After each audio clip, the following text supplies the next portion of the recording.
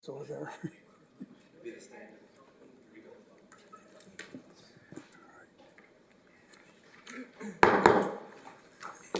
Good evening, everyone. Just want to call the meeting to order for the Oxnard City Council for Tuesday, December 16th, 2025. Madam Clerk, may we have the roll call and posting of the agenda, please? Councilwoman Perallo. Here. Councilwoman Bettis. Here. Councilwoman Rodriguez. Present. Councilmember Starr. Yes. Mayor Pro Tem Teran. Here. Mayor MacArthur. Here. The agenda for this meeting was posted in the kiosk at City Hall, the Oxnard Public Library, the city administrative offices, and on the city's website on Thursday, December 4th. Thank you. Thank you. Prior to closed session, we will take public comments on the closed session agenda. Can the city attorney please provide a statement prior to closed session, please? Thank you, Mayor. The City Council will recess to a closed session pursuant to Government Code Section 54956.9, Subdivision D1, to confer with its attorneys. The matter being discussed is City of Oxnard versus Port Hueneme Water Agency. The City Council will also recess to a closed session pursuant to Government Code Section 54957.6 to review the status of labor negotiations and to review its available funds and funding priorities for the purpose of providing instructions to the city's negotiators, Eric Sonstegard, Assistant City Manager, and Steve Naveau, Director of Human Resources, regarding the organization specified in item C3 of the meeting agenda, which is the International Association of Firefighters. And just to note, item C1 on the agenda, Clayton versus Oxnard, is being removed from the closed session agenda tonight. Thank you, Mr. Fisher. The City Council will now recess to a closed session, and at 5 p.m., we will begin with an appointment item followed by a regular council meeting. Thank you. And Mayor, I'm sorry. I thought I called Mayor him. and council members, just for the record, we do not have any public speakers in person or virtually for closed session. Thank you. I appreciate it. Thank you, Madam Clerk.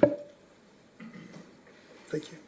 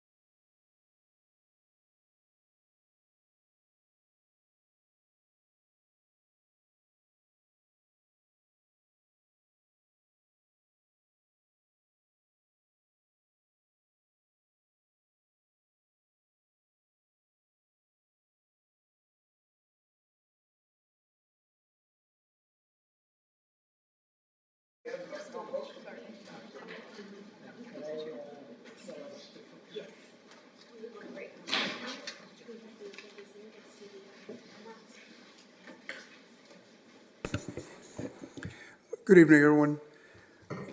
City Council just emerged from closed session, and I'm going to ask Mr. Fisher if he has any announcements to make. Thank you, Mayor. The council met in closed session to consider items C2 and C3, and there are no actions to report out of closed session. Thank you, Mr. Fisher. For the next appointment, I'm going to turn it over to our Assistant City Manager, Mr. Eric Sonstegard. Thank you, Mr. Mayor, members of council.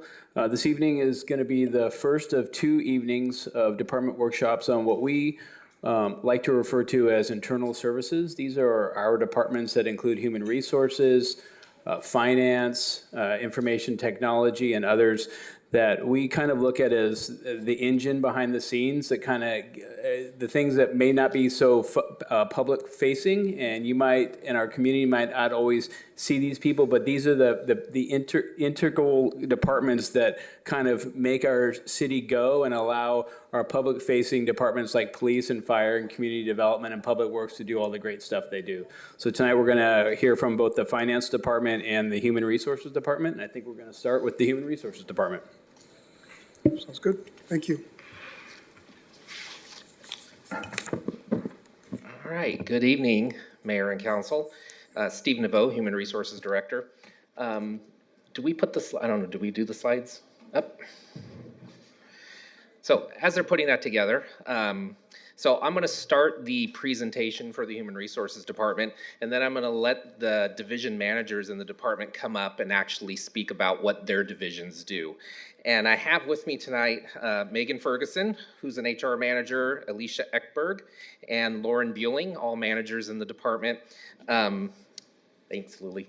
Learning and development manager, Kaylee McCain, wasn't able to make it with us tonight, so she made sure to print out a sheet for me to read. So I can be sure to cover that for her. Before we go to the divisions though, real quick, I wanted to, there we go, just kind of give a little bit of an overview. So the Human Resources Department, we have 4 divisions. We support approximately 1,875 employees, and we have 24 staff spread out across these 4 divisions. The department, so what guides our work? The first and foremost is in the city ordinance. You have the Oxnard City Code Chapter 3, the employee relations. Oftentimes it's called an employer-employee relations resolution, but it's an ordinance. And that basically is what empowers the Human Resources Department to run recruitments, to do contract negotiations with bargaining units, those types of things.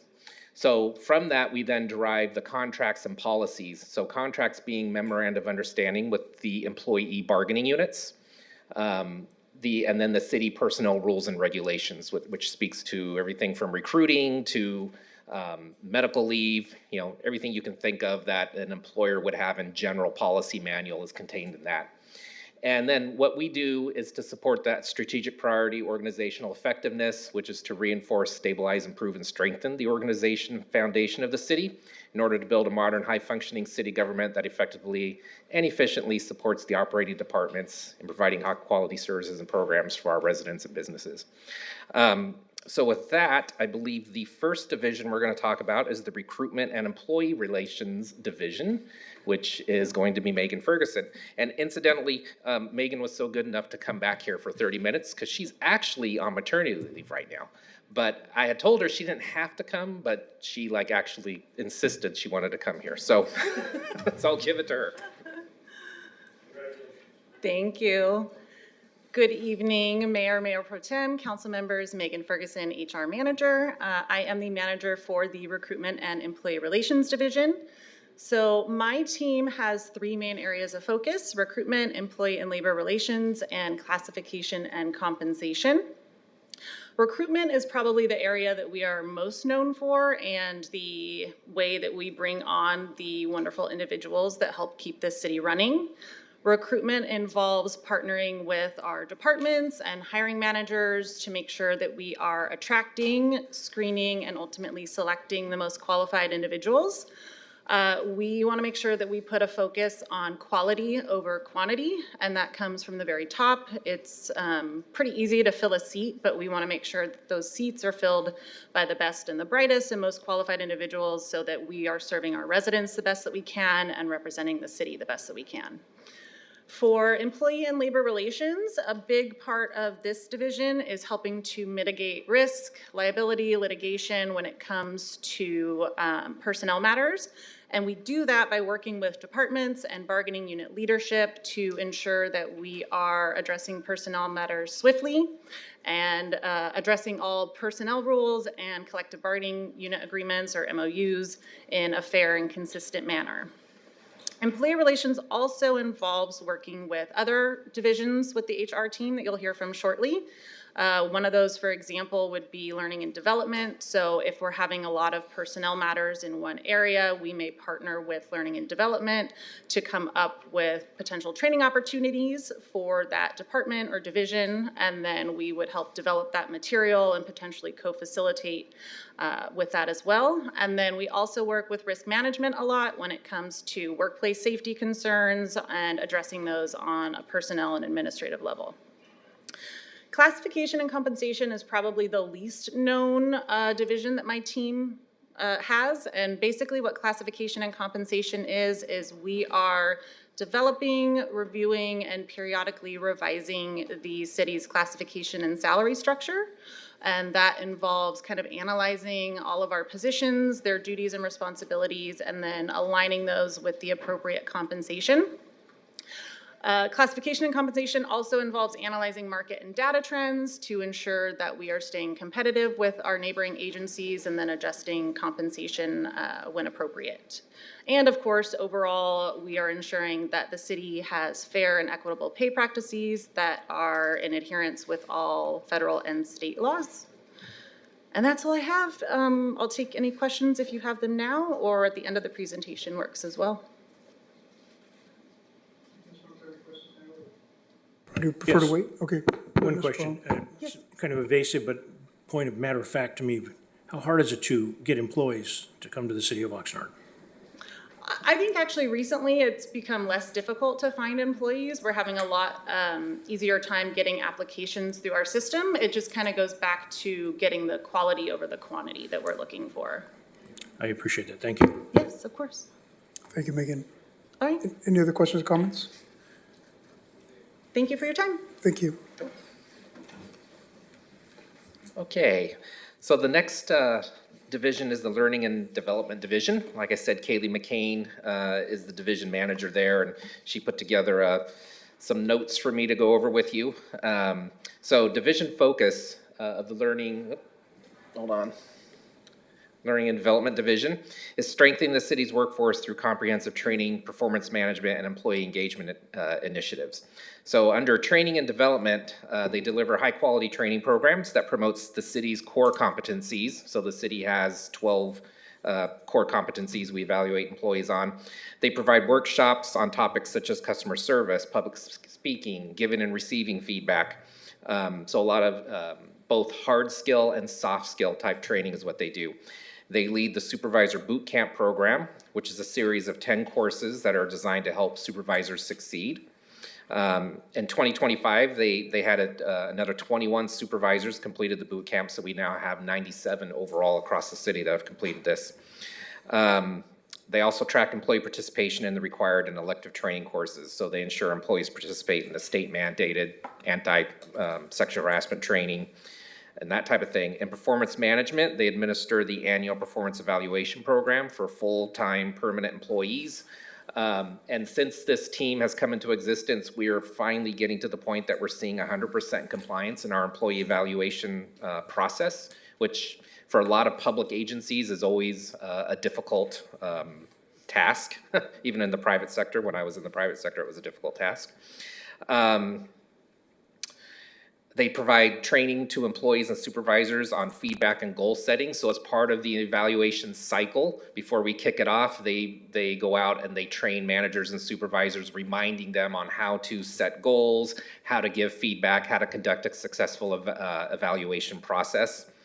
And then employee engagement. So they develop programs that improve employee retention, engagement, and satisfaction. So one area that they're focusing on right now is the onboarding experience for employees citywide. So we've been working on a program. It's for onboarding new supervisors and managers, and having a very focused program to lead them through the onboarding and to circle back with their own employees to ensure that the team is building cohesion. And that's done through like a 6-month type program. So that's something new that we are working on to roll out this upcoming year.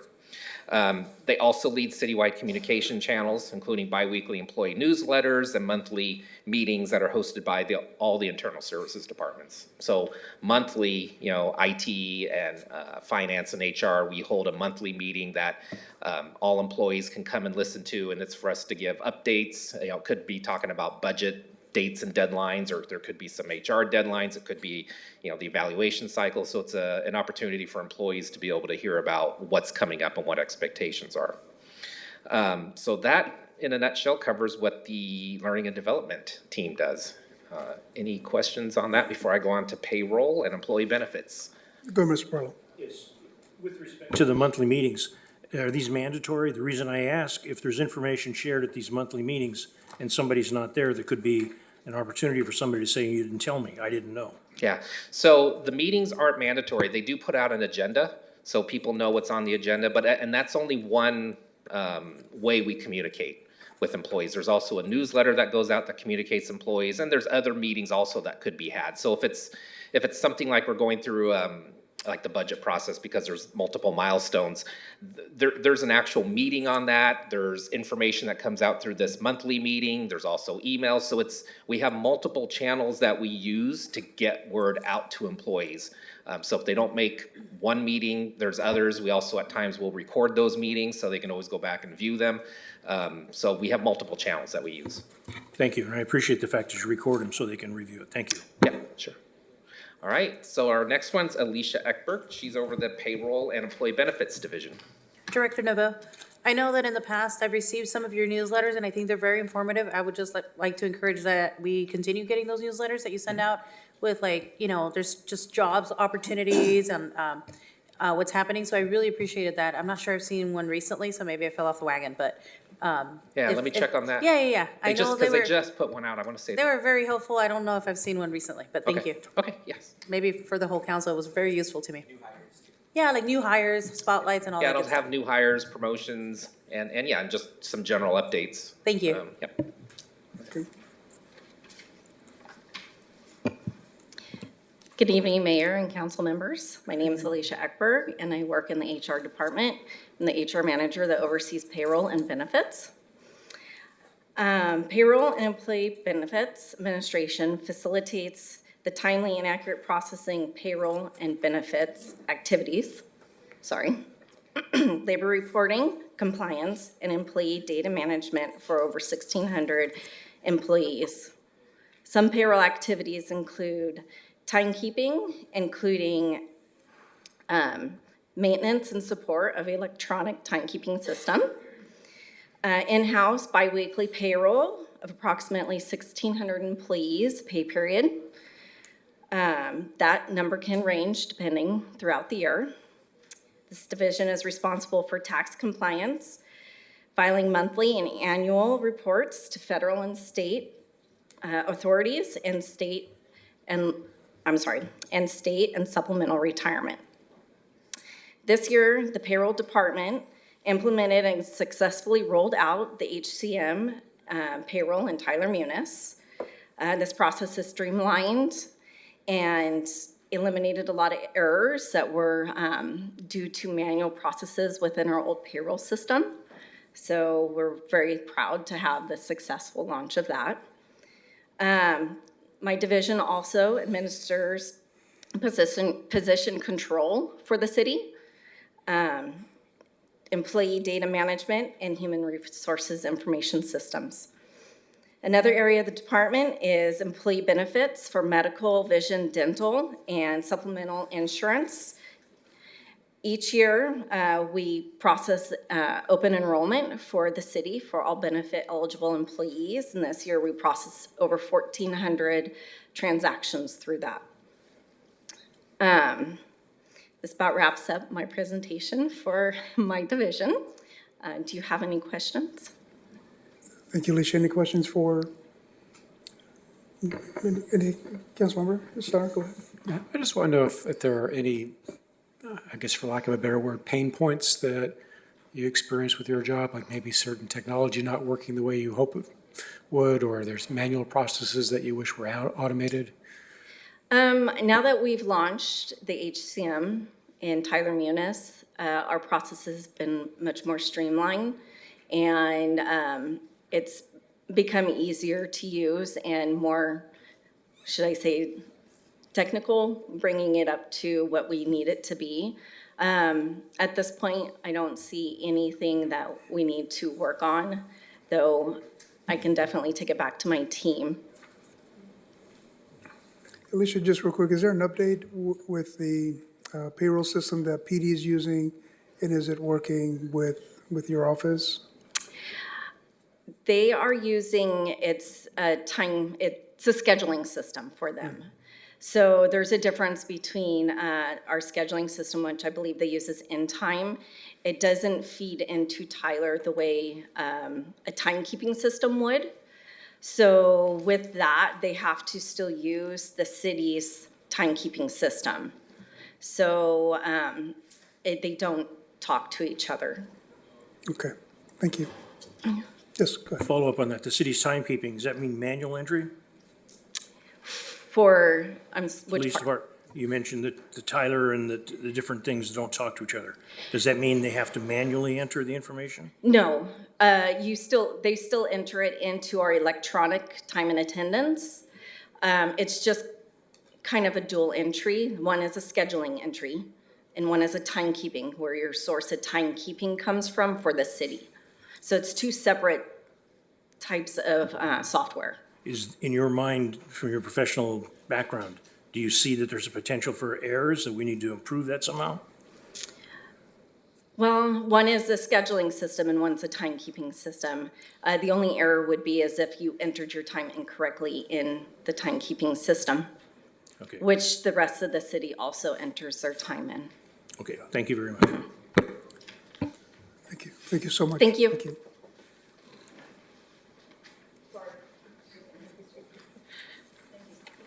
Good evening, Mayor and council members. Lauren Bueling with Risk Management. So risk management, we do our best to safeguard the city's resources while also trying to minimize, say, any losses to the city. This division includes overseeing our workers' compensation program as well as our general liability program. So with both these programs, we have third-party administrators to help us manage any claims that we do receive. We also oversee the insurance coverage, which is a two-sided coin. We not only ensure that the city's assets are properly insured, but we also verify that all the contractors, vendors, and consultants that we do work with are also properly insured. So that way, if anything were to happen, that we have some protections on that side as well for any services rendered to the city that we have compensated them for. Another group that we have is employee safety, which manages and ensures employees receive any mandated safety trainings as appropriate. So with that, we do coordinate a lot with the training and development team to ensure any workplace violence, bloodborne pathogen trainings, or items such as confined space training for some of our public works folks are done and adhered to ensure that they have all that training and we are compliant. We also work that also dovetails a lot with workers' comp to ensure that we have a robust safety program in place to help minimize any worker comp claims and develop any trainings necessary to try to help minimize if there are any trends developed. We also have reporting to different agencies such as OSHA and our self-insured insurance program that we work with payroll to receive any data that we may need to help support that information.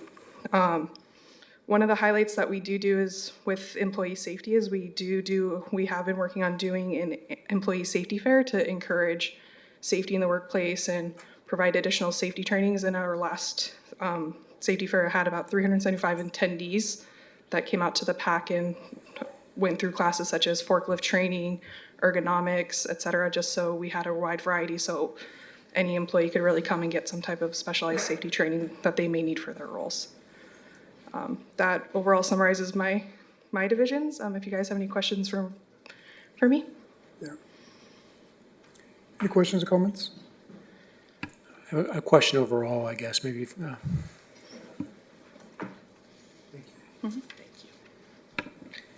Yep, I think that wraps it up. So any questions? Yeah, so can you tell me a little bit more about how the time card approval system works? It sounds like we don't use, like, people don't clock in per se with a punch card or anything like that. It sounds like there's a real high trust factor that they're writing the time down for the hours they're actually working. Is that a fair statement? Yeah, that's correct. Yeah, we do not have time cards in the city.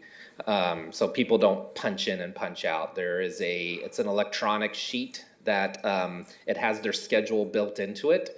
So then employees, like if you're on a 980 schedule, your timesheet is populated with that schedule. And if there happens to be holidays, it's populated with that.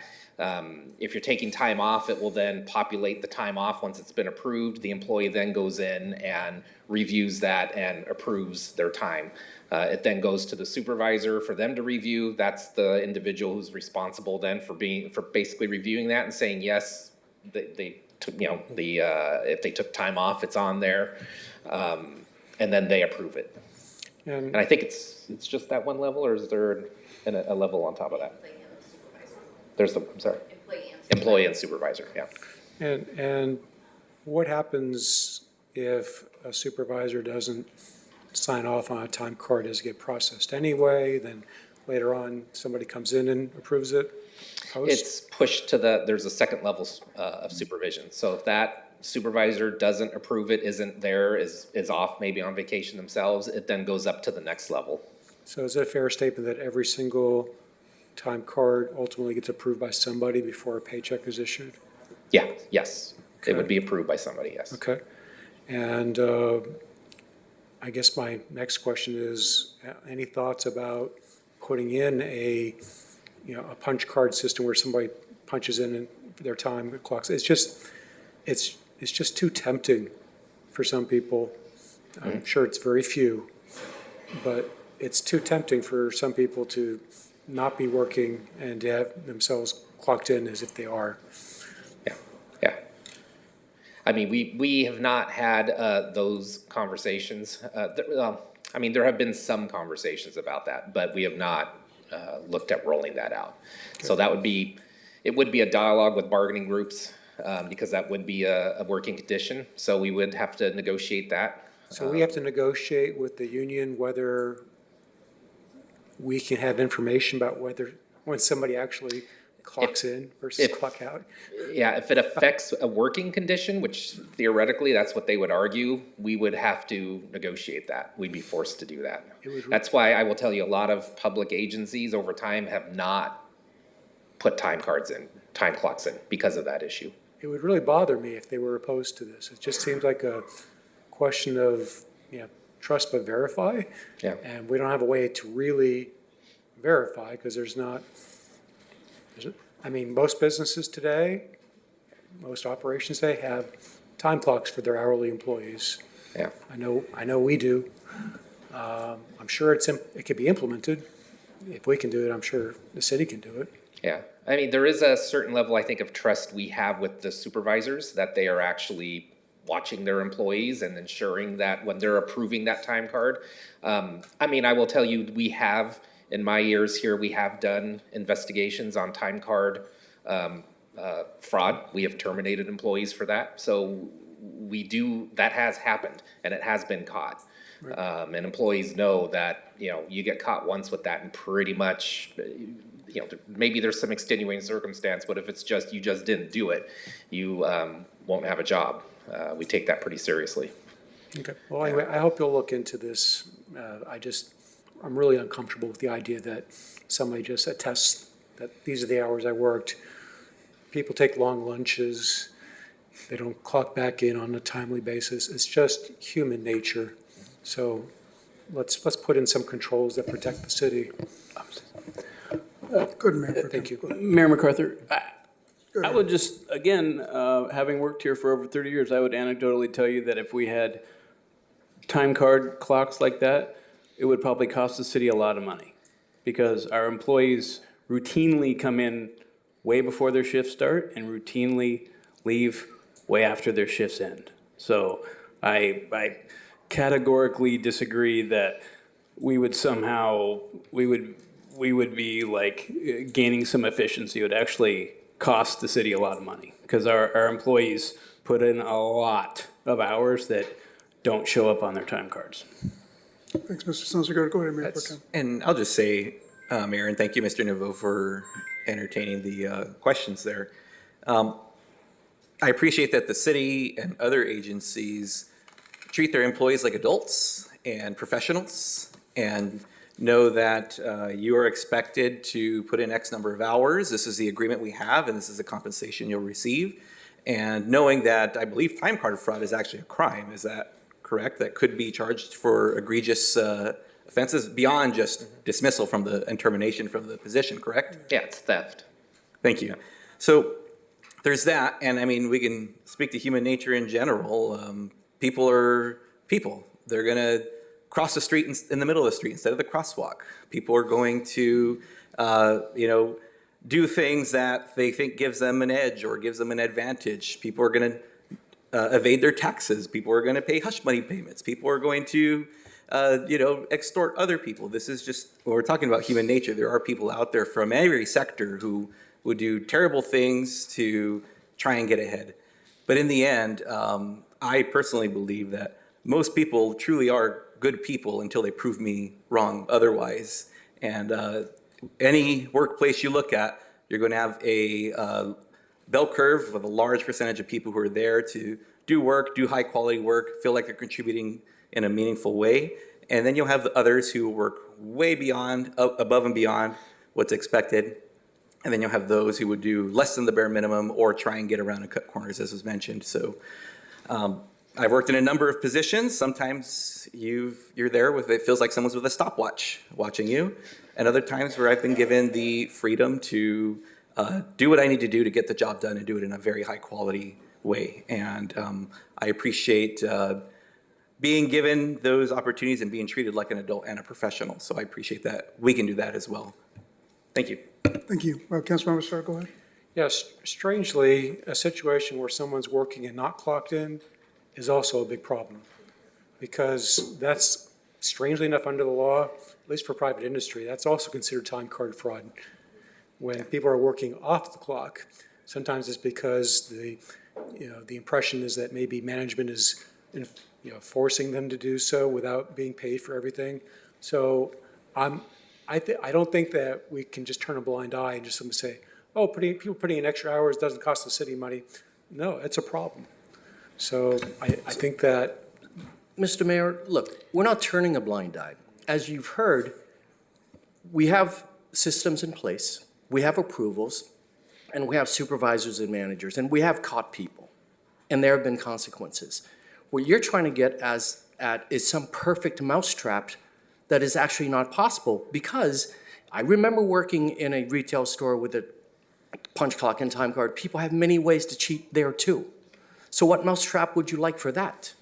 So then there's a question of what is the cost of the perfect mousetrap that is actually impossible versus the cost of efficiencies and better management. So right now, I think we have a good track record. As the HR director stated, people have been caught and have lost their jobs. It's working. If you really want us to invest in a better mousetrap, if the council wants us to, we'll go look for one. Good. Any other comments or questions? If not, Madam Clerk, are there any public speakers on this item? Yes, Mayor, we have 3 public speakers. Mayor MacArthur, do we want to do the finance and then do the public comments, or do you think the public comments are related to just HR? One at a time? Are they related, Madam Clerk? Do we know? That's for next. Thanks, Mr. Sonstergaard. We'll go to the next presentation because the speakers are speaking on that item. Okay. Yeah.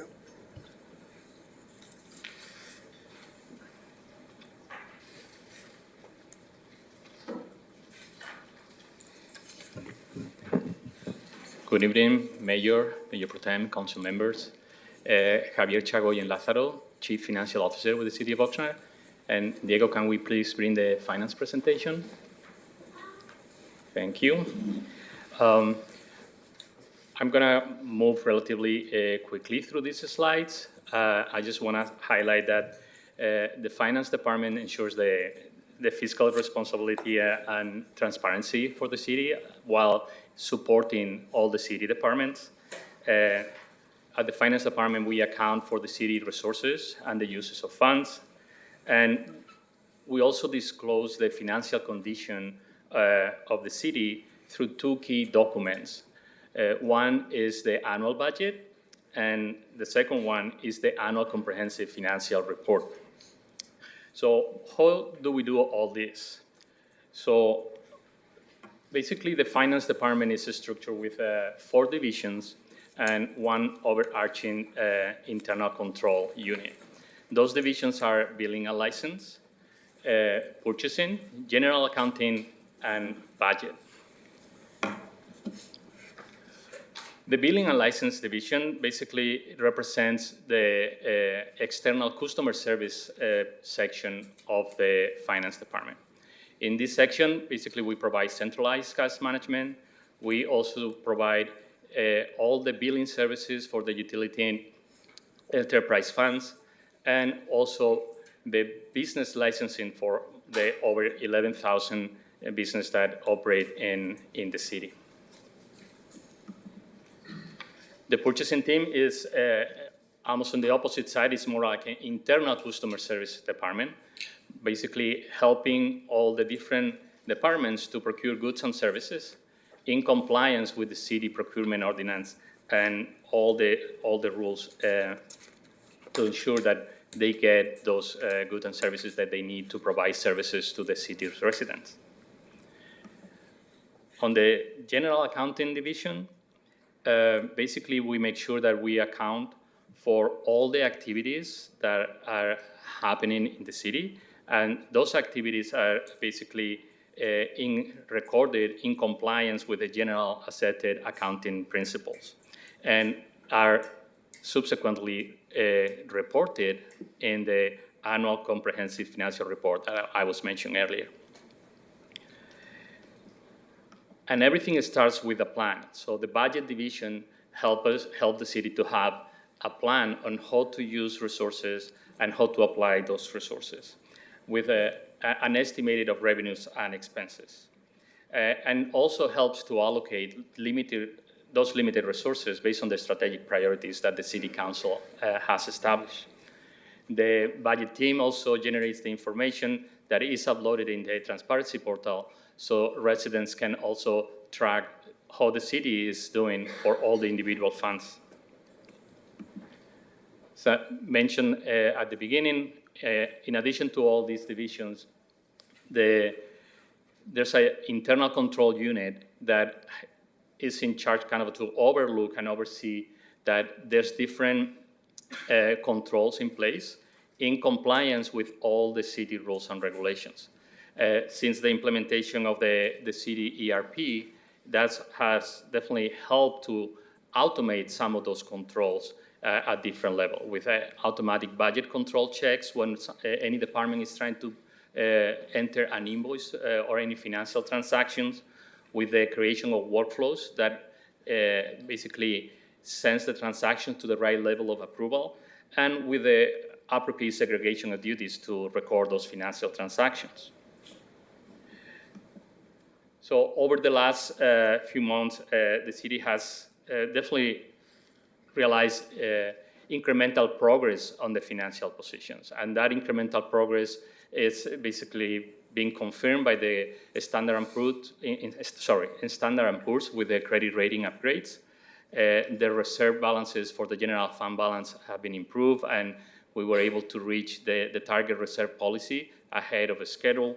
And as I mentioned earlier, the implementation of the ERP and the new tools are like the budget software are helping us to become more effective and continue in compliance and with all the different rules of the city. Going forward, we're going to be trying to make sure that we generate workforce stability. Some positions we are experiencing almost like a revolving door. We're not able to keep staff long enough to basically to get the return on investment that it takes to train and explain how certain things work. And ideally, we want to make sure that we have the proper succession planning for all the different divisions and areas for the city. There's additional phases for the implementation of the ERP, with the next one impacting the billing and license division with the permitting and licensing. And after that, we'll have the utility billing part, where we need to upgrade a system that is it's just having a dinosaur, helping us to generate those invoices for our customers. And basically, we're going to be focusing on keeping track of the compliance record, making sure that we maintain compliance with all the accounting rules, with all the city rules that we are also need to follow, and maintaining, trying to find the balance between maintaining the long-term financial health for the city and being able to meet the financial needs of the community. Something that we're going to be looking also in the finance department is how can we learn to live and work with artificial intelligence? How can we use it in ways that can help us to become more effective, to gather information, to be more transparent, and like always in the back of our mind is just how to keep compliance with all the rules that we need to abide for. And I'll be happy to address any questions you may have. Thank you. Go ahead, Mr. Pearl. Are there outside training opportunities that you can have the opportunity for your employees to take some outside training? And I would appreciate that. But I also want to make a statement here. I know that there is an elected official that has oftentimes cast disparagement about your department. And it's unfortunate that happens because I believe he puts undue pressure on the people that work there are doing quality job. Very similar to the previous discussion about overtime and time cards. If the managers and the higher-ups are not watching the people that are working there to making sure they're doing a good job, they're at fault.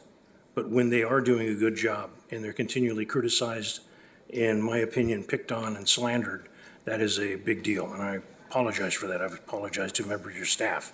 But is there an opportunity, I know sometimes with budgets, to get outside training and things? Does that happen here? Thank you for the question, Councilmember Perello. Definitely, and there's ongoing training through the fiscal year. There's the purchasing team they're members of a procurement organization that provides training, and it's always a good way to update from best practices on training. The organization the acronym is CAPO for the procurement team. On the finance side, we attend to training that is provided by the Government Finance Association, the California Society of Municipal Finance Officers, and also training provided by audit companies when it's time to provide updates on new accounting pronouncements that we have to implement. So those trainings are recurring and they're happening all the time, just to make sure, and those are just examples of training that the finance staff attend in order to make sure that they're recurring and they are just on their toes when it comes to be compliance on certain rules and in the implementation of best practices in the different areas. Thank you very much. And as a council member who's been here for a while, this department has done a great job. And there are always people that will specifically come after me that I'm kissing somebody's backside. You guys done a great job, and when somebody does a great job, they're worth the praise that goes along with it. Thank you for the work. Thank you, I appreciate it. Thank you, Councilmember. Councilwoman, anything? No? Okay. Thank you. Thank you. Thank you, Javier. We will now go to the public speakers. We will start with Mr. Ray Blatel, followed by Douglas Partello.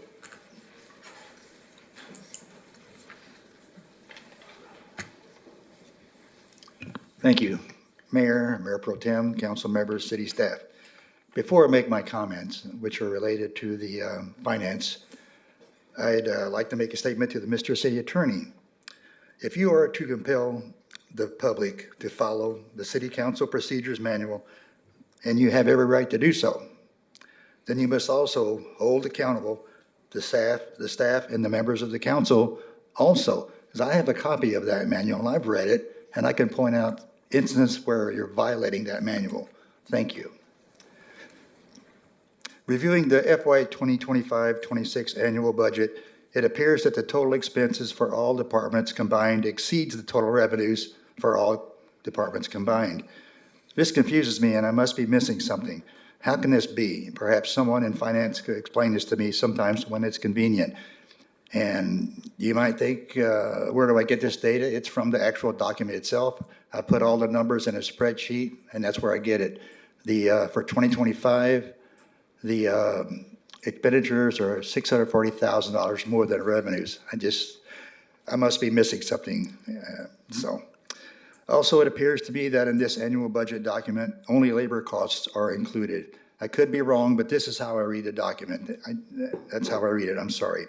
When I search monthly revenues and expenses on the city's website, all that I find is a bar chart showing monthly expenses and only for 2021-22 and 2022 and 23. Where are 23-24 and 24-25? Exploring and expanding the data for the 2022-23 monthly expenses, I see data entitled FY 2023 Current Monthly Revenues and Expenses. However, I do see expenses charted by accounts, but I do not see any data relative to revenues. Then, although this was also supposed to be FY 2023 data per the title, the bar graphs are clearly marked by month from July through October of this year, but it says 2025-26 actuals for each month. So is this 2025-26 data or FY 2023 as reflected in the title? It's very confusing. So which is it? Is this the attention to detail that we can expect in the monthly financial reporting? It's very, very confusing. And where is the November of this year? Additionally, the data is comprised of the following salaries and wages, employee benefits, supplies, services, utilities and energy, maintenance, capital expenditures, financing, insurance, and transfers out. Are all of these elements reflected in the 2025-26 annual budget document? Or is this budget document labor only as mentioned earlier?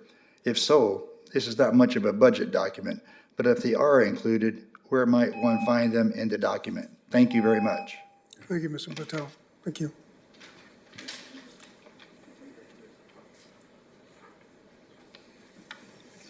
Mr. Patel.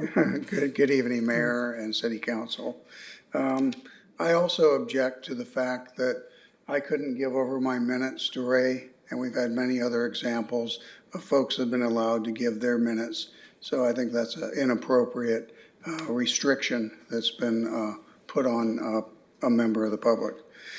And if I read the data correctly, from the expanded data from the fiscal year 22-23 monthly expenses, which actually appears in reality to be 25-26 data, the revised budget for the month of October for building maintenance and repair was $228,503. The actual expenditures for November were $30,514. As a matter of fact, the total actual expenditures for building maintenance and repair for this fiscal year as of October is only $40,618. Have we learned nothing from the past deferred maintenance of city-owned structures? Regarding the salaries and wages element, are overtime for police and fire personnel included in the monthly allocation and expenditures? How is this accounted for in the fiscal year 2025-2026 budget document? Also, body cameras for OPD, as mentioned later in this meeting, radios, command vehicles, etc., for police and fire department. How are these accounted for in the annual budget document? I have more important questions, but I'm out of time. I am hoping that someone in finance can help me understand the city's budget process and inconsistencies found in the current monthly expense reports just mentioned. There is most certainly an answer, but I don't have one myself. Now, I would like to respond to a comment from Councilman Perillo that says that a certain elected official has made disparaging comments or statements about staff. Well, we've also seen the same thing come from the dais for that very same elected official. And we've seen a lot of other actions that cause the public to lose faith and trust in our elected officials. Phil Molina, the city treasurer, was elected by the voters, okay? He was elected by the voters. And I think you all up there need to respect that. And you should treat him with respect, which I have seen too many times, being called a liar, being called all these disparaging names. You know, the city manager made a whole presentation to try to embarrass the elected city treasurer. There's a lot of other things that have gone on. Our city treasurer had to go to the court system to seek relief twice. Once as a CFO, and he won that case. And the taxpayers had to pay $875,000. And he won again because the judge himself said that the elected city treasurer can't be unelected through ledger main. That means trickery. Thank you. Thank you, Ms. Bartello. And we will go to virtual caller ending in 4716, 4716. Virtual speaker ending in 4716, please press star 6 to unmute, and you have 3 minutes starting now.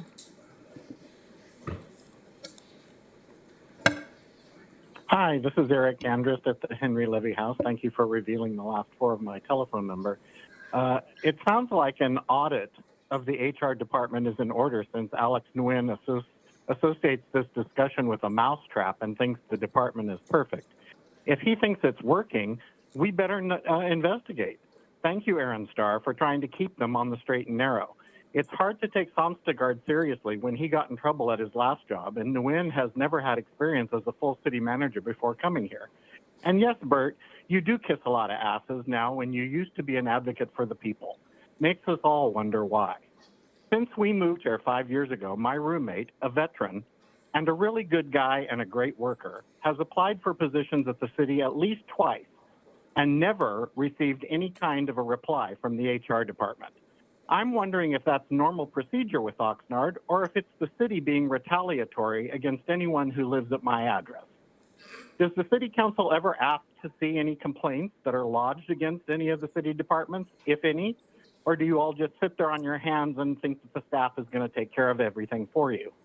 Also want to announce that I just released my latest video and people can check it out on YouTube. It's called Nguyen Leaves Oxnard in the Rubble. Thank you. Thank you for your call. Madam Clerk, are there any other speakers, virtual or here in person? And Mayor and council members, that concludes our speakers in person and virtually for the appointment item. Thank you. Thank you very much. This is only a receive and file item. And Ashley, thank you for your patience. Thank you, and family members, thank you. Mayor? Yes. The air conditioning is really on overdrive here. I don't know if anyone else is I'm cold cold here. for- I'm looking at others with gloves on. It's just, Thank you. I'll let Diego know. Well, actually, I think Diego's hearing me. So I'm very comfortable myself, yeah. Don't let this start you. I got to call the meeting order. Yes. Yes, sir. Yes, sir, Councilman, go ahead. Yes. I do agree with Aaron Starr asking questions about time cards. But having worked in an area where there were time cards, you showed up at work and you waited for your time card to click. But in other areas where I've worked, you were supposed to show up at a job. There was no time card at the job. So if they expected you to show up at work and put a time card, punch in, they did not pay you for the travel time when you punched in to when your job started. That is another problem with time cards. The other thing with time cards has been mentioned here. You can have a friend punch a time card. Unless you put a camera on the time card 24/7, you don't know what's going on. The other part that goes along with this is, with respect to when we have people that come to work early and they leave late, there is a history in private sector and I believe in public sector where people have turned around and sued their employer that they claimed that they worked off the clock and they were required to. No matter if they win or lose, there's litigation costs to the employer. I just want to share that. Thank you, Councilmember Perla. Good evening, everyone. Just want to call the meeting to order for the Oxnard City Council, Oxnard Community Development Commission, Successor Agency, and Oxnard Housing Authority for Tuesday, December 16th, 2025. Madam Clerk, may we have the roll call and posting of the agenda, please? Councilwoman Commissioner Basua. Here. Councilmember Commissioner Perallo. Here. Councilwoman Commissioner Perez. Here. Councilwoman Commissioner Rodriguez. Present. Councilman Commissioner Starr. Here. Mayor Pro Tem Vice Chair Teran. Here. Mayor Chair MacArthur. Here. The agenda for this meeting was posted in the kiosk at City Hall, the Oxnard Public Library, the city administrative offices, and on the city's website on Thursday, December the 4th. Thank you. Thank you so much. The next item is the Pledge of Allegiance. Sorry, Mayor. Yeah, go ahead. I do have an announcement to make. I'm sorry, go ahead. My apologies. Pursuant to Government Code Section 54952.3, each member of the Oxnard Housing Board of Commissioners present will receive $50 pay for convening this meeting, with the exception of Commissioner Starr, who has declined to receive compensation. Thank you. Thank you, Madam Clerk. The next item on the agenda is the Pledge of Allegiance, followed by a moment of silence. And for this, I will turn it over to Councilwoman Perez.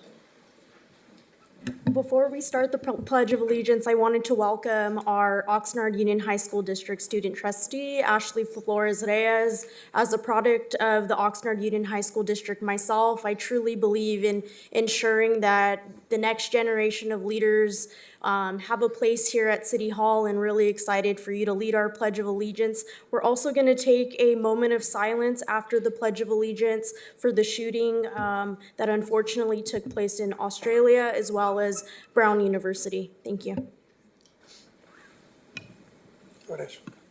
I pledge allegiance to the flag of the United States of America and to the republic for which it stands, one nation, under God, indivisible, with liberty and justice for all.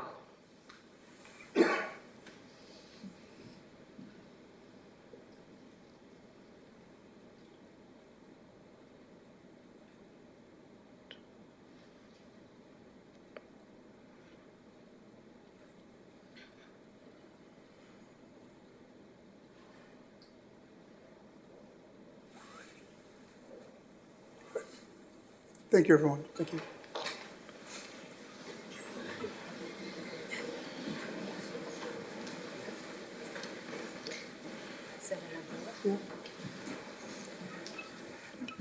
Go ahead, Ashley.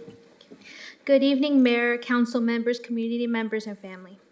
Thank you for this opportunity to be here and be present. My name is Ashley Flores Reyes, and I am a senior at Rio Mesa. I'm honored to stand here tonight as student trustee, but more so as a daughter of immigrant parents who worked tirelessly to give her the opportunities they did. As student trustee, I am the voice for 16,000 students. I have been allowed the privilege through my role to travel to Sacramento to speak on how comprehensive sex ed prevents students from sexual assault. Through navigating my own experiences with sexual assault, I raised over $10,000 in donations for survivors while sharing my story. I began a project that pushes policy on how schools should deal with sexual assault and has been exhibited at the California State Board Association. A major component of my project is reading books to children on consent with language that they understand. I have also had the tremendous blessing of lobbying on Capitol Hill for Trio Bound, a program I have been a part of for 4 years. On the OUHSD dais, I give an advisory vote on proposals I feel would have the largest impacts on students. I have also facilitated partnerships with Real Guppies and Nutrition Services to create the best environment for the students of the OUHSD. I learned English in the public schools, the same schools I now have the privilege of representing. My earliest memories come from a garage my family and I called home. In that garage, my parents never allowed me to believe I was any less deserving or any less intelligent than any other child for not knowing the language. And for that, I owe them an immeasurable debt of gratitude. Everything I do, every policy I advocate for, every meeting I show up to, and every voice I try to amplify is my way of honoring them.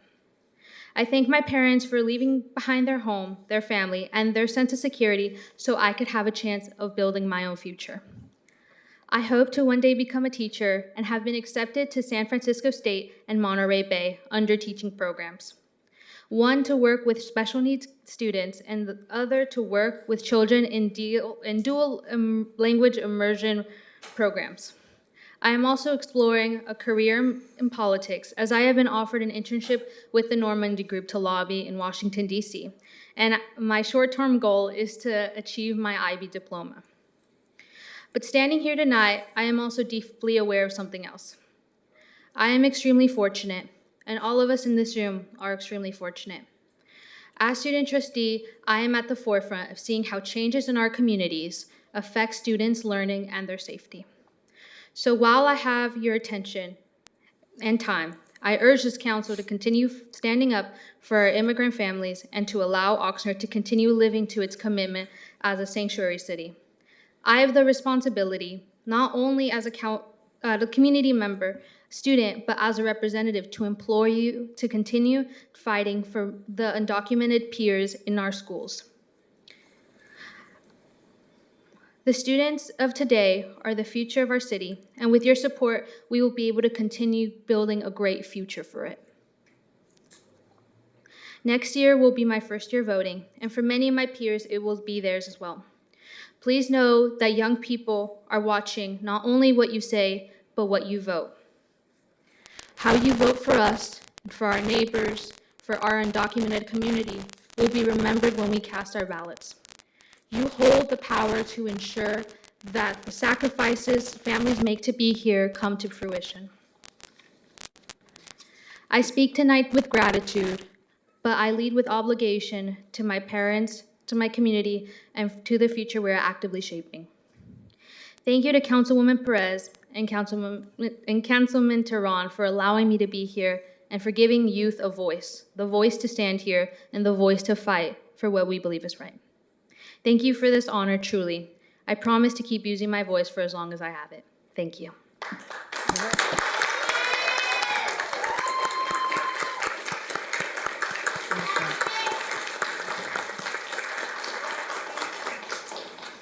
Thank you, Ashley. That was very inspirational.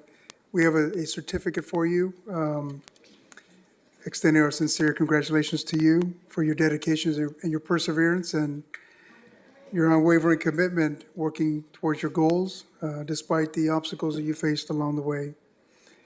It's really commendable and praiseworthy to recognize you're here tonight.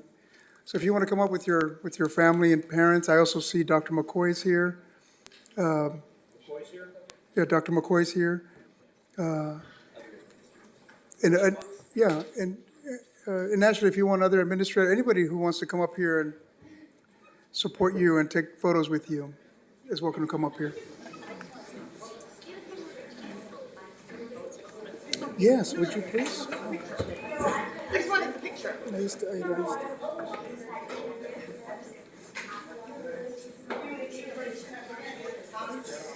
Ahora sí.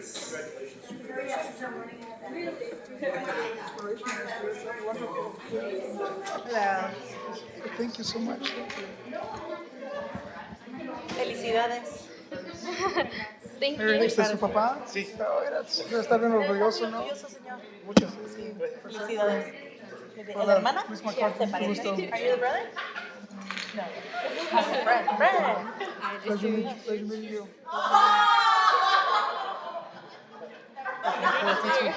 Thanks for coming. Thank you, sir. My pleasure. All right. All right, let's see. It's hard not to look at ourselves.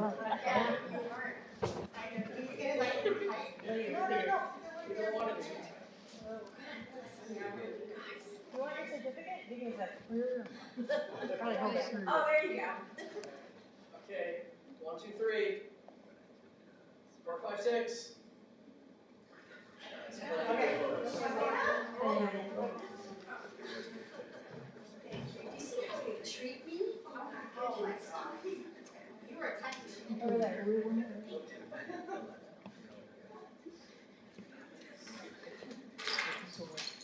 Thank you. Absolutely. Dr. McCoy, is there anything you want to say? No, you're good. Okay. Thank you, guys. Thank you. Absolutely. ¿Tienes unas palabras en español? No, normal. Soy malo para hablar. Está bien, claro que sí. El honor es de nosotros, denle aquí. Las cosas no pasan por accidentes, entonces muchas gracias.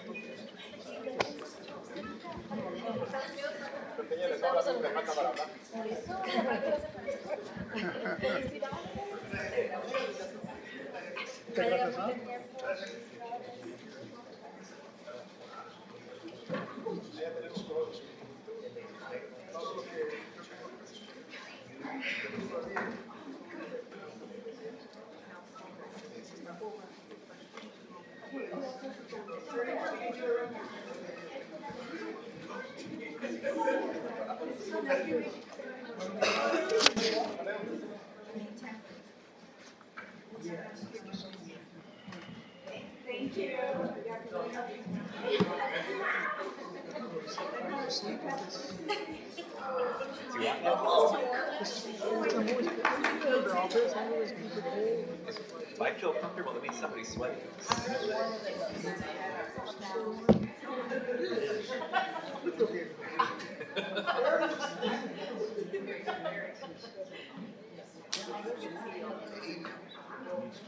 I got it.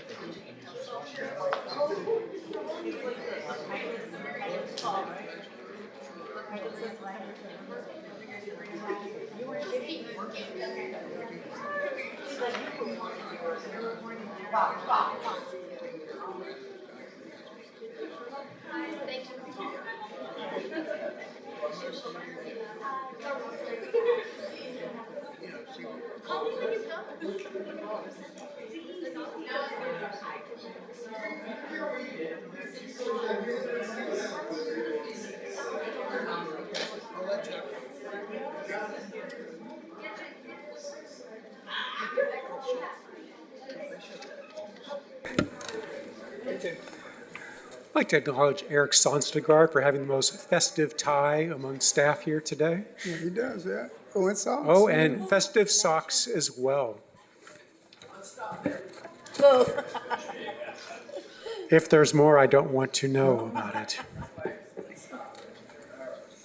Okay, we're going to be continuing on with our agenda. This is the time for public comments for items not on the agenda. And we have, it looks like a total of 8 here in person. Madam Clerk, are there any virtual speakers? Mayor, yes, we do have a virtual speaker. Would you like to take that person first? Yes, ma'am. Yeah. Okay.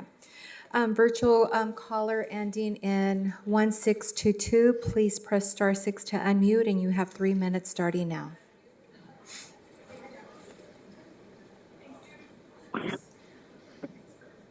Thank you. It's Larry Barberine. A Merry Christmas and Happy Hanukkah to everybody. And in these times, particularly, to our Jewish friends, non-Jews like myself, we are with you, and we are praying for your happiness and protection everywhere, including here in Oxnard. And I want to make a note to thank the Santa Float for being around the city here, including tomorrow in this area, Sherlinda Park, Northwest Oxnard, tomorrow, or 4:30, 8:30, I believe that's Thursday, actually. Thursday, 4:30, 8:30. But they've been, you can see their schedule there throughout the city. Last council meeting, the mayor pro tem, and with all due respect, wrongly said that I was insinuating that people were being detained by ICE for not illegal, coming over illegal, but for drug crimes or having anything to do with drugs. I neither insinuated, hinted, implied, or said that at all. He was conflating where I talked about during the police and fire presentation that the best way to deter the ODs that we've had in the city and elsewhere is through people getting back to God, through spiritual revival. And this is all demand side, like you mentioned, demand side. And it's been shown for years that faith-based organizations are the best ones to keep people off drug and alcohol, to free them up from that, thank God. You got places like our own rescue mission here in town, Rescue Mission Alliance, and Teen Challenge that have done that for years. And I did mention also you have to go after supply, and this federal administration has gone after China on the producing the fentanyl, and it has been reported many times, gone through the border. Of course, you see the controversial, but hopefully it will work and it will be constitutional. It will be done constitutionally. Stop Venezuela with their drug actions, because fentanyl has, killed huge amount of people. And separately from that, so they were trying to end, this administration has stopped the border crossings, both of people and drugs. They've they've freed up 62,000 kids unattended who were human trafficked, including this little boy that they showed on Fox News with a backpack and a note telling by himself, saying that he should be sent to please get him with family in Louisiana. Thank you. Your time is up. Thank you. Thank you. We'll next go to Mr. Ray Blattell, followed by Ms. Angela Whitecomb.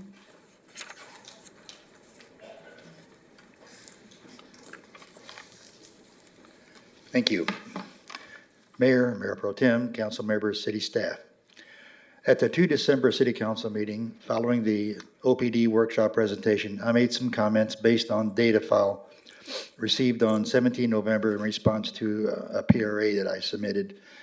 The file was the CVC citations issued between 1 January 2025 to 31 October 2025, and the data was in chronological order, date and time. My comments were based on this source data file and incorrectly assumed that the second iteration that I was promised to receive would be for November 25 and the continuation of the first iteration. And we all know what happens when you assume, and I screwed up. But the second iteration received was actually 2 data files, with one additional file being purely parking citations. Thus, my comments on 2 December were definitely premature and incorrect. The truth is, from the data file from 1 January 25 to date, 2,444 citations were issued for CVC 22-500N violations. As a matter of fact, 52% of all parking violations issued thus far were for those violations. Therefore, my statement regarding this point on 2 December was definitely an error, and I profusely apologize to the police chief. Is he here? To the police chief, OPD, and the city council. That being said, there still remains the issue of the large decline in parking citations in 2025 compared to 2024. That is, in 2024, per the workshop presentation on 2 December, 27,344 parking citations were issued, and per the data received from the city via the PRA response. Just 4,697 parking citations were issued thus far in 2025, which is a decline of about 82%. Additionally, traffic citations issued in 2025 also dropped compared to 2024, but only by 33%. I'm sure OPD goals do not include setting records relative to how many citations can be issued in any given year for any given infraction. However, given the increase in traffic congestion and the increase in the number of vehicles on the road and parking today, 82% is a big drop. I'm sure there is a rational answer, but it escapes me at this time. Perhaps Chief Benitez can respond at his convenience. He has my email address. But again, my main purpose for appearing tonight was to apologize. So again, I sincerely apologize to the Chief Benitez, OPD, and the City Council for making erroneous statements on 2 December. Thank you very much. Mr. Boitel, it takes a very big man to say they made a mistake. I appreciate that. Thanks, Ray. Ms. Angela Whitcomb? And Angela, you'll be followed by Sarah Wilczewski. You don't need it, do you? No. Good evening, everybody. Happy holidays. It's been a busy season this year. I just wanted to give you a quick update on what's going on downtown. We have our Holly Trolleys coming starting tonight through Thursday, and I hope that you can, if you have the opportunity to hop on the double-decker bus, you take that option and maybe find a couple familiar faces there on the tour. So we're really excited about that with the gingerbread display in the church. I also came up because I was really concerned about the announcement that you did about artificial turf being put, and it's been brought to my attention that that was incorrect. And not that I'm here to slam you, but I've just wanted to let you know that I'm really excited about all the native plants and the habitat that we're building and the demonstration that we're showing our communities on what we can do in our parkways and how we are supporting local habitat with drought-tolerant plants and California natives. It's really, really important that we continue to have a diverse public spaces and that are accessible and educational. So I look forward to our landscape plans being brought forth to the City Council to be approved so that we get this done throughout downtown because we've too many brown patches. And so thank you for your time and have an excellent season. Thank you. Thank you, Angela. Sarah? And Sarah, you'll be followed by Claudia G.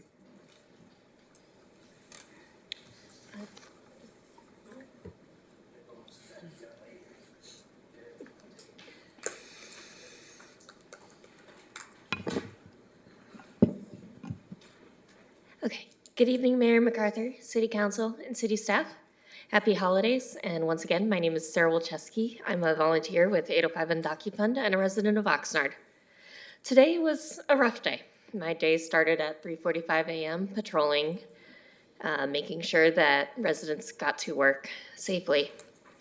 And all morning, we were getting reports of ICE sightings and had several confirmed kidnappings. 805 and DocuFund has helped at least 1,166 families who have had a family member taken by ICE across the Central Coast so far this year. That number includes 144 Oxnard residents, not including the 300 Oxnard residents that were taken at Glass House. We have helped 14 in December so far. 12 families have, across the 3 counties we served, reached out to us in the past 2 days. Despite this being a rough day, I am proud of the work we are doing and proud to be a resident of Oxnard.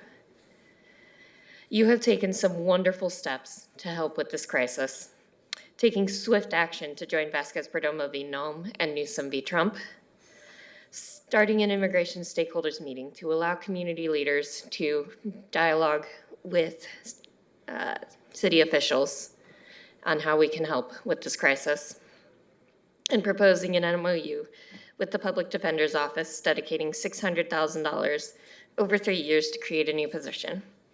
Oxnard has been a leader in the county, demonstrating how cities can help immigrants during this crisis. So thank you. Thank you for all you've done, and I look forward to the work continuing next year. Happy holidays, and thank you. That was very kind. Thank you, Sarah. Claudia G. And Claudia, you'll be followed by Yukio Okano. Good evening, Mayor and City Council. I want to start by saying thank you for your leadership this year and leading the way alongside Santa Paula at a time when courageous, people-centered governments truly matters. I want to thank you for creating an immigration stakeholders meeting that brings together the mayor, city council, city staff, chief of police, Oxnard Fire, and community leaders. That kind of collaboration builds trust and ensures that decisions are informed by both public safety professionals and the lived experience of our residents. I also appreciate the City Council's commitment to the $600,000 in matching funds for over 3 years to support an additional Ventura County public defender position. This is a meaningful investment in justice and access to legal representation for our community. Thank you for also continuing to allow community members to speak their full 3 minutes, even on complex issues that require more time, and for truly listening to the feedback shared by volunteers and residents. Keeping the dialogue open and not dismissing concerns makes people feel seen and heard. Since the last date I provided the number of Oxnard residents taken, there have been additional reported kidnappings, including, and these are all numbers in December's. The first, there was 2 people. The second, there was 1 person. The third, there was 3 people. The fifth, there was 1 person. The 8th, there was another person. The 11th, there were 6 people. And I want to say that was like all H Street. I appreciate that you continue to take this information seriously and remain open to ongoing updates as we work together to keep our community safe. That willingness to listen and engage stands in contrast to other cities, like Camarillo, where similar concerns have too often been brushed aside. Thank you for your leadership, your integrity, and your commitment to inclusive and accountable governance. Your actions, your willingness to listen, set a powerful example of what responsive local government should look like. I look forward to seeing how you make an effort to keep your most vulnerable communities safe. Thank you. Thank you, Claudia. Thank you. Mr. O'Connell? Mr. O'Connell, you'll be followed by Joseph Jr. Good evening, Mayor MacArthur, Mayor Pro Tem Turan, City Council members, and city staff. My name is Yukio O'Connell. I'm a former member and chair of the Oxnard Commission on Homelessness. I'm here to invite you to attend the longest night memorial service to honor our homeless neighbors who have died during the past year. This event will take place this coming Sunday afternoon, December 21st, at 3:30 at Plaza Park. I brought flyers to provide information, and hopefully you have a copy of it. Sadly, we know of at least 116 people who have died homeless in Ventura County this past year. There may be more. Those who died range in age from 18 to 93. There were 25 women and 91 men. 35 died in Oxnard, 41 in Ventura. At least 40 died from drugs or alcohol. At least 2 died by suicide. These numbers do not tell us about the humanity of each person. Every homeless person that died was someone's son or daughter, possibly a sister or brother, husband or wife. Some were parents or grandparents. The Longest Night is a nationwide event that started in 1990 to recognize the tragedy of unhoused people dying on the streets. It symbolizes the hardship of being homeless during the harshest and coldest time of the year, hence the longest night. I'm proud to say that Oxnard's Longest Night Memorial Service started in 2020 as an initiative of the Oxnard Commission on Homelessness. We modeled our service after the event that's been held since 2007 in the city of Ventura.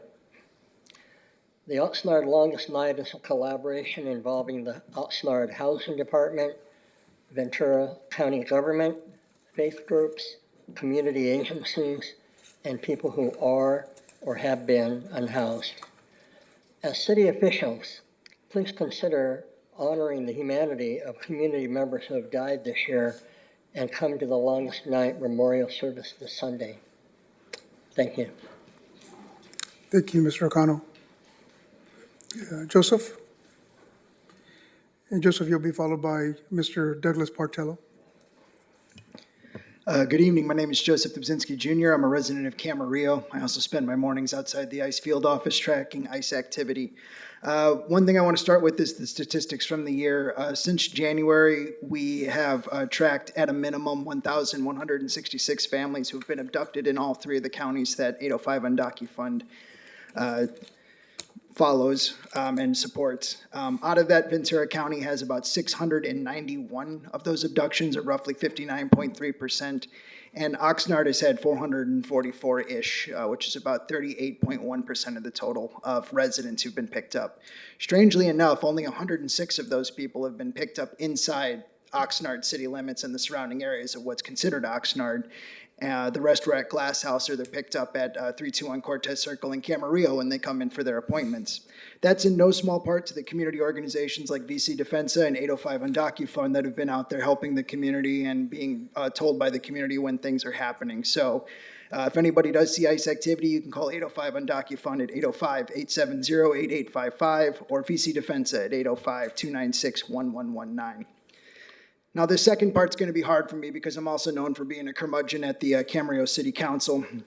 And that's because Camarillo has the highest total of abductions within their postal zip codes, but has done absolutely nothing to deal with the immigrant community, and it makes me angry. Similarly with the county. The county has done next to nothing so far to help the immigrant community specifically, and that has made me angry. But I have to say, oh man, thank you. Oh God, my heart just grew 3 sizes. And that's because you guys are actually listening. And you guys have done amazing things. Immigration Stakeholders Committee is a wonderful committee, despite the tensions that have been there the few times that I've been there. And you guys have pushed legal funding. You guys have signed on to lawsuits. I'm particularly impressed with Gabe Tehran's work on reporting all the complaints that are rightfully happening. Now, I still have some concerns about OPD, and we'll be hashing those out in the committee. But I did want to say that, we saw OPD kind of chatting it up with one of the ICE folks this week, and I'm curious to hear why that was. That being said, there's still more to be done and more battles to be fought. I would like to see one of the committees that you all have started in Oxnard in every city to look at immigration stakeholders. And if the city councils don't want to do it, we're probably going to do an end run around them and do roundtables, because supporting the immigrant community cannot wait. We also want to see all the cities join the lawsuits in the defense of our constitutional rights. And if the Oxnard City Council could please lobby your fellow city councils to do that, that would be wonderful. And I just want to say thank you for leading the way in civic action on this. And I don't know what I'm going to do with all this extra heart space. Have a good one. Thank you, Joseph. That was very kind. Thank you. Douglas Portello. And Mr. Portello, you'll be followed by Larry Stein.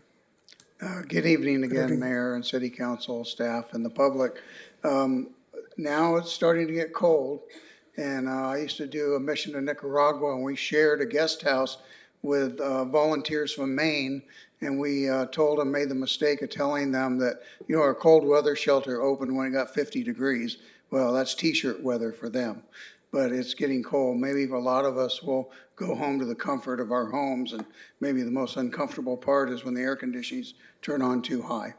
But there's a lot of folks that are out there in the cold, without shelter, and they're hungry and they're tired and they're not well bathed, so that doesn't feel good.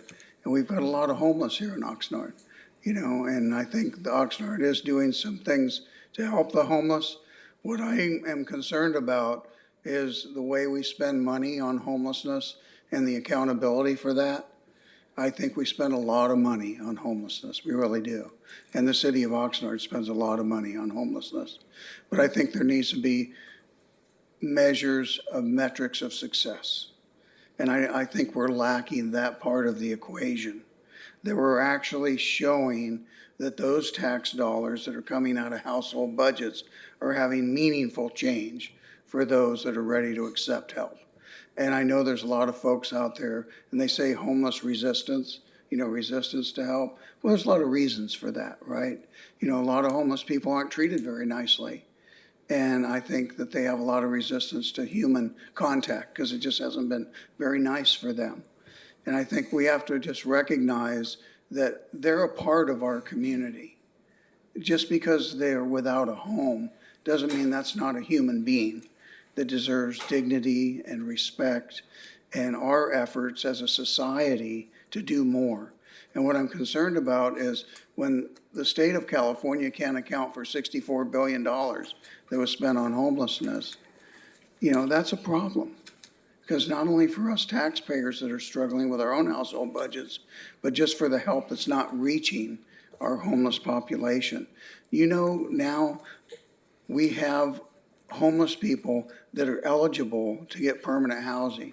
But do you know that 4 out of 5 of those that are eligible, they're not getting it. They're not receiving it. Only 1 gets it. And they have to wait sometimes 10 years.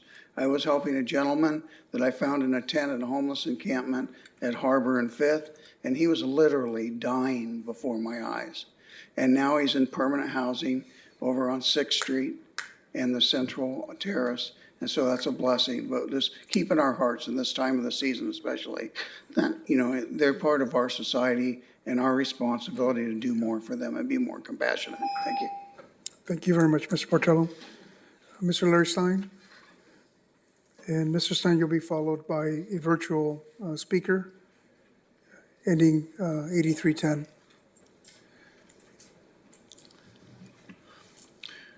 Good evening, members of City Council, City Manager, people in the audience, and Oxnard at large. I've been discussing the elevator situation for a while. A year and a half, possible. A year, definitely. And I was told that the elevators can be working at the Tamale Festival.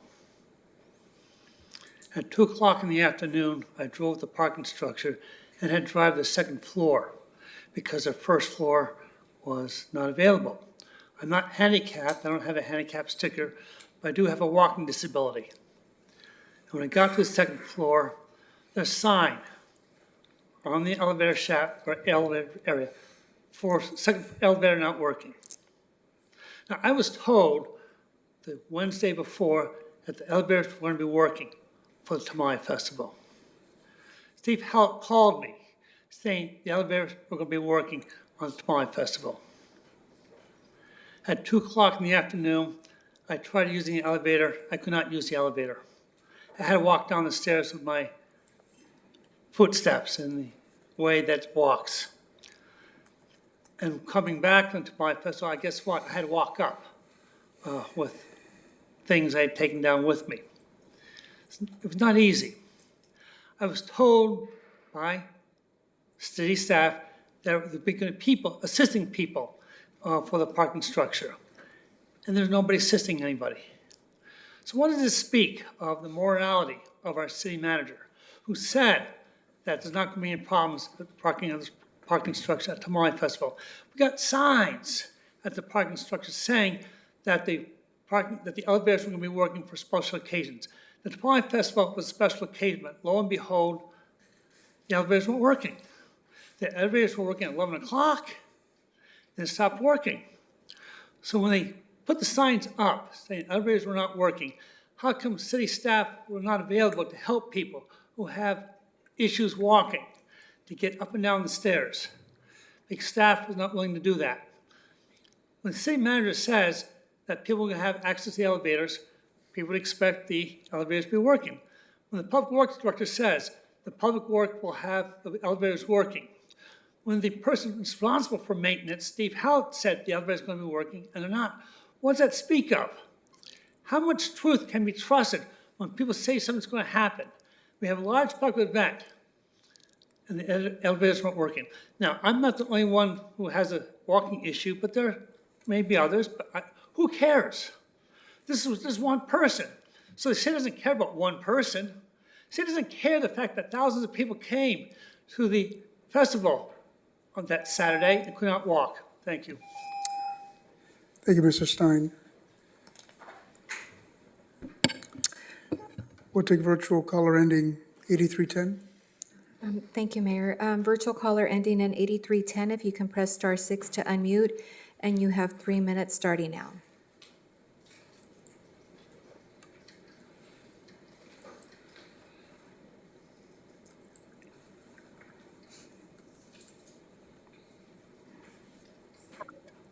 Necesito un intérprete. Okay. Sí, está bien. Can we get an interpreter, please? Si nos espera un momento, ahorita viene la persona que va a interpretar. Gracias. Sí, sí, claro. Muchas gracias por llamar.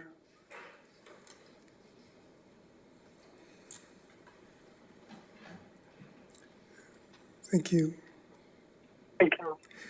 Ok, mira, aquí ya está la persona ya indicada para interpretar. Adelante, por favor. Buenas tardes, mi nombre es Vanessa Valdés. Soy una abogada latina nativa de Oxnard. Good afternoon. Antes My de name is comenzar, Blanca Valdez, and I am a Latin attorney from Oxnard. quiero, señora intérprete, corregirle, mi nombre es Vanessa, no Oh, Blanca. I am so sorry, Vanessa. I apologize. Her name is Vanessa, not Blanca. Antes de comenzar, necesito decir algo con respeto, pero con verdad. Before I begin, I would like to say a truth. A las personas voluntarias de 805 on DocuFund que hablaron hoy, To the 805 volunteers that spoke today, ustedes viven en Oxnard porque lo que se dijo aquí no es preciso y es engañoso para nuestra comunidad. you live in Oxnard, and what was said here was not precise. Primero, la administración de Trump se ha negado a divulgar esos números de los detenidos. First of all, the Trump administration has denied to expose the numbers De los detenidos. from the detained people. Ese es parte del problema, que no lo sabemos. That is part of the problem that we don't know. Por favor, no reporten cifras sin un descargo de responsabilidad, porque presentar información incompleta pone a nuestra gente en riesgo. Please do not share this amount, these numbers, without having a waiver for responsibilities. Segundo, la llamada a reunión de stakeholders de migración que hizo la ciudad y el alcalde. I'm sorry, ¿puede repetirlo, por favor? Sí, claro. Segundo, la llamada a reunión de stakeholders de inmigración que llamó el alcalde y el consejo Second of all, fue decepcionante. the stakeholder meeting the mayor mentioned Fue decepcionante. it was disappointing. El anuncio de $600,000 para la oficina del defensor público no fue una decisión colectiva. So the $600,000 for legal help was not a collective decision.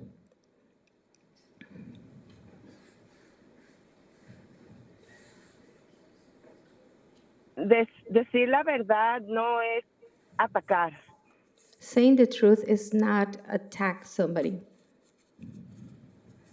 Decir la verdad es un acto de amor hacia nuestra comunidad. Saying the truth is an act of love to our community. Hoy, frente al Tribunal Superior del Condado de Ventura, Today, in front of the Superior Court of Ventura, nuestra comunidad fue atacada. our community was attacked. Varias personas fueron secuestradas por los nazis a pleno luz del día. A lot of people were kidnapped by the Nazis during the daylight.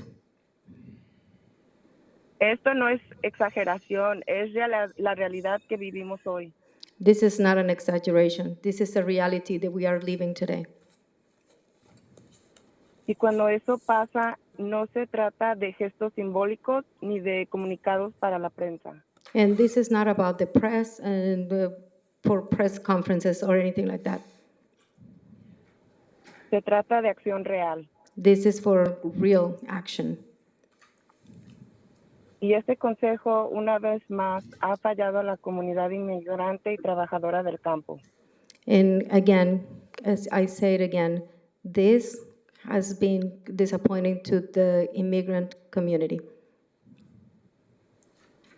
Jaime Alanís fue asesinado cuando intentaban secuestrarlo. Mr. Alanis was assassinated when he was trying to be saved. Y casi el 70% de las personas que están siendo detenidas no tienen ningún récord criminal. And almost 70% of the detainees have no criminal records. Esto no es seguridad pública, es una decisión política sobre quién merece protección y quién no. This is not a political decision. This is who deserves the protection. This is about who deserves the protection. Este año ustedes dejaron claras sus prioridades y no son las nuestras. This year, you have made very clear what your priorities are, and those are not our priorities. Después de hoy, este consejo habrá aprobado más de $5 millones para el Departamento de Policía de Oxnard. After today, this council meeting is going to be approving about $5 million for the Department of Police. Y para la comunidad inmigrante y campesina, nada. And not to the community, you. nothing. Thank you so much for El your, 29 de octubre. thank you. I think we're out of time. Gracias, el tiempo ha terminado. Will she give us 6 Gracias. minutes, Madam Clerk? Yeah, okay. Yes, sure. Thank you so much. We will now move to, Mayor, Yes, perhaps go you'd like a motion from the council to extend time on this because we've had 30 minutes already on this. sure. Thank you. I'll make a motion to go beyond the 30 minutes for public comment. Thank you. Is I'll there a second. second? Thank you. Of the vote, Madam Clerk? Councilmember Perallo? Yes. Councilwoman Bettis? Yes. Councilwoman Rodriguez? Yes. Councilmember Starr? Yes. Mayor Pro Tem Teran? Yes. Councilwoman Basua? Mayor MacArthur? Yes, And this motion carries 7-0. Thank you. thank you. Thank you, Councilmember Starr. Mayor, how many more speakers do we 4 have? more. So can we limit to just those 4? 4 more, yeah. Okay. We will now go to Bev Drensfeld. And Bev, you're going to be followed by Ms. Shannon Anderson. And then we have 1 virtual speaker. And then Pastor Greg Runyon. Go ahead, Bev. Good evening, Mayor MacArthur, Mayor Pro Tem Teran, and council members. As many other people are here tonight to express their thanks. I know sometimes it's shocking, especially when so many people are up here yelling and making demands and also demanding accountability to the city or for the community, really. But I'm here to express gratitude. I've done it before, but I think at the end of the year, it's important to remember, just as Sarah listed off some of the things that the city has done. I've mentioned it to the city manager. It's difficult. You guys make very difficult decisions. You're often the ones leading the way. But as I told Alex, that makes it that much easier for me to go to my city council to say, look, Oxnard did this. We can too. So thank you for your leadership on that. I also really want to commend Mayor Pro Tem Teran, and I hope that he stays as Mayor Pro Tem because everywhere you look, he was there. For the County Board of Supervisors, he was there at Glass House, he was there at A Street. I mean, probably another A Street incident. I think there's been 2 now. But everywhere he is, he's reporting, he's speaking up, he's getting, he gets heat for it. But he still does it. He still does it because it's what's right. I've had interactions with other council members that I respect greatly because of the way that they've stepped up, the way that they've come into this. So many of you have also said, when you were elected, who would have imagined this would be the position that you'd come into? I mean, Councilmember Starr, I believe that that's something that you've said from the dais, and it's not fair. And so many of you have risen to the occasion and exceeded it. And then Mayor MacArthur, I've said this to you as well, but how symbolic it is to have you as mayor and the strength in that, because you come from law enforcement. So you deal with this delicate balance of being in this position, being a voice for the community, and also being in your elected position. And you are also Latino, and representation matters. And you see that here on this council, and it gives people hope. It gives them a connection. So again, just thank you for all that you do. Please, I hope that this continues in the many years to come, and have a happy holiday. Thank you, Bev. We will now move to Shannon Anderson. Ms. Anderson, followed by the virtual caller. Hi, good evening. Good evening. I'm a volunteer with 805 Undocu-Fund, and I'm a resident of Thousand Oaks. I have many friends in Oxnard, and I enjoy the beaches, shopping, and great restaurants here, so I come here a lot. My heart breaks to know this city has been the most heavily targeted by ICE in the most heavily targeted county on a per capita basis. As a resident of Thousand Oaks, I was proud of my city for giving $100,000 to VCCF to support my undocumented neighbors. But then this city council stepped up. You signed on to lawsuits, you started stakeholders meetings on immigration, and you committed $600,000 over 3 years to fund another immigration attorney position in the public defender's office. You have become the vanguard city in supporting the undocumented community in Ventura County. You have become a leader among Ventura County cities. I thank you for that and for setting the pace for my own city. In the coming year, I will be at Thousand Oaks City Council meetings advocating for my undocumented neighbors, and I look forward to challenging my own city to keep up with Oxnard.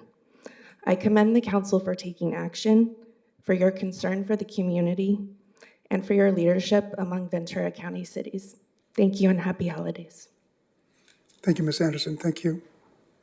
We'll go to, is it one virtual speaker, Madam Clerk, ending 16? Virtual caller ending in 4716, please press *6 to unmute. And you have 3 minutes starting now. Eric Andrus again. Thank you, Luli, for revealing my private phone number again. If the city manager says that the elevator is going to be fixed and hasn't been, it's likely because he hasn't found a way to pad his resume with a deal that he can take credit for. It's ironic that parking citations are down when OPD came out and towed my veteran roommate's car for having no tags on it.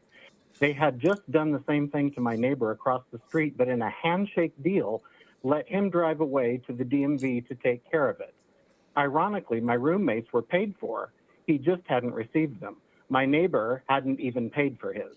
When my roommate asked if he could do that or put the car in the garage, OPD towed the car away, costing him hundreds of dollars he doesn't have. I told the council about it and heard from none of you. The retaliation by this city is truly remarkable and so blatant, and my security cameras caught it all on camera, including the handshake. Also, my building permit for an ADU is now 803 days delayed from the time I turned in the application, in part from my own contractors, but also in part due to the building department, who is known for their ridiculous delays, and the city council seems to do nothing about it. I've lost thousands of dollars in rental income for the ADU I need because of these cities' participation in these delays.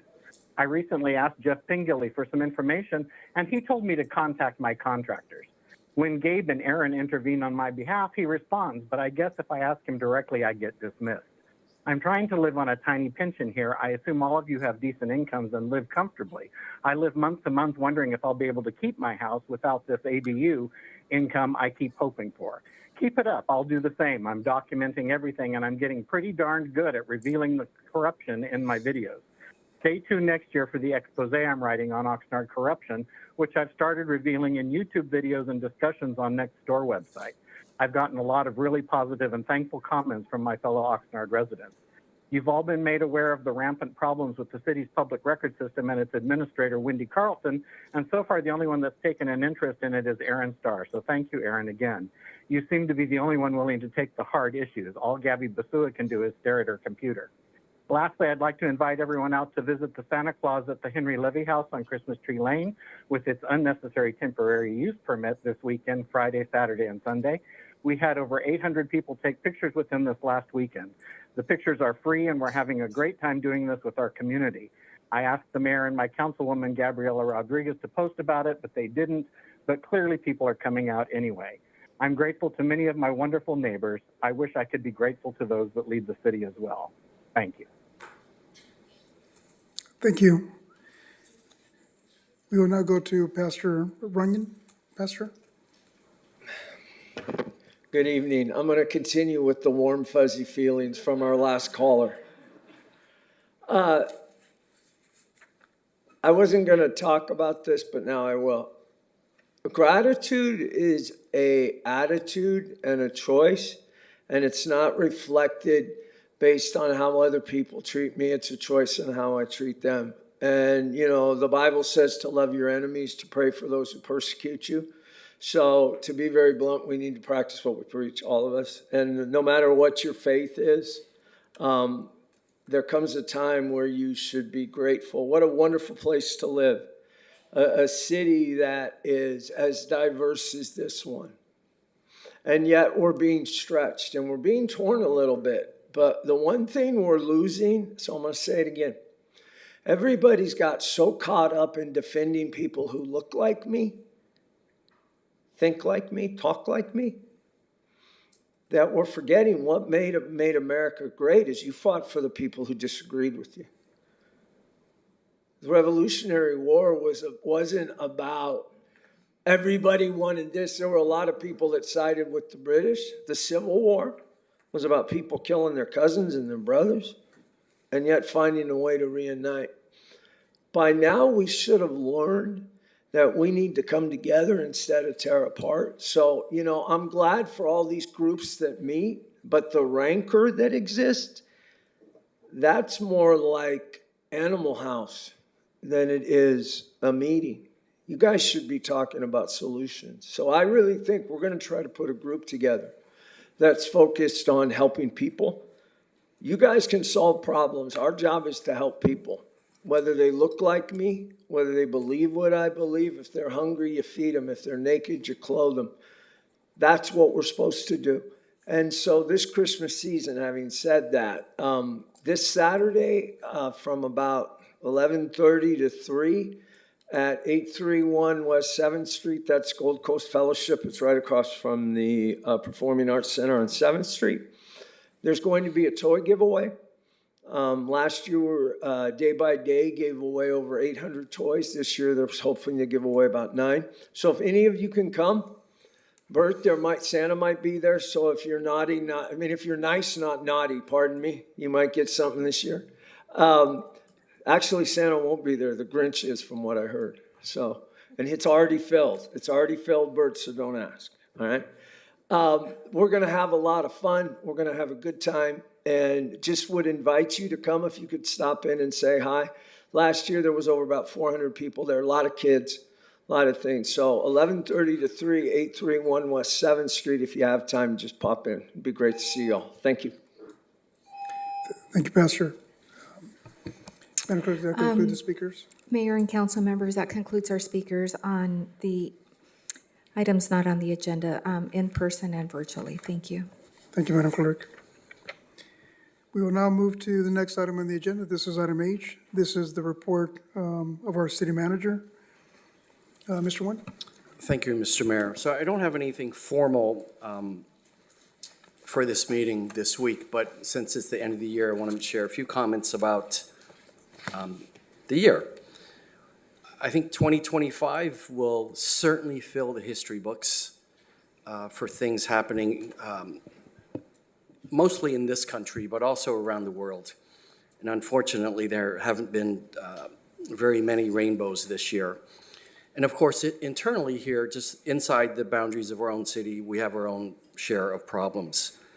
So here's hoping for a realistically somewhat better 2026. Now with that, I would like to take this opportunity to share a festive story about gratitude. So Diego, can you pull up the photo for me? Eric, can you get me the thing? So some of you know I actually live here, and when I go around town, most of the time I run into people who talk to me. It's usually very, very pleasant. And on this day at the grocery store, it's very pleasant because this is, of course, Pastor Greg Runyon. And by the way, for the 3 people at home watching, he's still here in the room. Over nearly the last 8 years, I've had the pleasure and the privilege of receiving many, many sermons from Pastor Runyon. And of course, it happens even in the produce section at the grocery store. Now, take a look at this photo and tell me if you see something odd. We are in the grocery store at the produce section. So through the magic of 20th century AI, look at this. Okay, so now finally the tables turned and I had the opportunity to give him a sermon about health food. So let's see here. Corn dogs. No, pretzel dogs. Pretzel dogs. High sugar fructose Gatorades. All kinds of fancy Lay's potato chips. And in case you thought these were oatmeal raisin cookies, nope. Chocolate double, triple, quadruple chunk. Those are for my wife. So it's really great running into people out and about. This was certainly a pleasant surprise. And then when I looked down in the shopping cart, quite shocking. So there's a great 2025, Pastor Runyon. Thank you.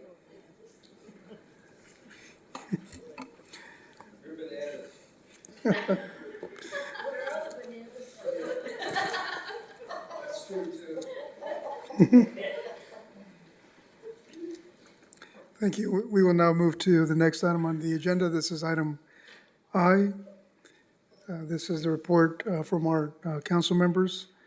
If it's okay, we'll start with Councilwoman Perez. Thank you, Mayor. I too wanted to start my report off by just sharing so much gratitude for all the organizations, nonprofits. I know the month of December and November are usually the busiest every weekend with every event that's happening. Obviously, there's a clear need in our community and really appreciate every single person who has stepped up, who has volunteered their time, who are organizing distributions all throughout the city. It's just great to see, despite all of the horrific things that have happened within this year, all of the amazing events that have brought people together to ensure that we're meeting people's needs in this time. I know that I had the opportunity to participate in a toy distribution in my district at Blackstock last Saturday. There are a ton of distributions that are happening this weekend, from posadas to masa distributions, toy distributions, and really just, again, really proud of the community for stepping up. I also wanted to share, just to kind of recap some of the work that I've been doing. Mayor Pro Tem and I have continued to lead a lot of youth academy, youth-led efforts, and we actually just solidified our 17 candidates for the first of its kind, the Voices of Oxnard Youth. We'll be having that launch coming in the new year, and really wanted to congratulate all 17 candidates. We had a ton of applicants. It just showcases all of the amazing talent in our community. And when I say that I truly believe in the next generation, I mean it, because I know that there's going to come a time and place where I may not be on the dais, but knowing that the future is bright and that we have the next generation to kind of take on that torch is something that I really look forward to.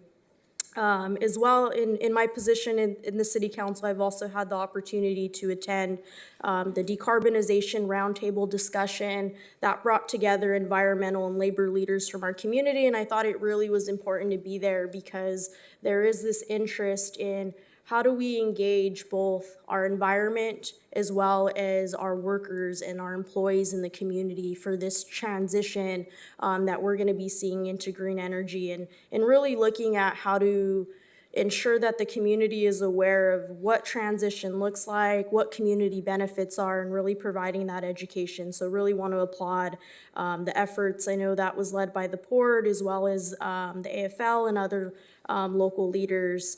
I also had the time to participate in the Christmas parade, so really want to thank all of the folks that put the Christmas parade together. It was great to see that transition from the Christmas parade to the Tamale Festival. Just a great turnout there for the community. I also had the privilege to attend the United Farm Worker Gala, and really I was blown away because as I was sitting in the audience, there was people from all throughout the country that came to Los Angeles to recognize the work of our farm worker community. And one of the statements that was made, and I think we've heard it in public comments as well, is there was a point in time where farm workers were considered essential, especially during COVID as everything was shutting down. Farm workers were still out there picking, whether it was COVID, whether it was during times of fires, different mudslides and flooding that was happening in the area, and really wanted to acknowledge the speakers that really highlighted kind of where we are now and where our country has moved. And so as a part of that, it was really great to see Southwinds, our Southwinds community, and as the representative for District 6, I was really proud to see our community highlighted in a video for our smoke alarm, sound the alarm event that we did there. So really wanted to give credit to Chief Hamilton and his staff for making that possible and to be able to showcase to the nation really what our community is about in Southwinds and really the community that came behind that effort, including the Red Cross. So really want to commend and give a shout out there. This Friday, the Santa Float Tour will also be visiting the South Oxnard area. Really excited to be a part of that. And as we've kind of shared some sentiment as we close out the year for, this 2025 year, I really wanted to, as I mark my first year on the council, tomorrow will be my first year anniversary on the council. I really wanted to just spend a little bit of time showcasing that I was really proud to have co-launched the first summer 2025 Youth Academy, have co-led as well as with my counterpart, Councilmember Basua, the anti-harassment ordinance to strengthen tenant protections, leading the smoke alarm event in South Oxnard, a resolution to push forward towards green energy, my involvement throughout the district, co-launching the Voices of Oxnard Youth, continuing to report dumping and cleanups on 311, my participation on the Air Pollution Control District, and many issues that we see right now facing our community around immigration. I know as we enter the 2026 year, there's a lot of concerns, especially with the expansion of the budget to detain our community members, and really want to continue to be at the table with our communities who is impacted to hear from them, how we can continue to best serve them. And thank you to my colleagues for the long report, and I'll hand it back over to you, Mayor. Thank you, Councilwoman. We'll go to Councilmember Perrello. Go ahead, Mr. Perrello. Thank you, Mayor. First off, I'd like to wish happy holidays to everybody that's here and everyone that's not here. The entire city, almost 250,000 people. There's a lot of good people in this city. There's a lot of good people that work for this city. And recently attended the Ventura Regional Sanitation District Board meeting, Fox Canyon Board meeting, went to the River Park Neighborhood Council, excellent presentation, went to a BICEP meeting, went to the parade, had the opportunity to carry Bill Terry and Gloria Roman in my car. There's a lot of you that may not know who these two individuals are. When I first got involved, they sat in the first or second row, right in the corner, right on the aisle. And I can tell you about this Mr. Terry and Miss Gloria Roman. I have never known them to advocate for anything that would have benefited them personally. Nothing. And they've always advocated for the entire community, whether it be north, south, east, or west. No matter what the color of your skin, how much you made, they advocated for what was right. And it was a pleasure to carry them and their daughter in the car. A lot of people along the way recognized them, and Bill laughed about that because we've all gotten older. We all had dark hair at the time. I was very fortunate. And I think as as we go forward, some of these people that have been around, this gentleman's been around, I first met him during the Kuwait incident, when there was protests. But there was Savers Road Design Team, there was his neighborhood, there was all the food things. The gentleman still is involved in collecting food with farms that are gonna have discarded food because too much has been produced and they can't market it. He distributes it, and he, Mr. Bill Terry and Gloria Ramon, support Food Share with food, not the other way around. They supply a lot of small organizations that may not come under the umbrella of the bigger organizations. I wish we could highlight that in the city. I think there's an opportunity for not just these two individuals, there's a lot of, we could say, old timers that have been doing this for decades. The last, had the opportunity to attend the Harbor Food Toy Drive, and I've been given the results, and I'd like to share them. The Harbor and Beach Community Alliance is involved with the people putting this toy drive on. They raised $35,200, including a $13,000 match in cash. They collected 3,335 pounds of food, 1,615 toys, 5 bicycles, and 1 drone. It was a very successful event. This material will be distributed through the city. And as a final statement, I am interested in hearing a proposal for this challenging the offshore gas coming forward. I think that is worth getting on the agenda so that we can discuss it back and forth. And again, wish you the best in the holidays. The violence that has happened recently, I know we had a moment of silence for 2 specific groups, but I can guarantee you there's a lot of people that we don't know who they are, were murdered, their lives were taken. And guns usually are a big part of that. Somehow, I don't have a solution, but somehow something has to change. Thank you very much. Thank you. Mayor Pro Tem, you want to go next? Yes, thank you, Mayor.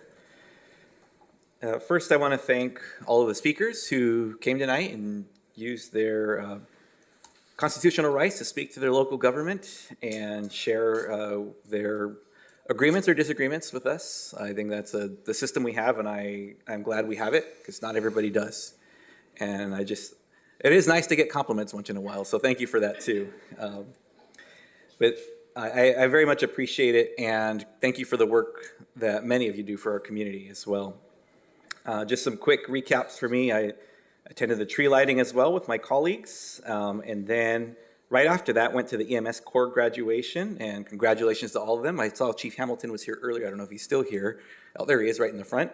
And there's just some amazing work happening within that program, and I encourage folks to find out more about it, and you may know someone who maybe qualifies for it and has an interest in entering that field. So thank you, Chief, to you and your team. Immediately after the EMS Corps graduation, I went to the Orchard Park Neighborhood Council, and thank you to Mr. Howlett for facilitating a discussion with them about their park and playground replacement. But I'm going to come back to that as my last point. I also attended a youth entrepreneurship expo that happened at Oxnard High School this past weekend. And these were young people who participate in programming for entrepreneurship and development of hands-on things. We have young people doing 3D printing, doing screen printing of shirts and sweaters, making labels that get put onto water bottles and cups, metal work, ceramics. It was just great to see it all. And I spoke with Dr. Tiffany Morse, who works for the Rio School District, while I was there, and she had shared how a really insightful piece to this, that many folks who have been out of school for some time question the absence of wood shop and metal shop and auto shop, and those technical programs that have not been able to be continued in many schools. And this is really the 21st century version of that, of these hands-on things for tactile focused young people who can get these skills not only in making these things, but also how to run a business in making these things and be sustainable and be able to take value in what you do, not just value for self-esteem, but value like monetary value. So it was great to see. Then River Park Neighborhood Council, I didn't get to attend, but the city manager attended and did a presentation. Thank you for that. Carriage Square, I just want to give them a shout out for having a large turnout for their last meeting. I believe it was 40 or 50 people last I heard. And then a quick advertisement for the Rose Park Posadas that are going to be tomorrow at 6 p.m. at the Rose Avenue Elementary School in their cafeteria. And I want to promote that because I was hoping to go, but I won't be able to because of my next item. The Holly Trolley Tour, as Ms. White-Coleman mentioned, is starting tonight and will continue the next 2 nights after tonight. And my wife and I have agreed to be tour guides on that one as a duel. So if you want to go and check that out, you may get us, you may get someone else, but just know that we've ridden the Jungle Cruise a lot of times, and so we can definitely add some flavor to that. Last 2 notes here, I attended the LULAC Noche de Posadas, and I saw the mayor and Councilwoman Rodriguez were there as well. And it was, I just appreciate all the work that went into that and recognizing the folks who were part of that, including Montserrat Sanchez, who was our first student who did the Pledge of Allegiance when we started that initiative. So, okay, so my last comment here, I said I'd come back to Orchard Park Neighborhood Council. This is something that I just want to put out there for the public. At this neighborhood council meeting, we were discussing their park and their playground for the Orchard Park neighborhood, and one of the residents raised her hand and said, well, but why did the council make our park a lower priority? And Mr. Hallett and I were kind of befuddled, saying, well, what do you mean lower priority? And she had said, no, the council voted to lower our park as a priority. It was at a council meeting, and that didn't happen. I mean, I was there, I would have known. And we were just confused by that. And she said, I read it in a news article. And Diego, if you can cue up the picture here. This is not a picture of the actual article, but when she showed me, she couldn't find the article anymore, but she had a screenshot she had texted to her sister. When she showed it to me, I said, oh, that's an AI website. That website actually crawls all of the videos and things from local government and creates news articles, all AI generated, no human involvement. And she showed me the screenshot, and it did say that was wrong. That was misinformation saying that we had done that. But it looked like a regular website to her, a regular news website. So I just wanted to bring that up to remind the public, please be mindful of the source of information and where you're finding things. I've been aware of this website for some time. To my recollection, that's a recent addition, the highlight that I added there, the disclosure that this article was created by AI. So I just want folks to know that it's bad enough having to fight against misinformation from humans, but when robots are getting it wrong or maybe purposely doing it, who knows, that's going to be a whole other discussion we're going to have. So I just wanted to throw that out there and have folks be aware of that. Those are my comments. Thank you for the extra time, Mayor. And thank you, Diego, for showing the visual. Yeah. Absolutely, Mayor Pro Tem. Thank you. Councilwoman Basul? Thank you. I just want to take this opportunity. I'm gonna say it in Spanish. Quiero tomar esta oportunidad para dar las gracias a todos. Este año ha sido un año muy difícil para toda nuestra comunidad.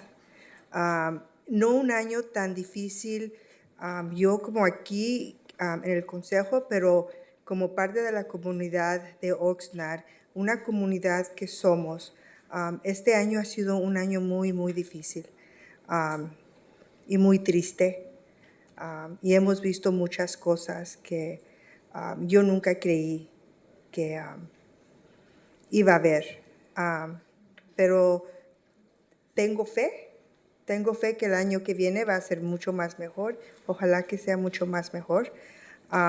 Y también quiero tomar un momento y decirle algo a mi mamá y mi papá que están mirándome hoy.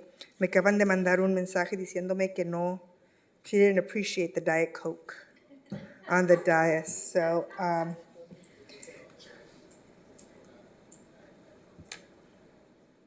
I am eternally grateful for every single one of you that have been part of this community and continue to fight for what is right. I see you, I hear you, I feel what you feel, and hopefully next year will be better and we can continue to support each other. I want to wish everybody Merry Christmas, Happy New Year, Happy Hanukkah, and I'm looking forward to a great 2026. Thank you, Councilwoman. Councilmember Starr?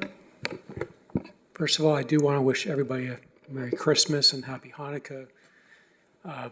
I did attend the Christmas tree lighting at Plaza Park along with my colleagues, and it was just so wonderful to see people that were just so enthusiastic and warm towards each other, people genuinely happy there. I saw two little girls that were chanting, "We want snow, we want snow," and as if maybe that would actually work.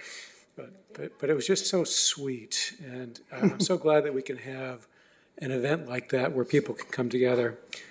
On other items, I attended the La Colonia Neighborhood Council meeting this last Saturday. They're doing really well as far as increasing their attendance. They had 20 people at that, and this is one of their first meetings. We heard from Corporal Romero and Officer Hartman, who discussed issues involving crime in that neighborhood, and particularly it seemed like there was a lot of focus on crime involving homeless persons. And I was actually surprised to learn that one of the residents there said that there are homeless people that are emerging out from out of manholes, and it would have never occurred to me that a homeless person would be underground under a manhole, but apparently they witnessed them actually coming out of a manhole, which is just really odd. I did later attend the La Colonia Holiday Potluck, and I must say that I have never had, and I'm sure somebody else here knows the name of it, but it was like a Mexican hot chocolate where it had rice as part of the constituency and cinnamon. It was delicious. I've never had that before. So whoever brought that there, I'm very grateful for that experience. I also attended Councilwoman Rodriguez's office hours, and she is great, and she works so well with people, and people. I can really tell that she listens, and I think she's a real asset to our community and to our district, and I'm glad she's doing that. Upcoming on December 17th, I'll be attending a toy giveaway that's put on by the city, I believe, and also the Rose Park Neighborhood Potluck. I do want to take this opportunity to give my thanks to the mayor for approaching Pacific High School and asking them if we could honor the Titans at this meeting, but they said, no, please hold off. We're in the middle of the games, and I think what I last heard is that they lost at the championship level, but they had an amazing season, and it sounds like we're going to have them back in a few weeks to actually honor them, both Coach Moon and the rest and the team. So I'm looking forward to that. They really deserve the acknowledgement. It was a great achievement. Did I say Tritons? I'm sorry. Tritons. Thank you. I do have requests for an upcoming item. At a previous meeting, I was told that the first reading of the ordinance to eliminate the unlawful IUF charge on solid waste rates, I brought up at the time that I think that we should have a vote to refund the money that we didn't have a right to take. And I was told at the time that, well, that's not on the agenda for tonight. That's not the order of business. So I understand that objection. It's well taken, but I'd like to at this time ask for us to place this on the agenda. We're being sued over this anyway. I'm convinced we're going to lose. I'd rather us just do the right thing rather than just lose in court to do it. So, Councilmember Starr, City Attorney's Office advises against an open session discussion regarding the refund of the IUF fees. As you said, that's a subject of ongoing litigation, and it would be against the city's interests for council members to provide opinions that may contradict applicable law. To the extent that there is discussion in open session, notwithstanding this advice, that discussion would subvert the city's litigation interests. I don't think our interests are in keeping money that we were never entitled to. And I hope that this will come onto a future agenda. Thank you, Councilmember Starr. We'll now move to Councilwoman Rodriguez. Go ahead. Sure. And I recognize it's 7:50, so I'll try to be brief. I had a lot of fun at the holiday parade. Thank you all so much for that. Just the people coming out, people very excited, just cheering and good cheer. I know it was a long parade, and I thank people for just standing by. But I just think it's beautiful to see community come together. So thank you to all the organizers who put that together, and for the tree lighting ceremony, it was amazing. So. Thank you all for that. I held office hours, and I know that Mr. Magaña at our last Transportation Commission or committee brought up the concern about at Kamala Elementary School, folks double parking and dropping off their kids, and it's a safety concern. So he came out and raised the issue again at my council hours. I know that OPD has been sending more patrol, and so we're grateful for that, but we are concerned about parents double parking, so please just be safe, because we don't want to regret any child getting hurt as people are in a hurry or in a rush to drop off and pick up before and after school. So I hope that we can work closely with the school district to just problem solve. I will be volunteering, and I invite folks. I'm a Kid Who Can does our annual toy drive and kicked that off the Tuesday before Thanksgiving. Last year, I know Councilwoman Perez joined me.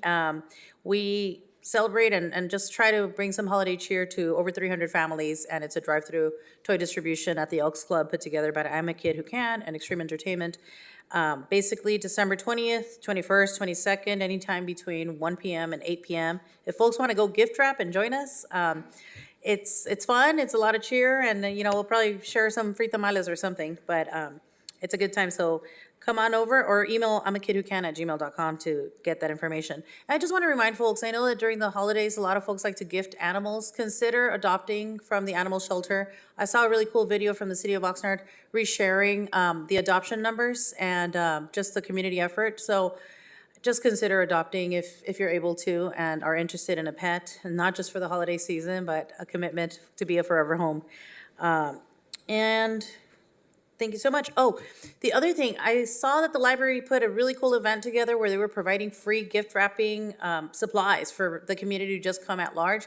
Maybe next year in December when I have my office hours, I'm gonna cap it at 3 gifts per family, but I will gift wrap your toys or your gifts or whatever it may be. It was a great idea, and I saw maybe 4 or 5 people drop by after my office hours. I just hung out there for a bit. But it'd be great just to have more people use that, because staff put a lot of work and thought into this, and it's free supplies for people to come and do their own gift wrapping. So next year, Councilwoman will gift wrap your toys. Well, 3 max, because I'm sure people will show up with a lot, and we gotta pace ourselves. All right, folks, thank you so much. Happy holidays, Merry Christmas, Happy Hanukkah, Kwanzaa, or whatever else you all celebrate. So looking forward to next year, making it a better year. And I will just conclude, I participated in many of the functions that my colleagues highlighted already. It was beautiful to come to the tree lighting event and seeing just the unprecedented number of people that showed up. And the same for the parade. I know I personally took it upon myself to invite many organizations to come out that have never participated in the parade, and they did. So to showcase our unity and just how beautiful we are as a city and as a people. Also participated in the Guadalupe Novena that they had. And then Hanukkah yesterday over at the collection. And also thanks police, I want to thank the officers here for providing the enhanced protection to the Hanukkah event and also for the other religious events. And that just showcases the beautiful country that we live in, where you can have the freedom of prayer and in religion without government interference. You could have Hanukkah and that celebration happening, the lighting of the menorah. At the collection right across, you've got Santa Claus. And here I came from Guadalupe Church. It just showcases that you can express your freedom or not in our country and in our city without any worry that government is going to interfere. Just the opposite. The number of officers that were there protecting that right that we have and enjoy in this country. So it's to be celebrated. And I thank the speakers that came out and the kind words, because you're right, we often don't get that. But I think you see that we sincerely and very genuinely, with a lot of authenticity, we're trying to help, right? That's why I put together the stakeholders meeting to bring people together from our civic leaders to our key members of our community with different points of views, different perspectives, to inform the decisions that we make up here on the dais. And so I thank you for acknowledging that, the hard work that many of us are just really doing just from our hearts.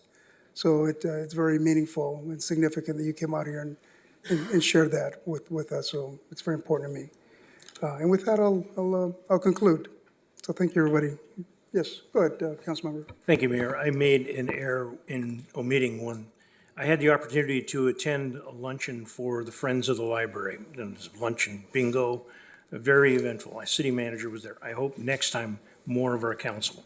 It was an extremely enlightening. I did not understand exactly what all these volunteers do, and it was extremely impressive, and I was very impressed with the staff and how it was run. It was a tremendous event. I also did attend and agree with Mayor Pro Tem. The firefighter medic training is something tremendous in the city. Thank you, Mayor. Yeah, absolutely. Thank you, Councilmember. Madam Clerk, were there any speakers on this item at all? Do we add to it? Mayor and council members, we do have a total of 6 speakers for the selection of the Mayor Pro Tem. The next one coming up, okay. We will now move to that item. This is from the city clerk. That's the selection of the Mayor Pro Tem.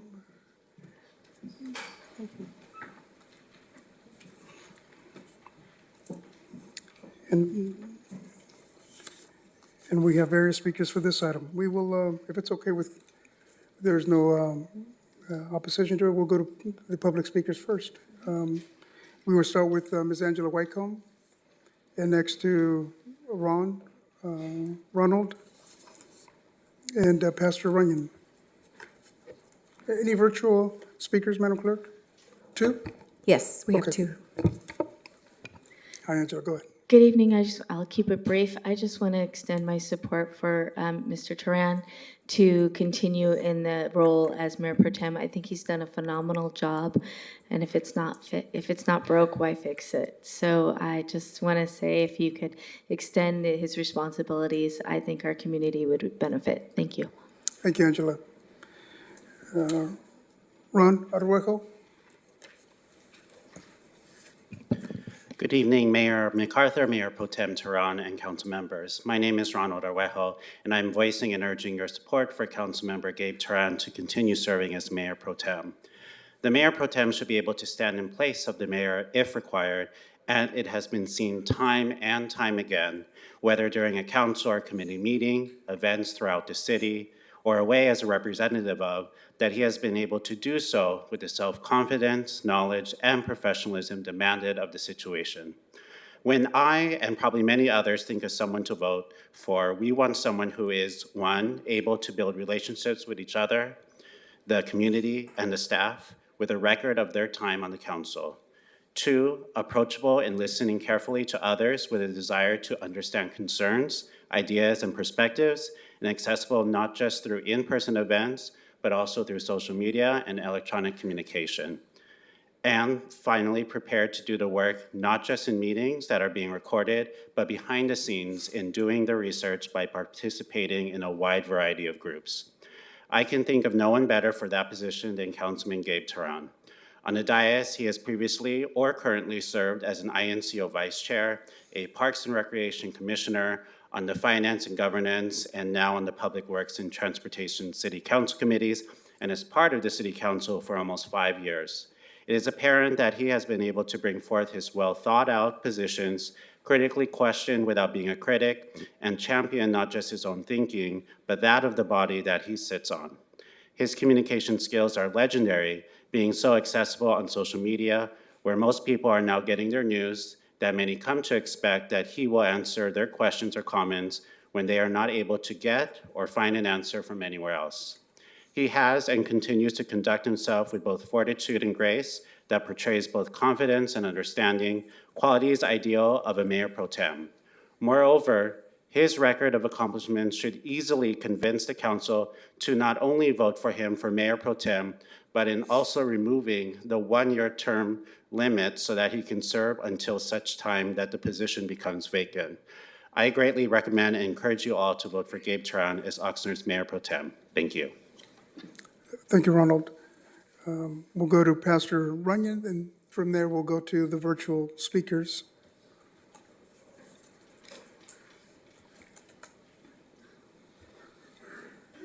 Mayor and council, I think whoever you pick, I just think it's important we have kind of a set understanding that this is what we're going to do. I remember back in the day, it would rotate, and that can create problems in and of itself.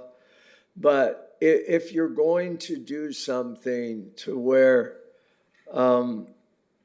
it's not a year appointment, I think you guys ought to put something forth so that there's a declaration of understanding. Because the one concern I have, councils get divided. They do. And I can tell you from sitting in there almost every week, it is incredibly apparent what happens on the dais in terms of people fighting for position amongst council members. We see too often where a city attorney will give his advice. Somebody says, well, I don't agree, and then they do what they want. We see where a councilman's talking, another one interrupts them, and they interrupt them because you interrupted me. I think as a council, y'all need to set a policy and stick to it and do that. And so if, Mayor, you feel like Gabe's done a good job and this is what you want to do, I support you in picking who you want. And I do think Gabe's done a really good job. I really do. But I think to go every year and just say, okay, let's let Gabe, you easily could decide to do it an appointment's a 2-year appointment or a 4-year appointment. And be clear about it, because what is so, pardon me for using this, and I probably had too much Gatorade, Alex, so I'm a little fired up right now. Not enough bananas, my muscles hurt. The challenge is that I think sometimes we get juvenile. We really do. And we start bartering for position. I got 50 seconds left. I just want you to go back a couple of years where we spent 3.5 hours talking about seating position. And now we're going to end up, I'm fairly confident, debating a mayor pro tem. You know, Mayor, make a choice, stick to it, and as a council, have the courage to say, you know what, okay. And Gabe, you've done a good job. If you pick Gabe, I'm absolutely fine with that. So thank you. Thank you, Pastor. We'll take the 2 virtual callers. Madam Clerk, please. Nicole, please press *6 to unmute, and you have 3 minutes starting now.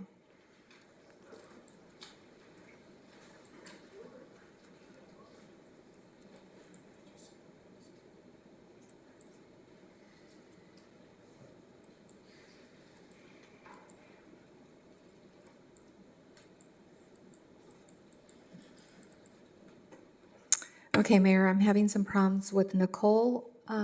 We will move on to the next virtual caller ending in 6377. Please press *6 to unmute, and you have 3 minutes starting now.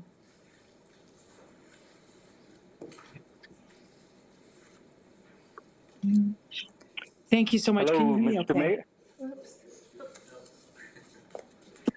Hello. Yes, go ahead. Okay, thank you. Mr. Mayor, members of the City Council, my name is Manuel Herrera, creator of Citizens for Better Oxnard. Mr. Mayor, last year you announced that the mayor pro tem position would be changed to a 1-year term. Although I respect your reasoning at the time, and with all due respect, I would like to ask that you allow the council as a whole to nominate and pick the next mayor pro tem. Per California Code Sections 34905 and 36801, it does not specify a fixed term of office for the mayor pro tem. Instead, the individual serves at the pleasure of the council. By allowing the majority of the council to pick the next mayor pro tem, it allows them the respect of picking the right person who they feel comfortable working with and who they feel the public will approve of. I also wanted to mention that according to a comment posted today on Citizens for a Better Oxnard by Heather Smith, she noted that an overwhelming number of people that responded to their survey regarding the city council claimed that Councilman Gabe Turan was doing, and I quote, a phenomenal job as mayor pro tem.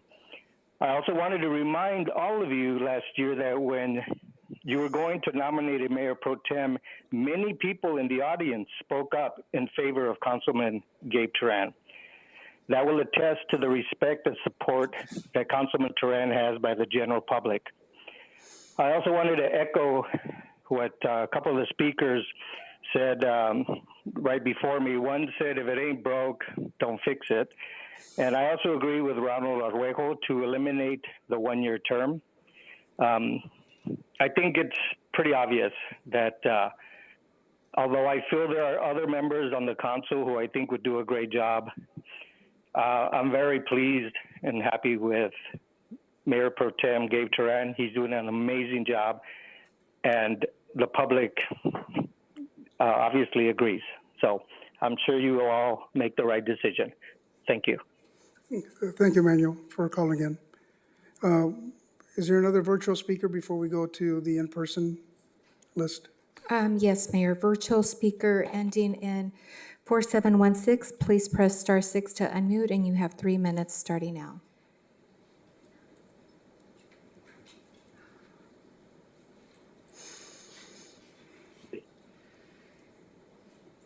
Can you hear me? Yes, please start.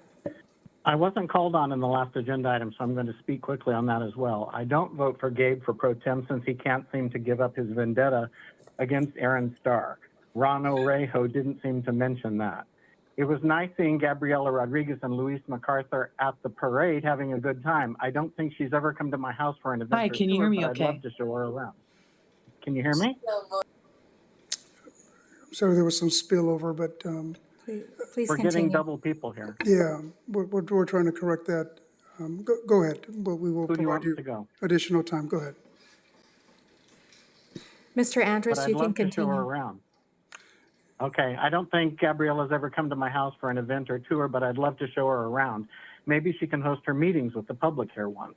I keep hoping she'll come to life and start working for her constituents. Bert Perello, on the other hand, looked like his usual Scrooge self in the parade and just kept talking to the people in his car and not engaging with the crowd. I heard he had an altercation before the parade and told someone to F off when asked if they had seen my video on Alex Nguyen, ever the proud spokesman for Oxnard.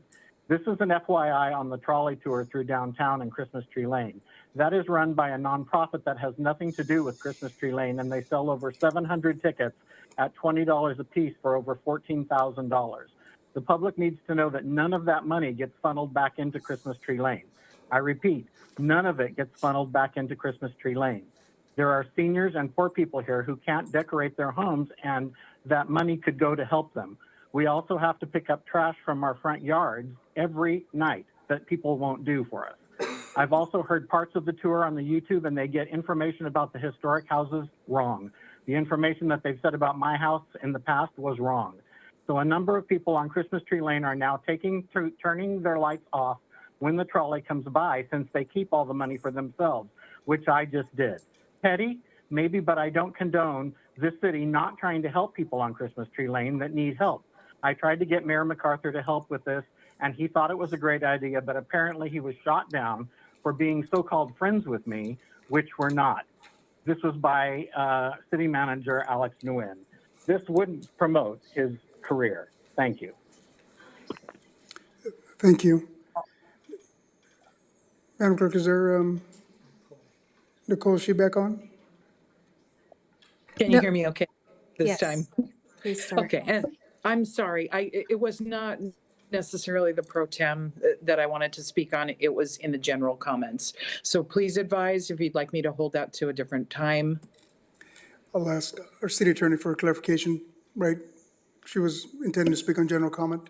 I'm not sure which general comment she's speaking of.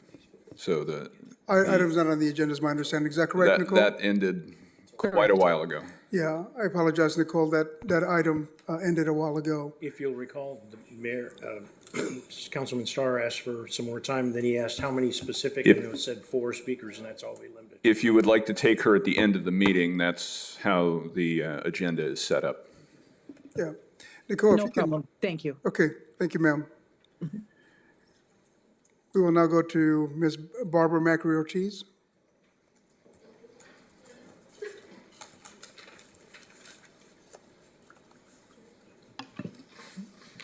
Thank you, Mayor MacArthur, council members.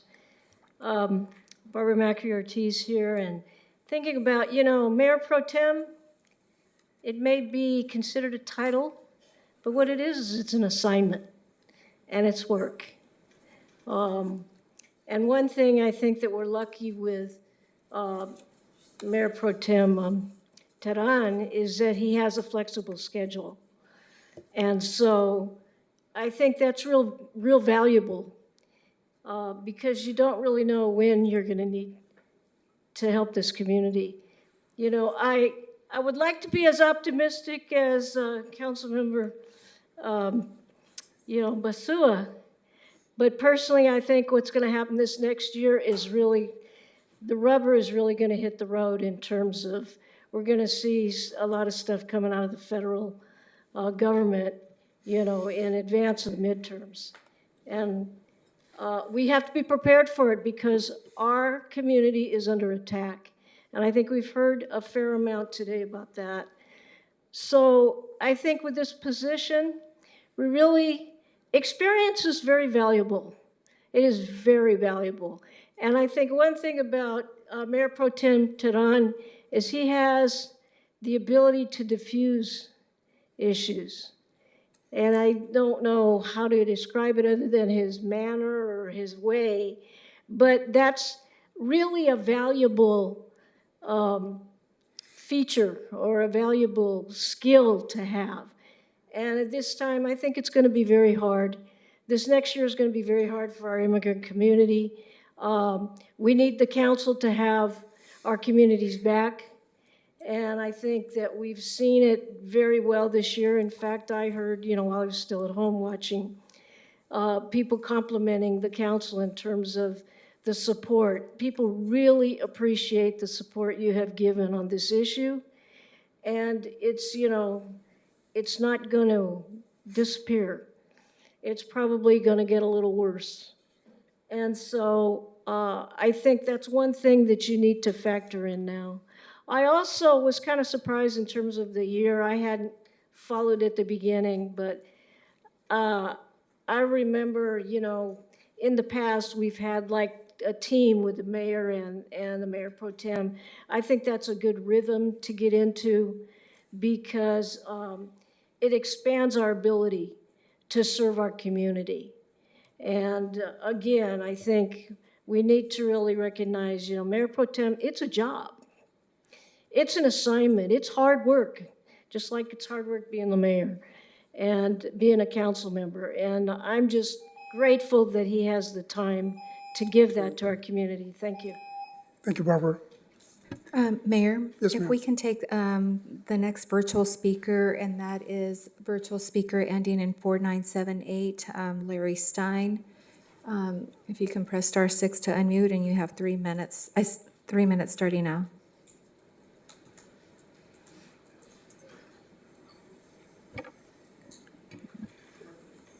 Good evening, Mr. Mayor, Monroe City Council, staff. I'm somewhat concerned about the fact I want to deviate from what you approved on last year. We agreed to have a one-year term limit for the Mayor Pro Tem. This concept allows rotation of city council members. I'd like to recommend Councilman Rodriguez for this position. We have a tendency of keeping open hours at least once a month. I'm not seeing this from other city council members. Is well established with techniques in handling with government. I think she'd like to be a good person to be pro tem as an example to others who want to go up and expand their viewpoints. She listens well.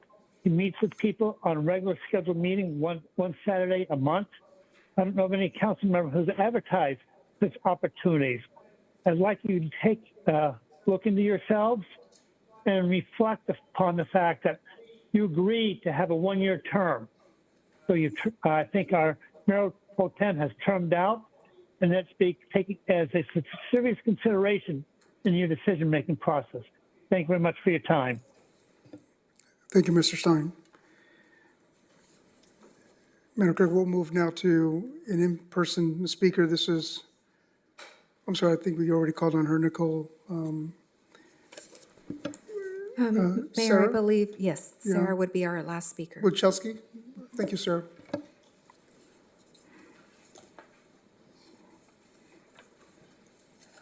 Hi, I just wanted to come up and say that I think there are plenty of fabulous potential mayor pro tems on the dais, but Gabe's doing a great job, and I'm proud to be a resident in his district. Thank you. Thank you, Sarah. Madam Clerk, any other virtual callers or in-person speakers? Mayor and council members, that concludes our speakers for this item, in person and virtually. Thank you. Thank you very much. I'm going to move to select Mayor or Councilmember Turan for an additional one-year term to be the Mayor Pro Tem. I move that item. I don't know if there's a second for that. Okay, we have first and a second. Apparently, you don't need a second on this. You just go check how many people are nominated, then Sure. the city attorney can clarify that. Sure. The city attorney and I had some discussion about it on this So process. Go ahead. the state law and your procedures manual do not provide a method of selection, and Robert's Rules of Order has sort of a hodgepodge of selection methods, including nomination from the chair. We can have a discussion. Go ahead, Councilmember Starr. Sure, yeah. Roberts does allow somebody to just be appointed if this committee wants to do that, or if this council wants to do that. I think we should have an election.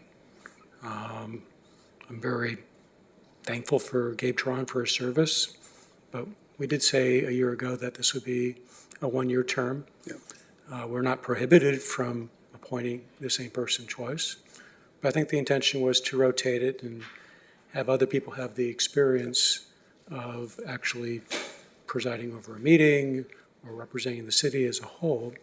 And it's, if we are to have an election, my intention is to nominate Gabriela Rodriguez.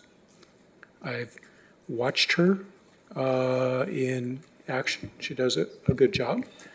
We recently had a committee meeting where the mayor wasn't able to attend, and she ran the meeting and did a really good job. And I'm confident that she could do the job if she's willing to. And I would concur with that. Councilwoman Rodriguez would be an excellent selection. And I certainly believe in shared leadership and having that rotation to allow other council members to have that opportunity. So hence my selection for Councilmember Starr to continue as the Mayor Pro Tem for an additional, for a year. You promoted somebody. I appreciate it, but I'm going to decline. Sorry, I misspoke. Any other comments or, I mean, that's your amendment. So I would just like to open up nominations and. So Mayor, that I believe would be an amendment, motion to amend the motion that is currently before you to appoint. If it was seconded, you'd be right, Turan. Mr. She did second. Did you? She did second. No, she seconded my move.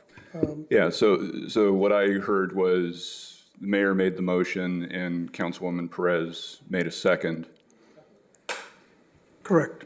Now we have an amendment to his. Is there a second to his amendment?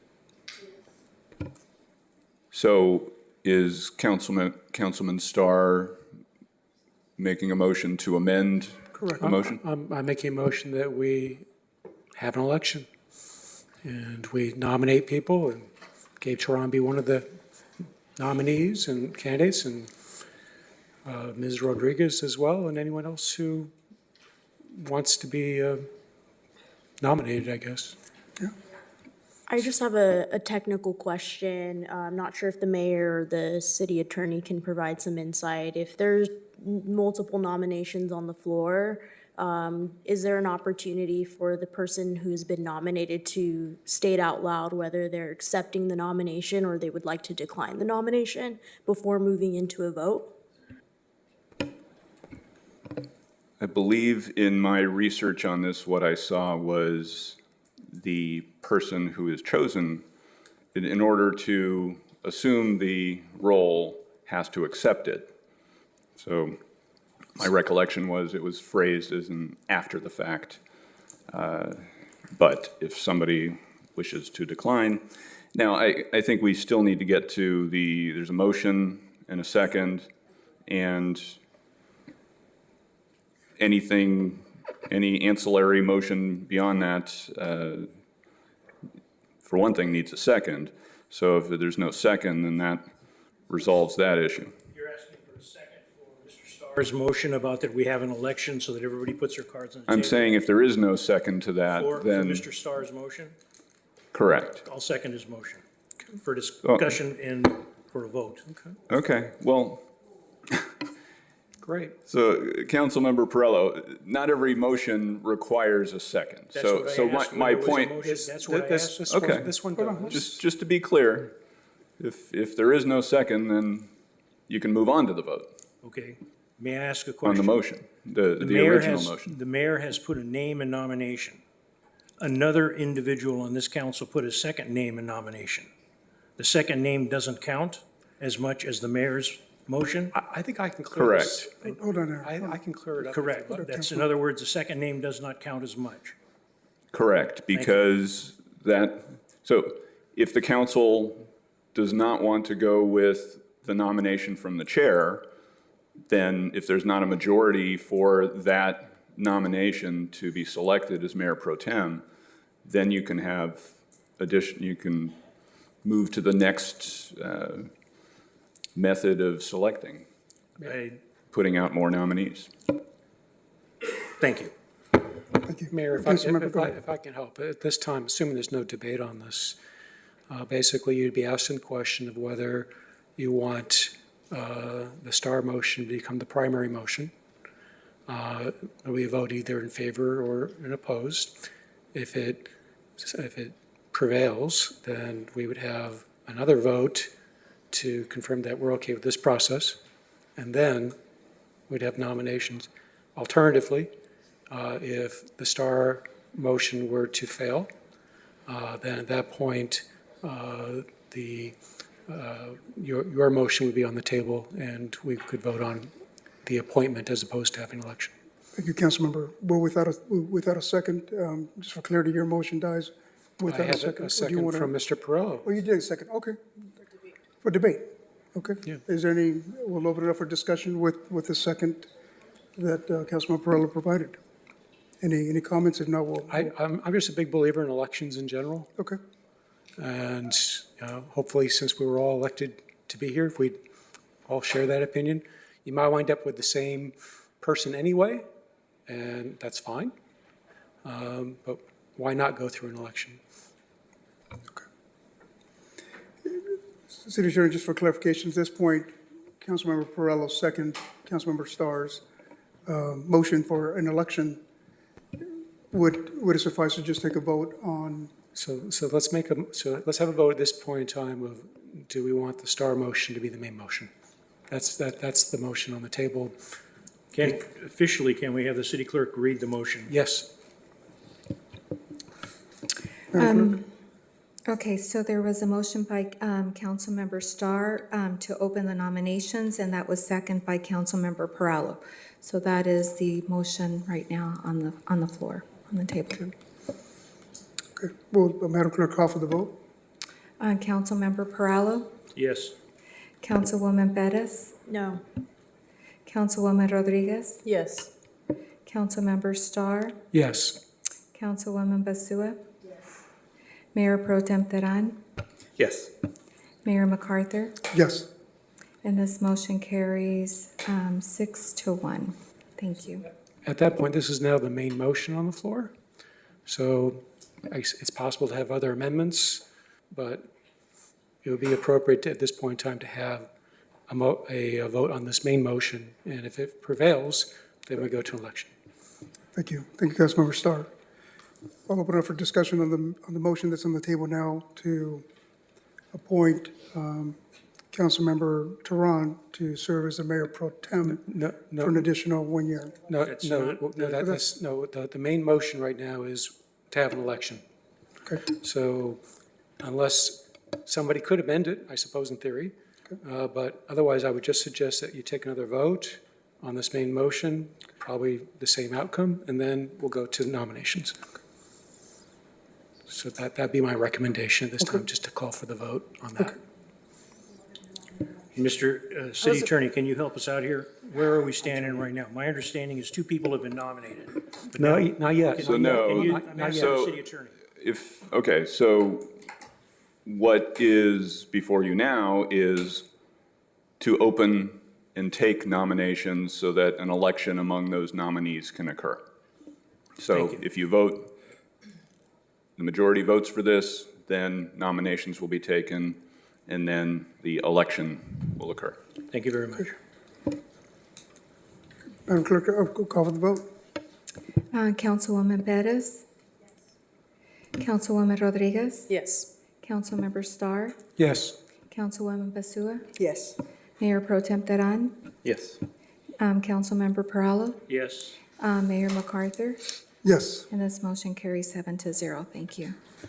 Okay. Well, now we're- So at this Okay, point, so you would open up nominations. So if you can request nominations from the council, we can make nominations. Thank you, Councilmember Starr. I'd nominate Mr. Teran. And seconds aren't required for nominations. We're opening it up for nominations. right. Councilwoman Basua, what is your nomination? Well, he's already nominated. Yeah. So I'd like to, additional Yeah. nominations. Any other, from this council, any other nominations of any other council member? Go ahead. Councilmember Yes, Starr. I would like to nominate Gabriela Rodriguez. Okay. Any other nominations? Okay. Just for clarification, City Attorney, at this point, we've got 2 nominees, Councilmember Teran and Councilwoman Rodriguez. Can we call for just a voice vote Yes. with Madam Clerk? Yes, you may. Okay. Yes. Madam Clerk? So at this point, you'd announce that nominations are closed. If there's no objection, we'll come to a vote. Thank you. Thank you for the clarification. At this point, the nominations are closed. Without objection, we're going to call for the vote on the nominee, Councilwoman Rodriguez.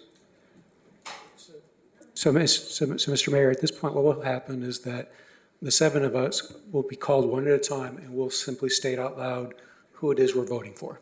So that's what we're Madam going to Clerk do. calls, So Madam Clerk will call out each name, and we'll just, So there are 2 options that you could take. You could take that method, which would be a voice vote, right.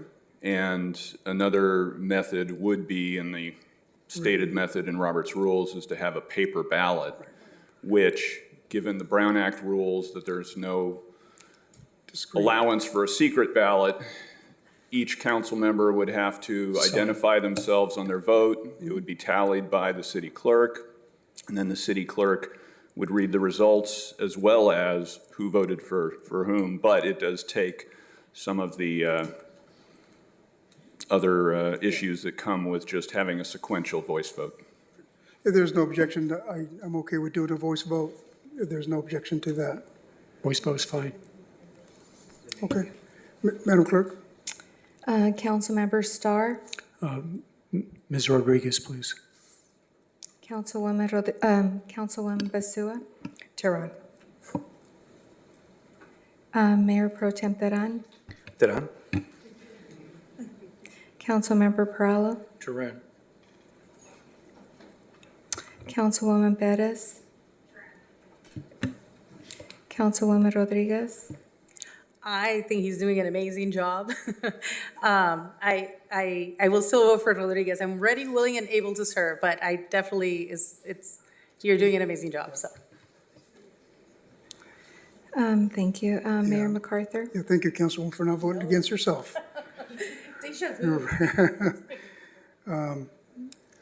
Councilmember Turan. Thank you.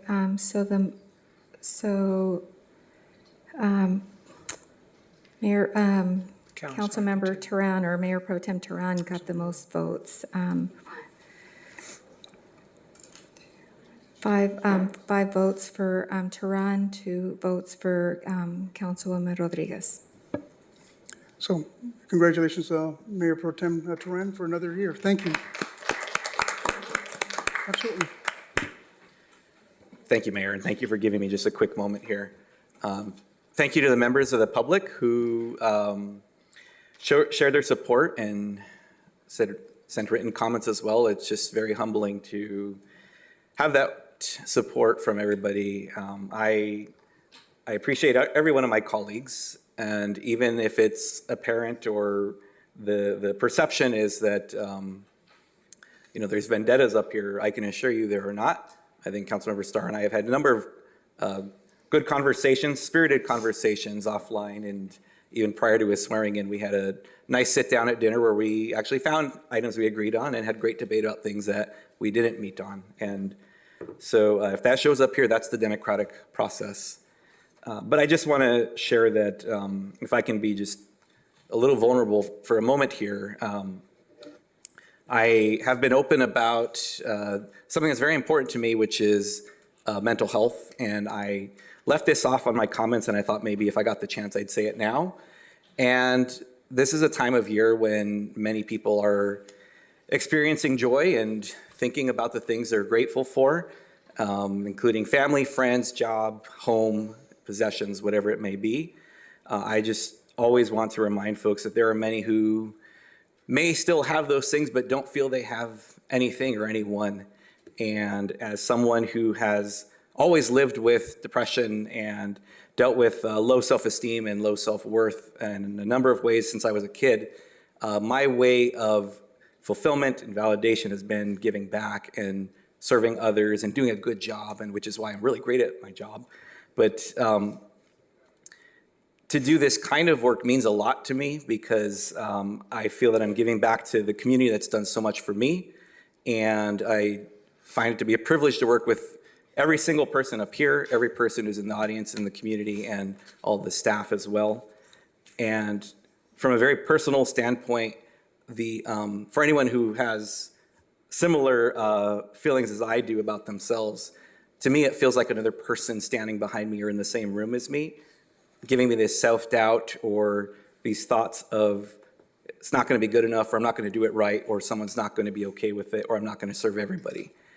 And to hear comments in support of everything that I've tried to do and worked with each of the council members on and members of the community on and our staff on, that helps me in an individual way that many of you probably have no clue about, just how deep it goes for me. So thank you to all of you for the support, and I'm happy to support this council and the mayor moving forward for this year again, and we'll continue to improve this city and keep doing what we do to serve our residents well. So thank you, Mayor, for that time. Thank you. Thank you. Thank you, Mayor Pro Tem. And Councilmember Starr, thank you for guiding us along this process. I appreciate it very much. You're doing a great job, Mayor. Thank you. We are now going to move to the next item on the agenda. And this is the info consent agenda. And for that, I'm being told by staff that we are going to pull items L4, L6, and L14 for discussion. There's some minor clarifications. This is L4, L6, and L14 that are being pulled for discussion at the request of staff for minor clarifications that they want to provide on these particular items. Are there any other, L4, L6, and L14? Any other items? Yes.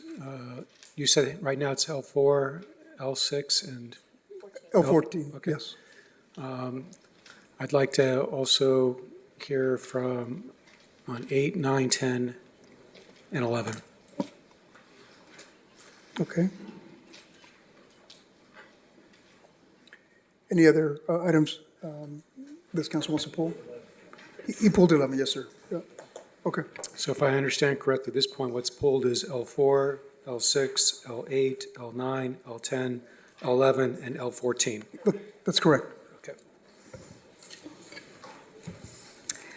Mayor and council members, just a correction for the record. The minutes for the December 2nd on page 54 of your packet, the margin has been corrected. So that is for item L1, the approval of the minutes for December 2nd. Thank you.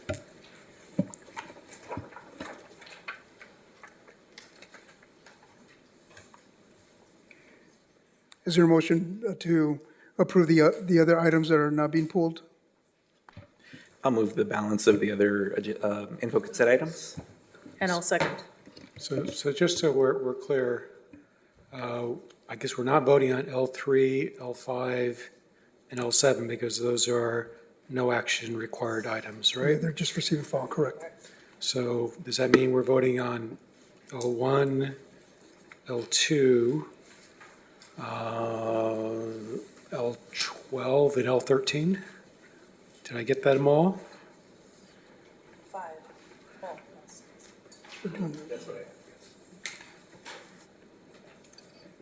Repeat that one more time, Councilmember Sarr, just want to make sure we get the right number. L1, L2.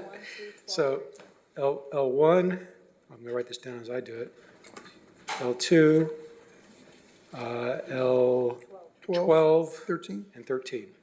Yeah. The others are just, And Mary, before we continue, if we can take public comments on the information and consent agenda, please. I'm sorry, Madam Clerk. We have one speaker for One the speaker for- information, and okay. that would be Larry Stein. Okay. Oh, I see it here. Mr. Stein, welcome back.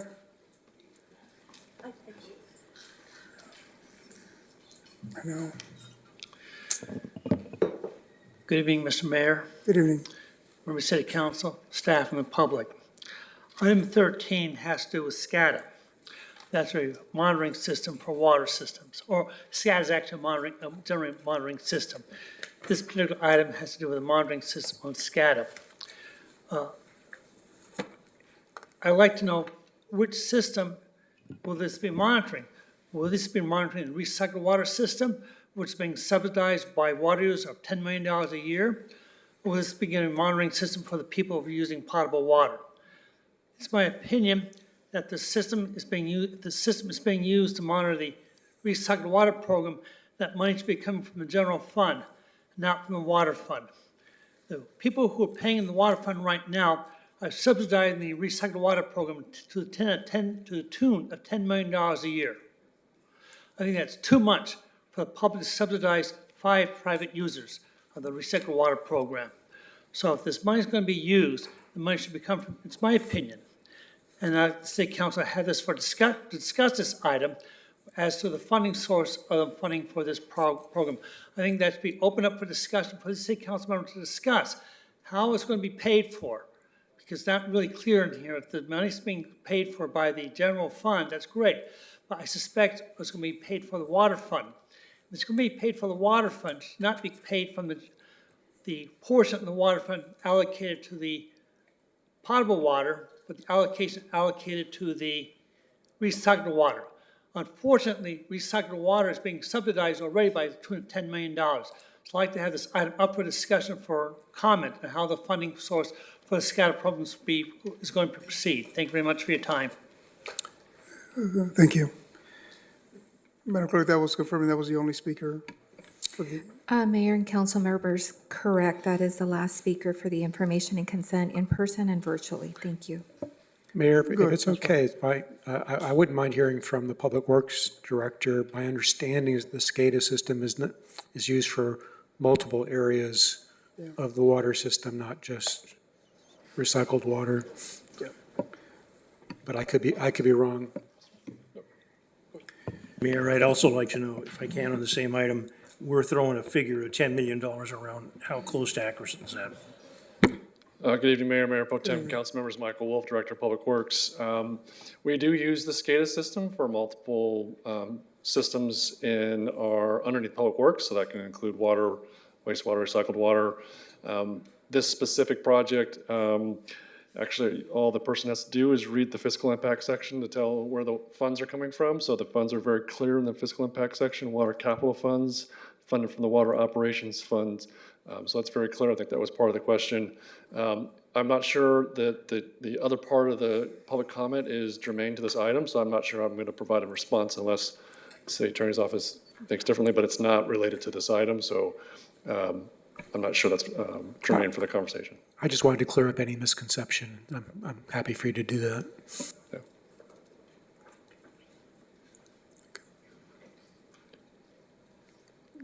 In terms of what I just said, or? I think you did. I think what you did is you basically stated that this is used for multiple systems, not just for recycled water. So I think that the objection is, in my opinion, is not founded.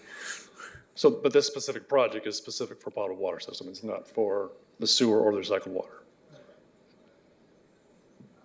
Thank you. Go ahead, Mayor Pro Tem. And before we move on to our pulled agenda items, I just want to thank the speaker, I want to commend the speaker, Mr. Stein. On a side note, I am impressed that he can leave the meeting and call in and connect over Zoom and then come back and be in person. That's truly a compliment, because there are a number of people who struggle with just joining on Zoom alone, but you've found a way to go between both of them. So commendation to you, Mr. Stein, on that. That's actually a pretty good accomplishment. So. Thank you. So we have a motion, right, do we get a second on? So Mayor, to Yes. clarify, the item L2 is a successor agency item. And then item L7 is a housing authority item. And I But believe there's no vote on L7. the other ones that are on here, well, we want to recognize which bodies are receiving and filing things, and there's no prohibition against taking a motion to receive and file. It creates a good record for the minutes that the job was actually done, especially when there's been litigation by people that, no, you didn't do that right, you didn't do that sufficiently. So now we've got it in the record that everything is done that the law says is done. So City Attorney, you're recommending on the receive and file items, we take a motion on that as well? Well, that's the general purpose of the consent agenda, is that one vote is taken to clear off these items. Good. Mayor, having Mayor made Pro the Tem. motion, I'm fine including those as well. Okay. And I still second. Okay. But we still have items that are among them that we're bringing up for questions, though. So I guess at this point, do you want to have a vote on L1, L2, L12, L13, and I guess now L7 as well? That's correct. That was my motion, yes. Okay. Yeah. But also, yes, There's no includes action on 3, 3, I thought. Let's do them all, the whole balance. Yeah. So we'll take a vote on the items not pulled from the consent agenda. Excuse me. So Mayor, this motion will be for City Council. It'll be for the Oxnard Community Development Commission, successor agency, and the Housing Authority. Okay? Correct. Councilwoman Commissioner Basua is not present. Councilmember Commissioner Perallo? Yes. Thank you. Councilwoman Commissioner Bettis? Yes. Councilwoman Commissioner Rodriguez? Aye. Councilman Commissioner Starr? Yes. Mayor Pro Tem Vice Chair Teran? Yes. Mayor Chair MacArthur? Yes. And this motion carries 6-0. Thank you. Thank you. We will start with item L4. This is an item pulled by staff to provide some clarification. Yeah, thank you, Mayor MacArthur. I provided you revised, for each of you on the dais, revised copies of the monthly financial reports. I also put a stack out here for the public. When we were reviewing it after it went to publication, we realized for this year's monthly financial data that is included, everything was correct. On two of the reports, you're going to see a highlighted section. The link this month didn't go from September to October to capture last year's data. So you're going to see the column that captures and compares fiscal year 24, 25 to 25, 26. The data that was in the published reports was 1 month old. And so what we've provided for you there is just updating it. For some reason, it usually automatically does it, but it's stuck with September 30th instead of being October 31st. So if you have any questions on that, but we wanted to provide a clarification on that. And then if there aren't any questions on that, I would like to move to L6, Mayor MacArthur. I have questions. Okay. Good. Thank you. So there's just one part of this report that I didn't really quite get. On page 75, the bullet point involving interest income. The first sentence I think I'm fine with, which says, interest income of pooled investments is recorded initially in the general fund and allocated quarterly to all the other funds based on the daily average cash balance for each fund is recorded in the city's accounting system. The last sentence kind of perplexes me. October 2025 interest income reflects the reversal of interest accrual for fiscal year 2024-25. I haven't heard of that before, so I'm just wondering if you could.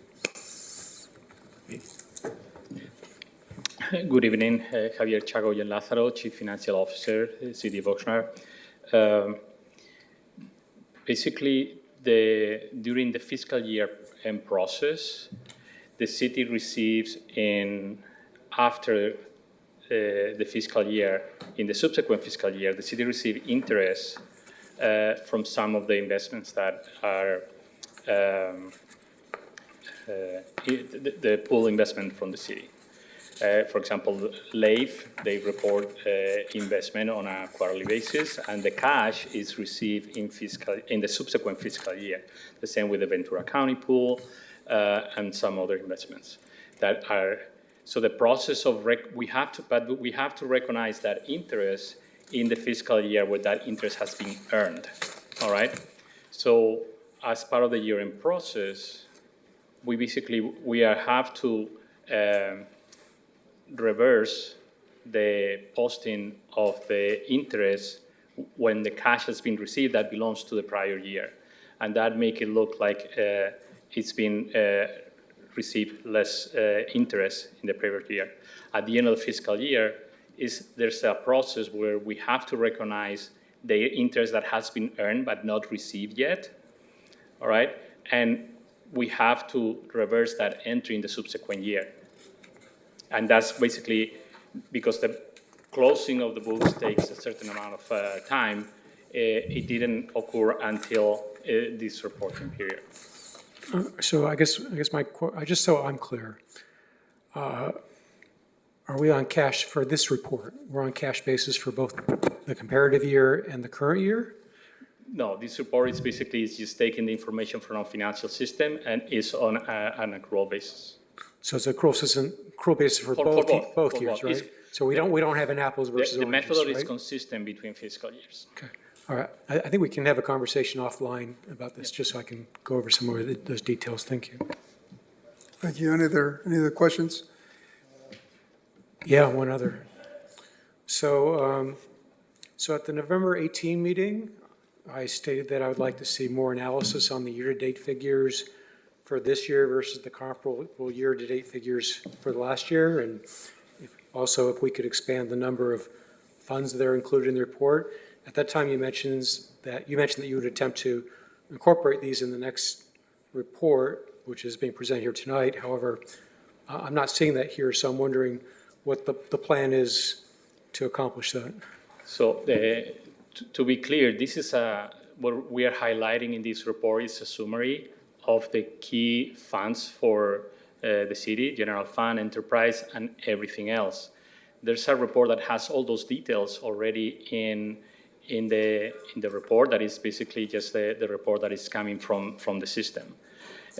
Trying to expand that reporting will require probably extensive amount of work from staff.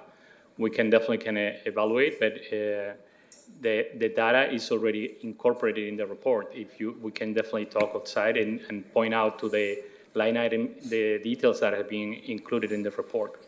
But that doesn't stop you from doing the year-over-year comparisons. Even with at least the existing funds, you'd have the ability to say why this year is running at a different pace than the previous year. Well, you also have to keep in mind that the main focus of these reports is to compare with the actual budget, not necessarily with the prior year report. The focus of this report is just to show how we're doing compared to the budget. Usually in local government, the main focus of the report is how are we doing with the level of appropriation that the governing body has provided to the management of the city to execute that budget. That's the main focus of these reports. Okay, I understand that. So I know that Government Code 41004, it is, I believe it does, for this report, does require that we report on all the funds. I'm not asking you to do that today, but at some point, I think we need to get there. So to be clear, we're reporting all the funds as part of the attachment of the report, and what we're doing is just providing a summary of the major financial information to simplify the report. Well, let's have a conversation offline about that. I'm confident that more can be done, and I'm confident that you're able to do that too. Mayor? Yes, go ahead, Councilman.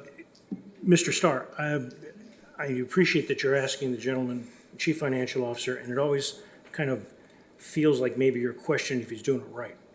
These conversations you're going to have offline, I'd like to be included.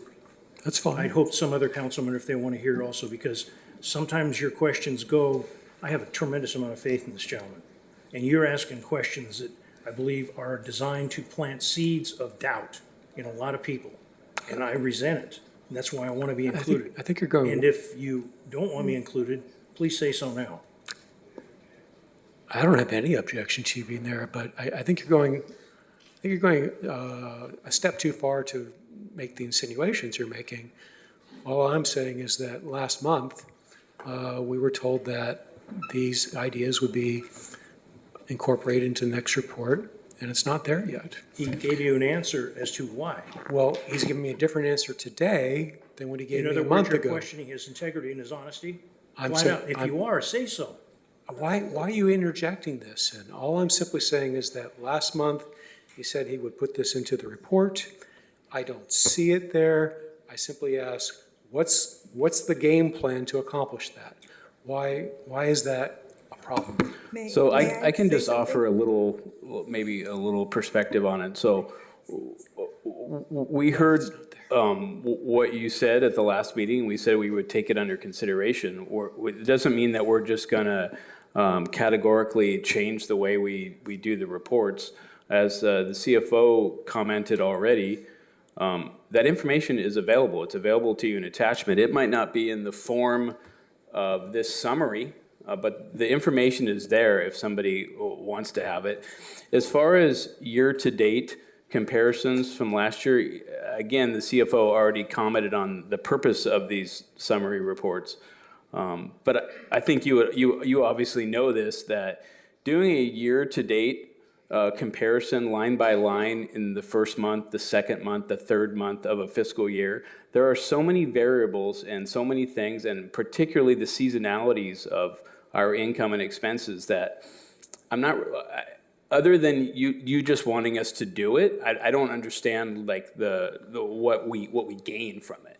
I see as we get farther into the fiscal year, you have a bigger picture, and you're able to make some determinations about maybe some patterns and comparisons of last year. But doing year-to-date comparisons after 1 month or 2 months of a fiscal year, Right, but we're already 4 months into the year.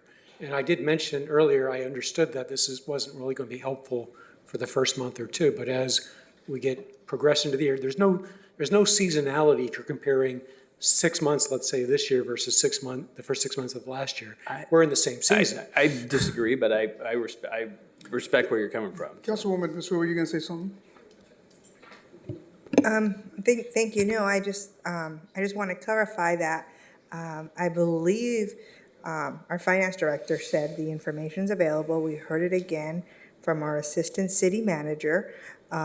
If there is a need for some training on how to read these reports, I would go ahead and, encourage you to. I think I can read a financial report, I promise you. Well, I just, maybe it's not in the form that you wanted, obviously. So, I mean, definitely, speak to our director if that information is not, if you're not seeing it, but we were told, that it's there.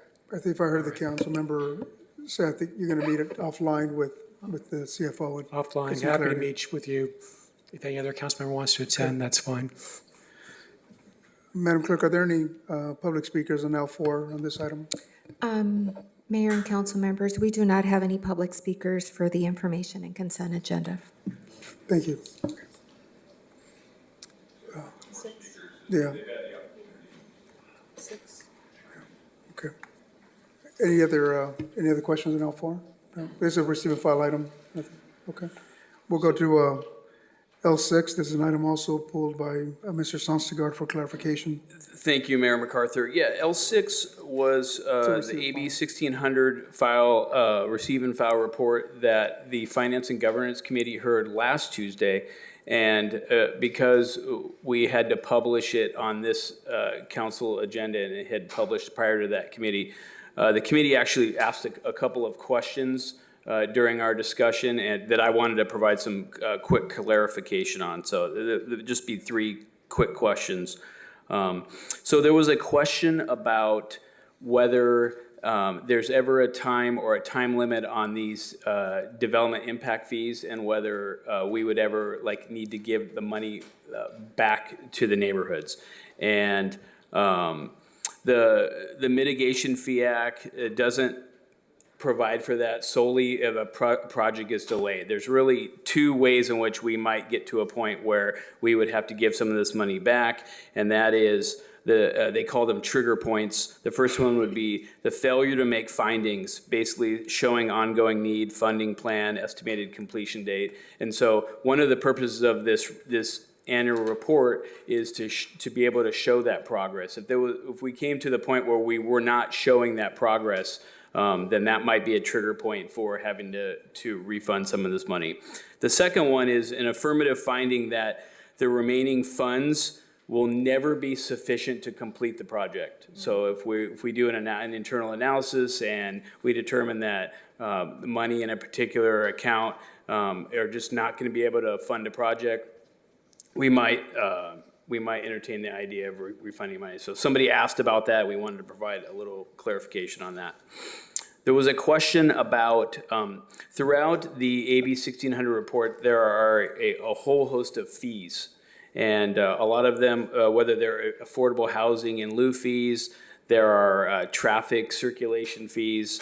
And a question was asked about, well, how do we arrive at these figures, and who determines that a low-rise multifamily might be more than a high-rise multifamily? How do we determine that the affordable housing in lieu fee for a multifamily house for sale is different from a multifamily house for rent? And so there are a lot of industry-based metrics that are built into coming up with those fees, but the point I wanted to make tonight is those fees are all captured in these nexus studies that come before the council every 5 years and are approved by city council. So the last time that was 2020. I assume that will be happening soon, but there was an affordable housing in lieu fee nexus study approved in 2020. There was also a traffic impact and circulation fee study approved in 2020. So that just addressed that question of where do these fees come from and how can we review them? If you want to review them, we have those studies available.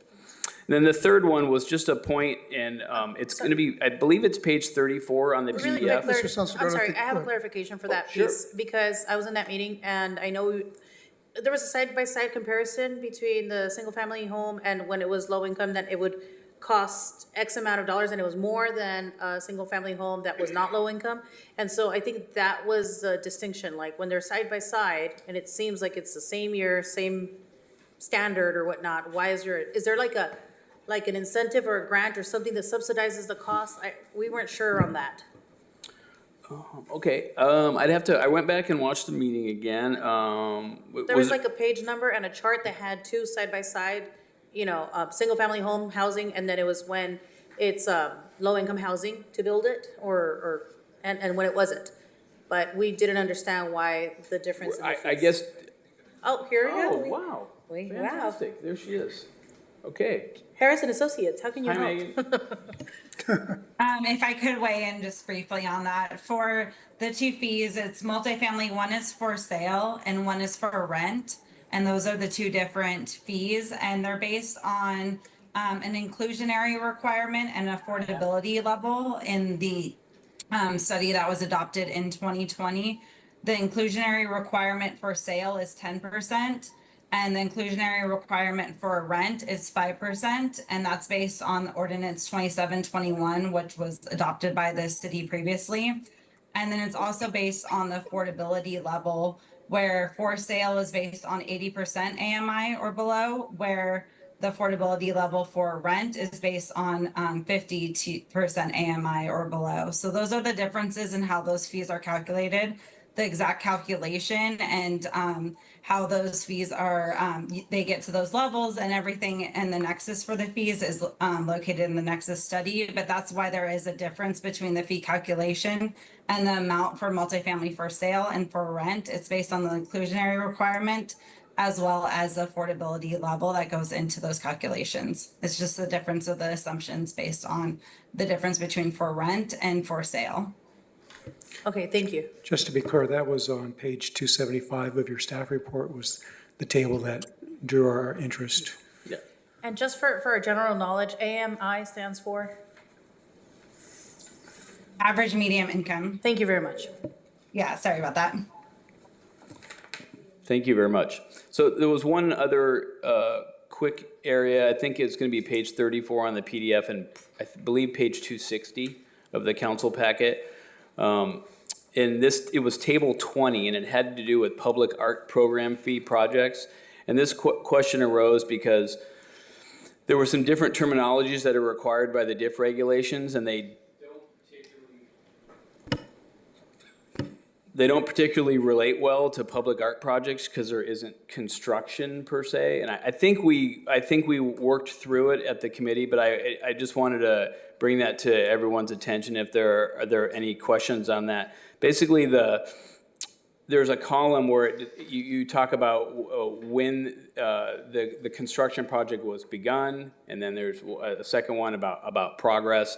And public art in progress begins when the site's been approved and the staff is drafting required qualifications.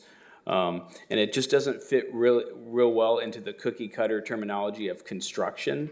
So hopefully the two committee members got the clarification they needed on that. But the next time we provide that report, we're gonna at least put a little information in there to make it a little clearer for you next time. Yeah, just to clarify, what we were observing on that page was that it looked like, at least from the headings, that we had construction in progress during year one, and then the following year, it was no longer in progress, it was for some future year. And it didn't make sense to us that something could be in progress one year and then not started the next year. So I'm sorry, what? So basically, it just turns out that it's probably just the naming convention that we're using here, and the report just simply needs to describe it a little differently or have a footnote or something. Thank you. Any other? Thank you, Mayor McArthur. Any other comments? There's no action on this item, it's just a receive file. I do, and I'd like to ask, because I thought you did such a good job of explaining it at the committee meeting, I'd like to have Director Wolf address. One of the questions I asked during the committee meeting involved the storm drain facility projects that are 100% funded. That's on page 238. And my question at the time was, why were we waiting until 2028 to build the projects?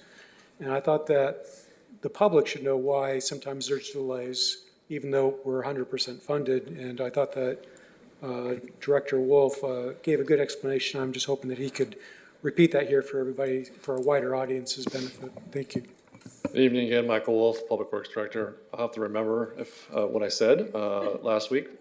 I can remember that. So yeah, it's a good question because I think there's a lot of mystery around capital projects, and some folks think they're done on a fiscal year standpoint like you would an operating budget, and it's certainly not. And so capital projects in and of itself are very complex processes, even for something very small. And so the planning side of the house, the environmental clearance side of the house, the design, the bidding and construction can take multiple years. And when we're talking about integral systems like a storm drain system, it even becomes additionally complex for that. And they're very large, usually they're very large projects. We're not talking about a couple $100,000. We're gonna be talking about multiple millions of dollars for different for what would seem like to somebody that may not be doing this day to day, relatively small area, but the construction component of that is very, very large. And so the answer was that they're very complex. They take a long time to do. But we also try to do them, and I didn't say this last time when I thought about the answer I gave, is we also do them in segments as well. So there are an opportunity for us to do some of them in segments. And when we can do that, we certainly do, because that allows us to address some localized areas rather than a larger area. So to boil it down, I think the public should understand that just because projects are 100% funded, it doesn't mean that we have this shovel-ready project where we can just get right to work tomorrow. There's a lot of planning that is involved in order to, and just logistics in order to complete these projects, and they take years. And I'll add to that, because I think one of the things we're going to do this coming next calendar year, is when we bring the capital project to the council, we are going to display the information a little bit differently, so it provides a little better detail about what the phases are of a project, so it doesn't look like it's all stuck in one phase.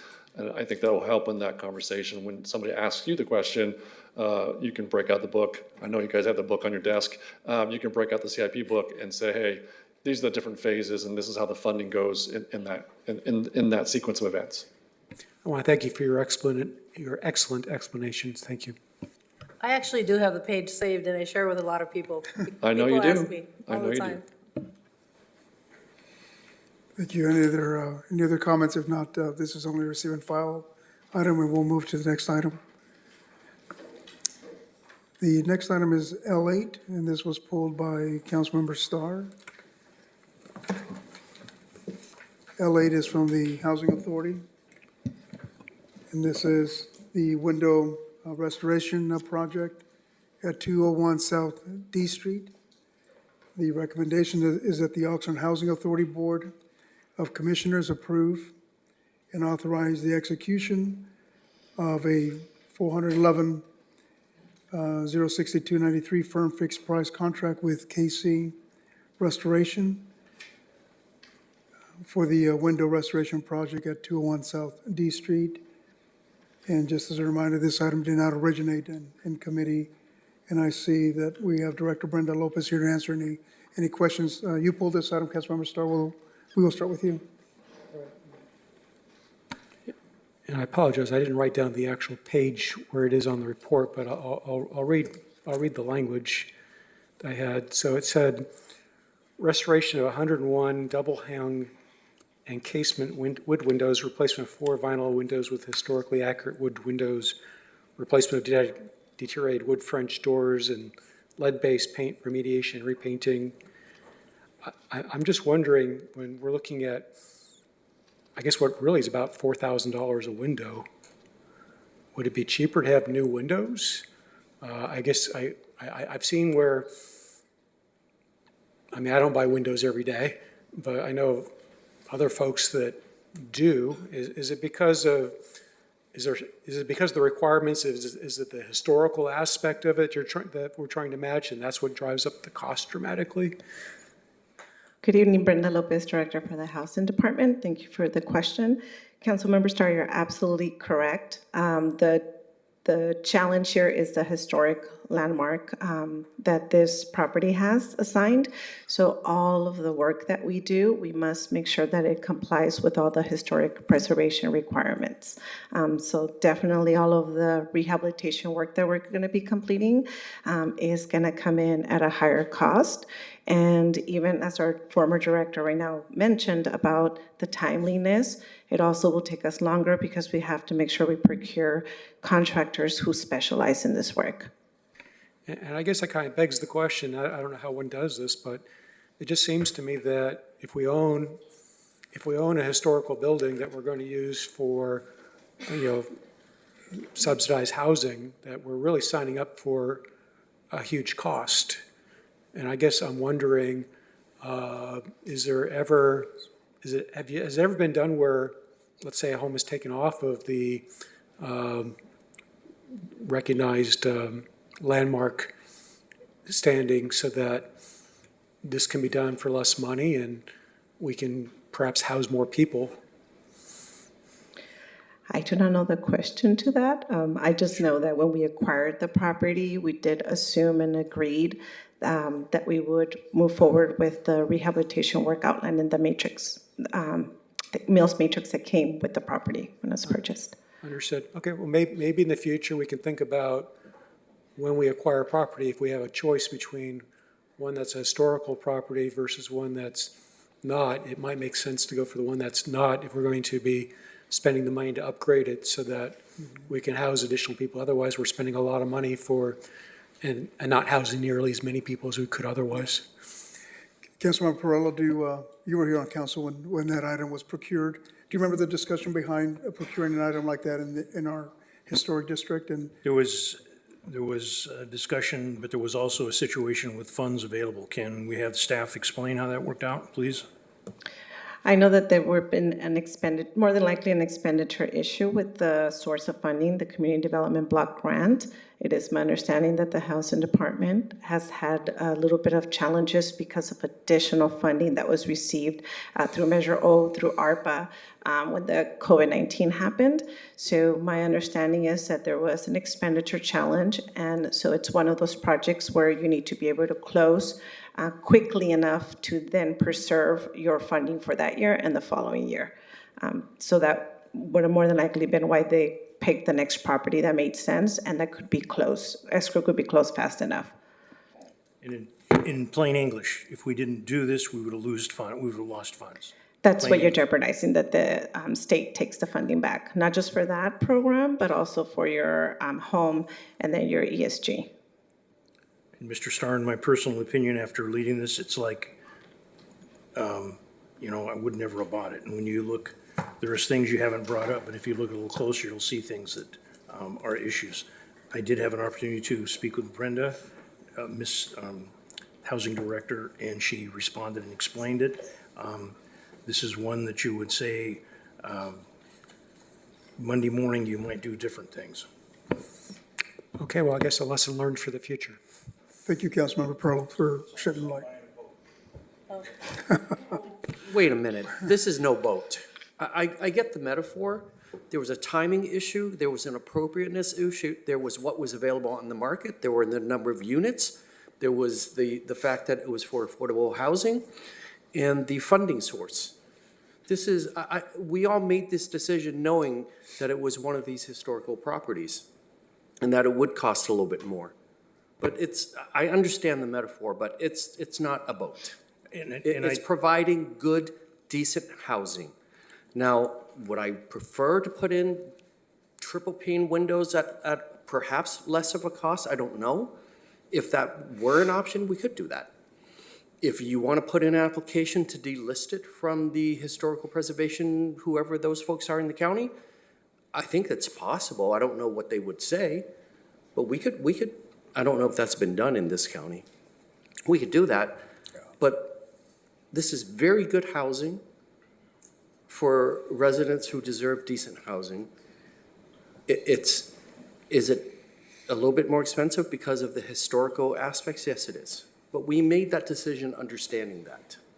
And it was an opportunity not to pass by that money and to have it go to a public good. So not all public housing needs to be cheap. I stand corrected on that, Mayor. There was limited opportunities to do something, few options available. The city manager is correct. Thank you, Councilmember Perrella, for sharing some history on that item. Any other comments on this item? What's the pleasure of council on this item? Is there a second? Madam Clerk, call for the vote. Just for the record, Mayor, who was the maker of the motion was It was moved by Commissioner Basua and second Councilwoman by, Basula, second by Councilwoman Perez. okay, thank you. Commissioner Perallo? Yes. Commissioner Bettis? Yes. Commissioner Rodriguez? Aye. Commissioner Starr? Yes. Vice Chair Teran? Yes. Commissioner Basua? Yes. Chair MacArthur? Yes. And this motion carries 7-0. Thank you. Mayor, before we continue, may we just take a motion to, because we have quite a few items on the agenda, and it's now 9:15, so to, I'll move, Mayor, that we go past 10, if need be. Yeah, is there a second? We have a moved by Mayor Pro Tem and then Councilwoman Basula, second. thank you. Councilman Starr? Yes. Councilwoman Basua? Yes. Councilmember Perallo? Yes. Councilwoman Bettis? Yes. Mayor Pro Tem Teran? Yes. Councilwoman Rodriguez? Aye. And Mayor MacArthur? Yes. And this motion carries 7-0 to go past 10. Thank you. Thank you. Mayor, we've been going straight since 4:30. Would it be Recess? possible to have a 5-minute recess? Sure. Mayor, before we do that, I note that we have, excuse me, let me bring up my notes. We are on L9, and then we have L10, 11, 14. Yeah. And then 3 public hearings and 3 report items after that. I'm just looking at the number of staff we also have here for just the consent items. So perhaps if we're asking for a recess, that it be a brief one, just so people can stretch, take care of their personal needs, and then we can get right back to it. And Mayor, just for the record, so officially as of right now, the Housing Authority Commissioner business has concluded, just for the record, okay? Thank you. We finished something. We'll take a 5-minute recess and reconvene after that. Thank you.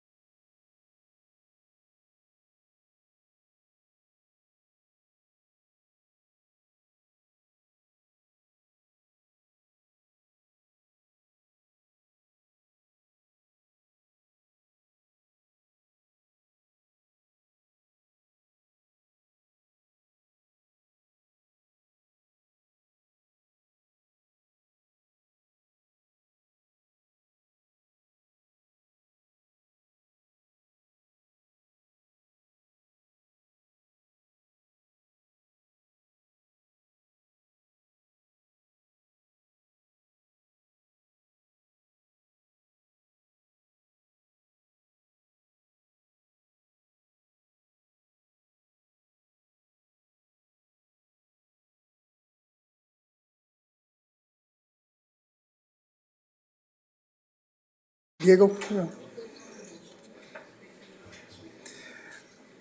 All right, thanks, everyone, for that brief recess. And we'll go back on the record. I'm sorry, we're going to wait a little bit for the city clerk to come back. Didn't realize she was out of her chair.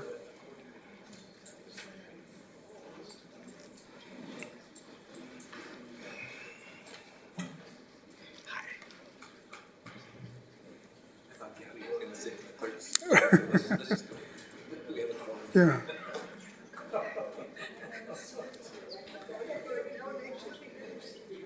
I've read the timer plenty of times. Oh, that timer just,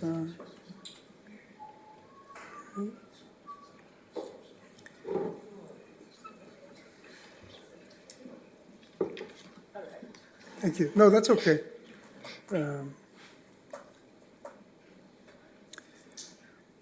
Okay, we're gonna resume, but we're gonna go back on the record after a brief recess.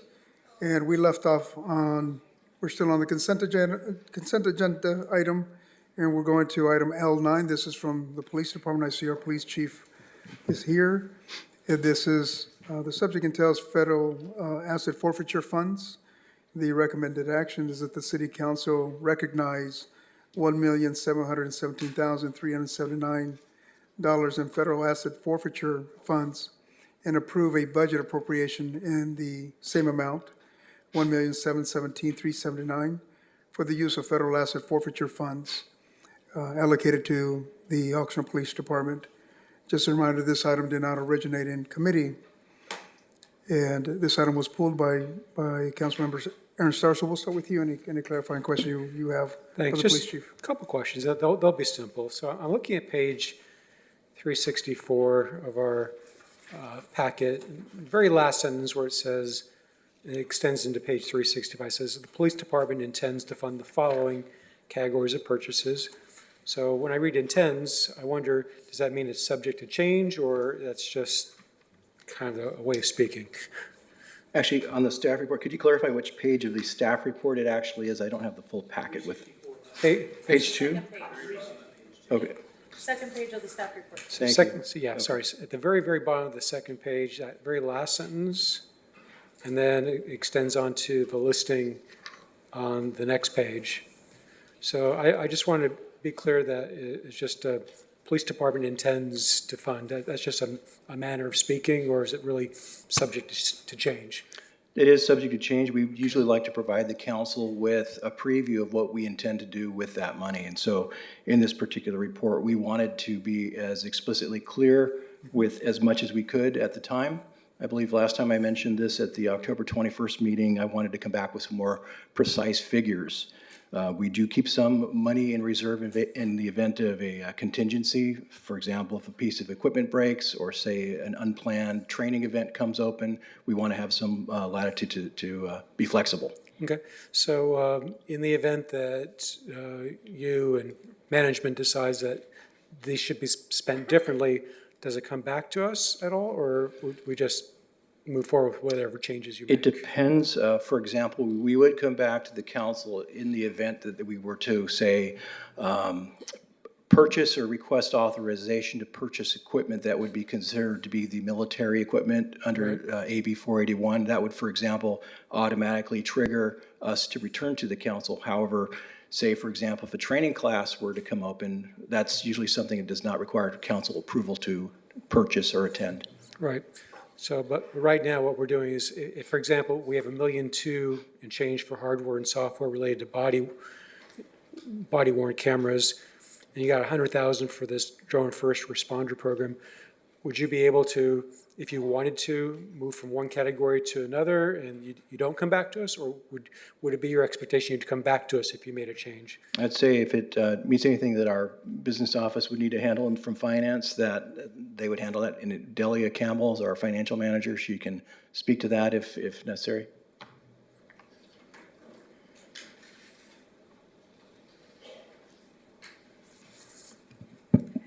Depending, good evening, Mayor, Mayor Pro Tem, members of City Council. My name is Delia Campbell. I'm the Police Finance Manager. We are also taking into consideration materiality, just like Chief Benitez had mentioned, that if it is additional training that we need, that we can have the discretion to send our people, our professional staff, or specific training, that we can do so. In an event, for the big ticket items, such as the 1.2 million for the body worn camera, depending on the needs of exceeding the contract, that we would have to come back to council. Okay. And my other question for Chief Benitez, I was wondering if you can just tell us more about the benefits of the Drone First Responder Program, how it's helped out the police department, and how spending this extra money will provide better service. How much time do we have? Just a few minutes, but I know there's a lot of good things to say about it. No, So, feel free to drone on. Yeah. In a nutshell, Oh my we've goodness. talked about this in some of our prior presentations. There's a slide that talks about some of the benefits, and that is actually the first biggest one applies to in response time improvements. The drones are typically the first police resource on scene. City down south, Chula Vista, did this, and over the course of 6 years and 20,000 flights, they found that the drone was the first. It had about a 92-second response time when it was deployed. It was there before other police units about as much as 2/3 to 3/4 of the time. So when you're talking response times, huge benefit there. They're able to actually get on top of calls enough where you can actually clear calls even before a patrol officer gets there. So that also frees up the other officers.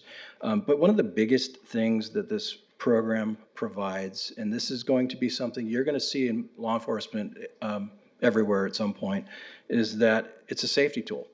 It's their first on scene, it's providing overwatch, it's providing real-time information back to the responding units. And that actually is a tremendous asset, tremendous benefit. And there are many instances that has actually de-escalated a situation. I think in prior presentations, I gave the taco stand incident in Chula Vista where the person had a gun that turned out to be a lighter, but the drone immediately picked that up right away and they were able to de-escalate. So those are three very, very fundamental benefits of DFR. Do you envision that you'll want to expand upon this greatly in the future? I would think there'd be some benefit. Our plan is this. We want to start with where we are at. I do envision that based upon the successes of this program that we consider doing that in future years. But however, we need to establish a very good baseline of solid performance and solid results. And then after that, I think we can have that conversation because it does require funding to take care of. So we have to evaluate that later. Thank you very much. Thank you. Go ahead, Councilwoman. Yeah, just thank you, Chief, for the presentation. Really wanted to get clarification.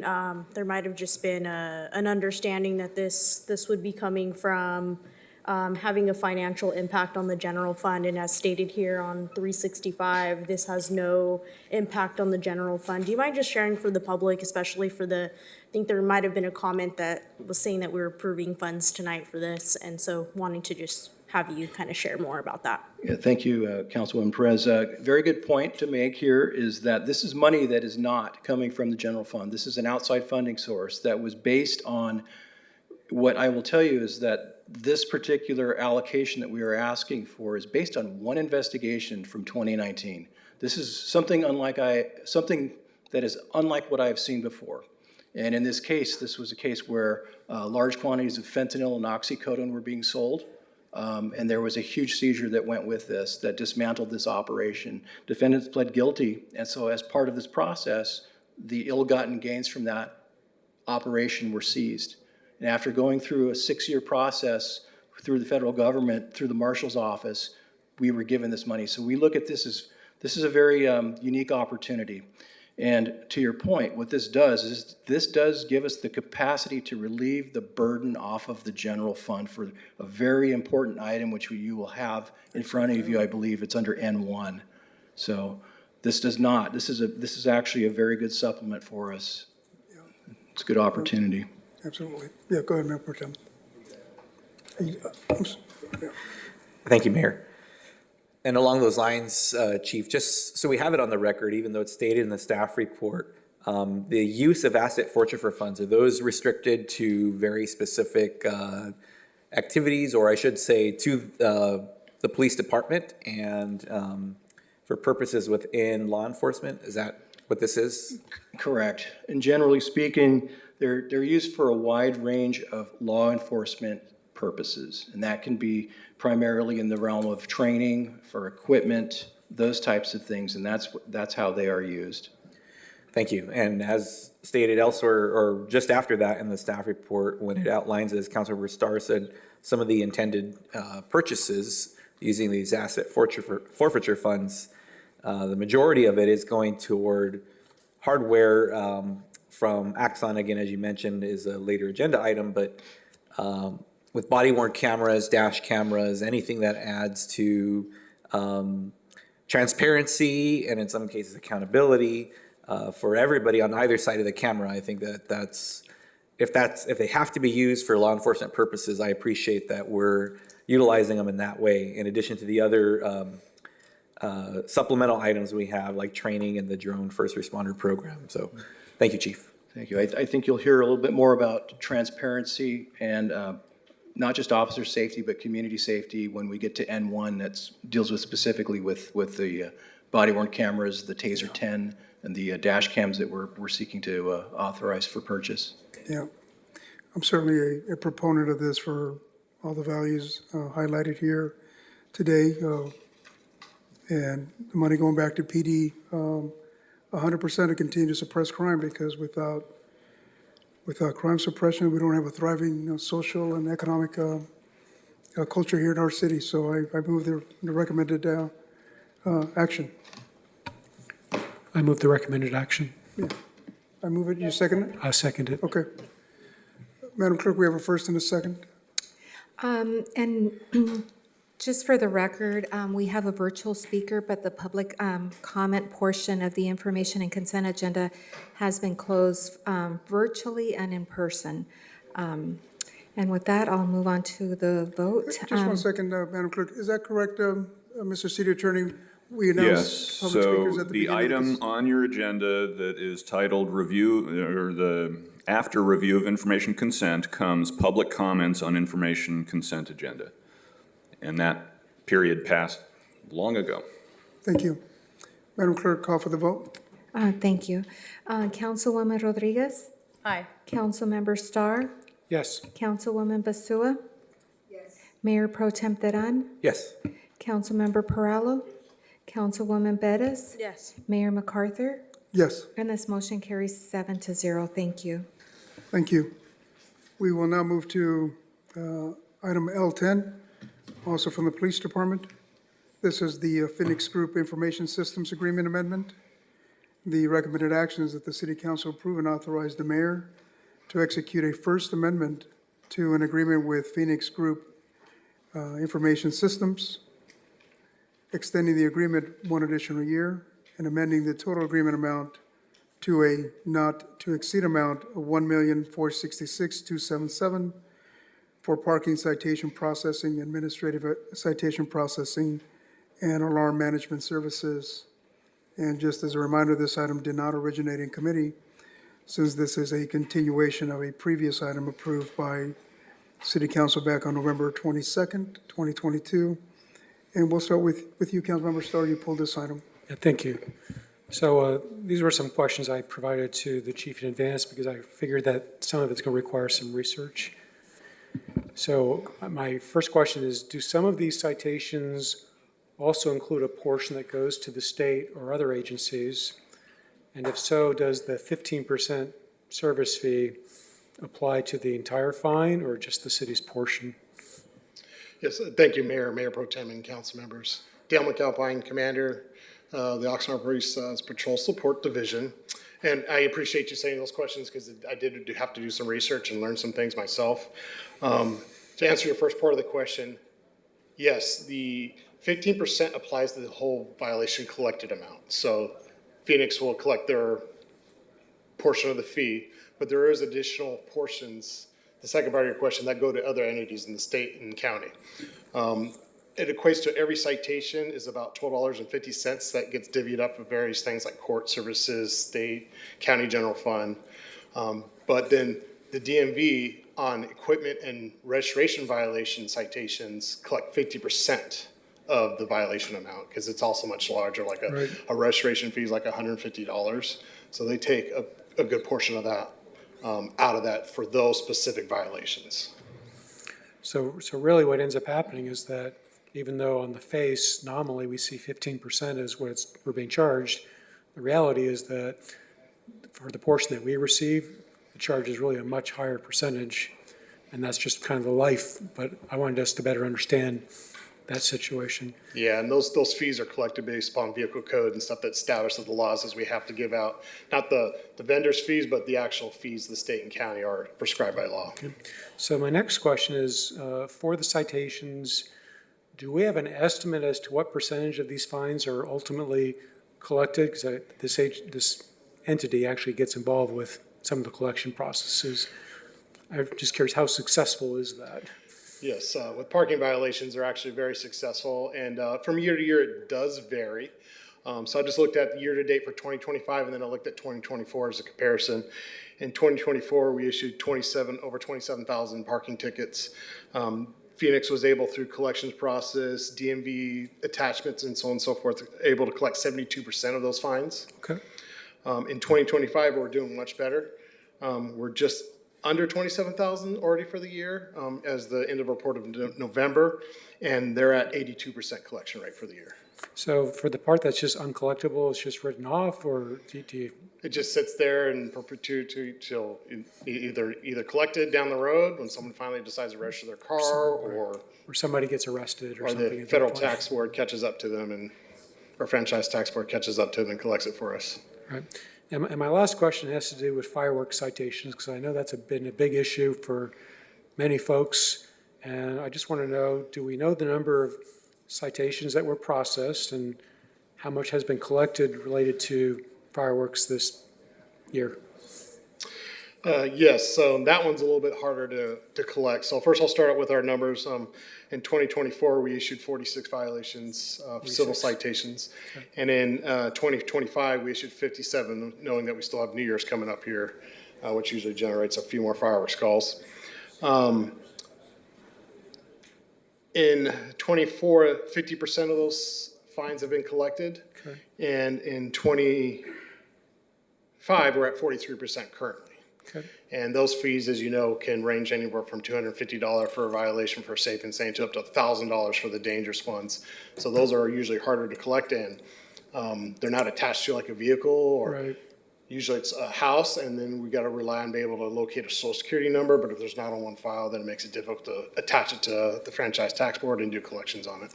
I was hoping it'd be a bigger number, because I want to be able to get information out to the public that we're very serious about this issue, and that there's big consequences to, using illegal fireworks. So I guess I'm not getting what I was hoping for, but that's kind of life, I guess. All right, thank you so much. Thank you. Any other questions? Go ahead, Councilwoman. Thank you for sharing the data around citations. I know AB 413, which is the daylighting law that prohibits parking within 20 feet of a sidewalk or marked or unmarked crosswalks, has been something that has impacted my district, whether it's with issues around parking, but also I've seen the benefit of this law as well, because I had witnessed a teenage boy get hit on a bicycle down my street because of the blockage of cars. And I'm curious, I know with the amount of citations that have gone out and understanding the outreach that has also been done, there's also been some questions from community on whether, for example, to kind of reduce the number of citations, painting sidewalks red. I know I've gotten some insight from the city on that, but if you don't mind kind of sharing publicly on why, what the rationale is behind the adding red crosswalks to the community. Good evening again, Michael Wolf, Public Works Director. So there's a couple components to painting the curbs red. One is just a economic conversation about, can you imagine how many places we'd have to go paint red curb? And not only once, but we have to continuously do that. So we're building in this financial burden for the city over multiple decades. And that is something that I would not recommend because of the other two things I'll say. The other two things that I will point out is that it is the law. And so people are supposed to know that they're not supposed to park there. Now, I know PD did a really good job in the last year when they did the sort of educational component. I think it was last year.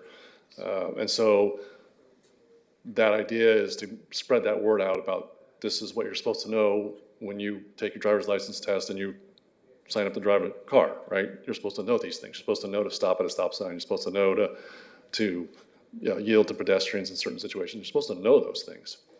And the third thing I'll add is that, and I asked this question to PD, they still write citations for people parking in red. So red curb does not guarantee no parking. And so there's a lot of citations that PD writes that are for red curb violations. So just because we put a red curb there doesn't mean we're going to get compliance. So for those three things, we don't recommend red curb. Thank you, that's helpful, and hopefully the public is also hearing that insight as well. Also with Councilman Perrella, go ahead. Mr. Wolf, just in a ballpark thing, just shooting from your hip, if they were to go out and paint red, can you just tell us, because there's a lot of public that's it's not painted red in my neighborhood and it's painted red in your neighborhood. Roughly how much do you think it would cost to take care of that? Not just the paint, the labor, the time, cleaning the curb. I'm not even sure I can guess at that. It's more than $100,000. Oh, it's way more than that. Way more than that. Yeah, and the other thing I'll add to that is that we have red curb in certain situations, and that's usually for other components that are not necessarily dealing just solely with the daylighting law. It may be that there is a vertical or horizontal curve that's immediately adjacent to that intersection that provides a much more unsafe condition or a much more safety enhancement condition that requires clearing the line of sight for vehicles approaching different intersections. So we do red curb for those kinds of reasons, but that analysis is done on a case-by-case basis based on traffic engineering. Thank you. Go ahead, Mayor Pro Tem. Thank you. And Mayor, I'll say for Councilmember Perrello, I seem to recall when we were having the ARPA discussion a few years ago, one of the items was about painting the curbs red in front of every fire hydrant in the city. And just off the top of my head, I want to say it was maybe $500,000 was the estimate for that. And that's for the fire hydrants. I think we have, many times more corners or curbs next to a crosswalk than we do fire hydrants. So, I just multiply that by many times as well. And as was mentioned by Mr. Wolf, you just know that whether the curb's red or not, you can't park in front of a fire hydrant. You're not allowed to do that. And so I hope that as the daylighting law gets more and more embedded within folks' minds, that's an issue that will seep into those who truly understand the reasoning behind it and also want to avoid a citation. But along those lines as well, something that occurred to me in a conversation with someone about this is, what if in 5 years the state says, you know what, we kind of messed up on this in a couple of cities, and now why don't we make it in the state of California, you can't park there during the day, but overnight you can. And now we have all these red curbs that are only red sometimes. And so anyways, that's just certainly a hypothetical thing, but I appreciate the conversation on it because it isn't a consistent question that comes up about this issue. Thank you. Thank you, Commander. Thank you, Mayor Pro Tem. Any other questions? What's the pleasure of council on this item? I'll move the recommended action. Madam Clerk, call for the vote. Councilman Starr, Yes. Councilwoman Basua, Mayor Pro Tem Teran, Yes. Councilmember Perallo, Councilwoman Bettis, Yes. Councilwoman Rodriguez, Aye. Mayor MacArthur, Yes, and this motion carries 7-0. Thank you. thank you. We'll move to L11, also from PD. Second Amendment to the Counseling Team International Agreement. The recommended action is that the City Council approve and authorize the mayor to execute a Second Amendment to agreement with the Counseling Team International for the provision of psychological counseling services, increasing the value of the agreement from $220,000 for a total agreement amount not to exceed $340,000, and extending the agreement through June 30th, 2027. This item did not originate in committee, and both Councilmember Starr and Councilmember Burparello pulled this item. We'll start with you, Councilmember Parello.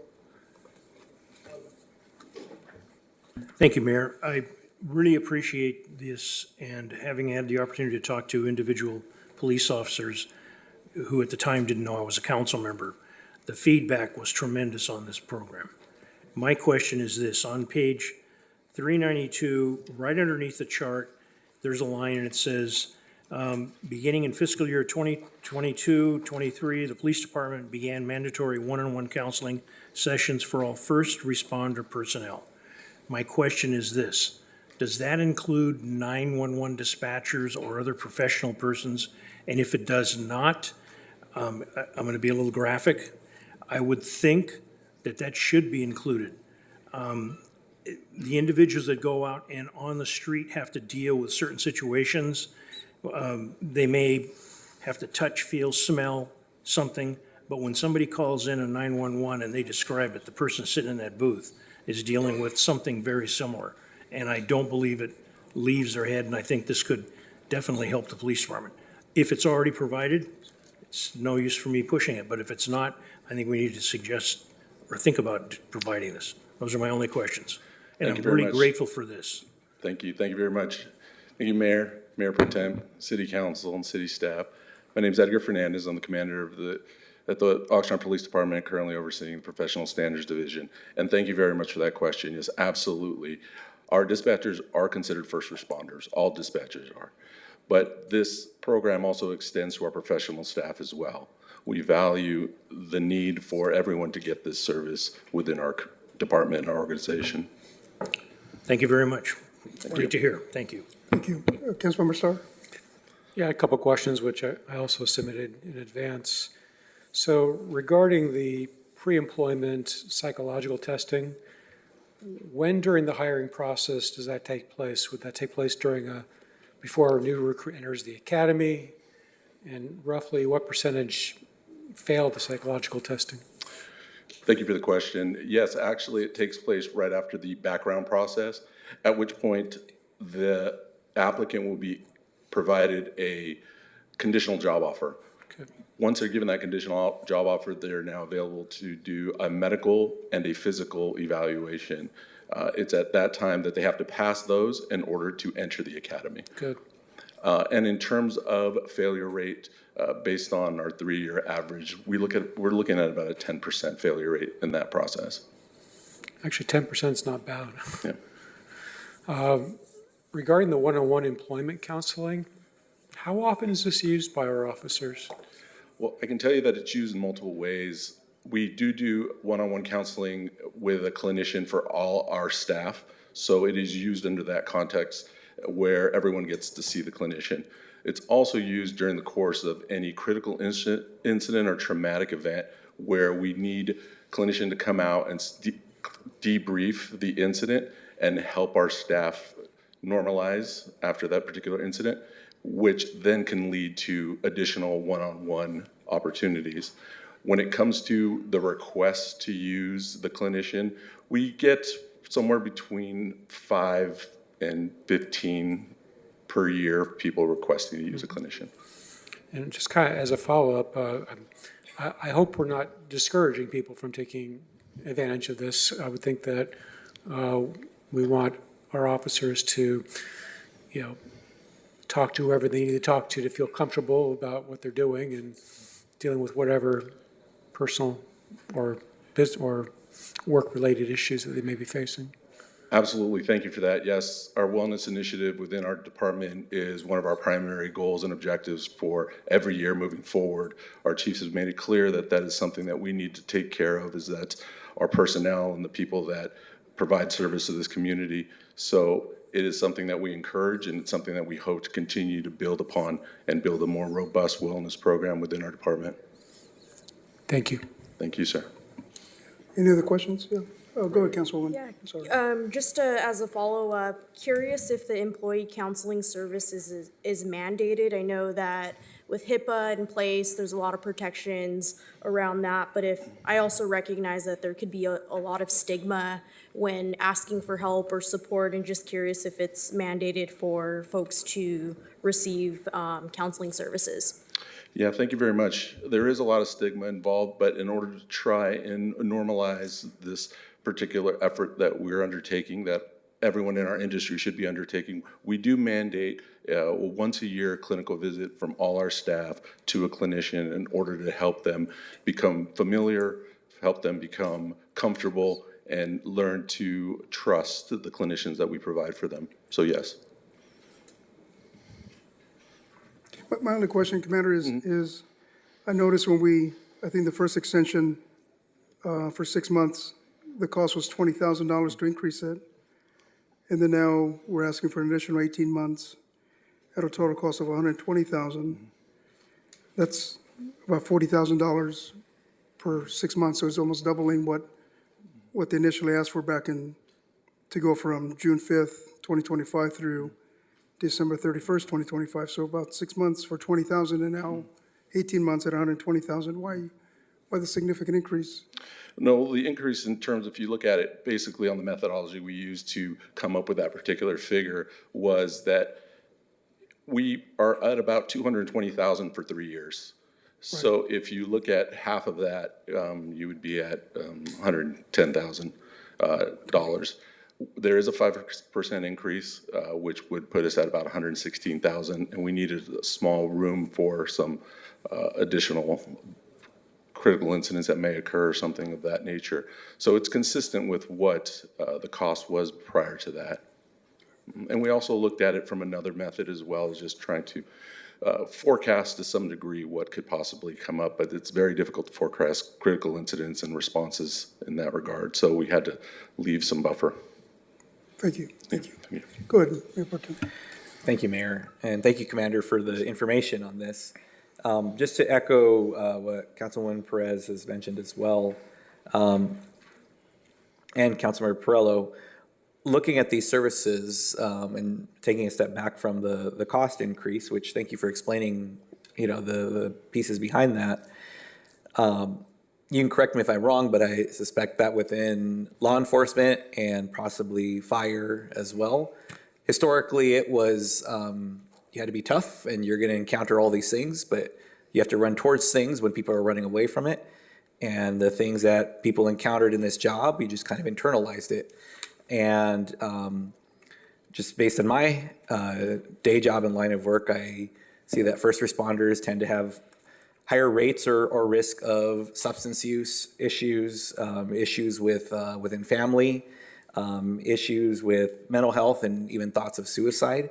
And not having any kind of basic outlet for that historically, I mean, that shows in those rates.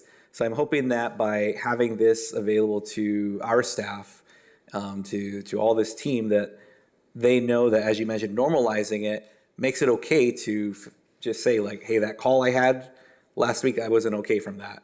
Or, I've been having a hard time with it, and having the availability to talk to someone about it. So, I appreciate that. And you can correct me if I was wrong on any of those statements there.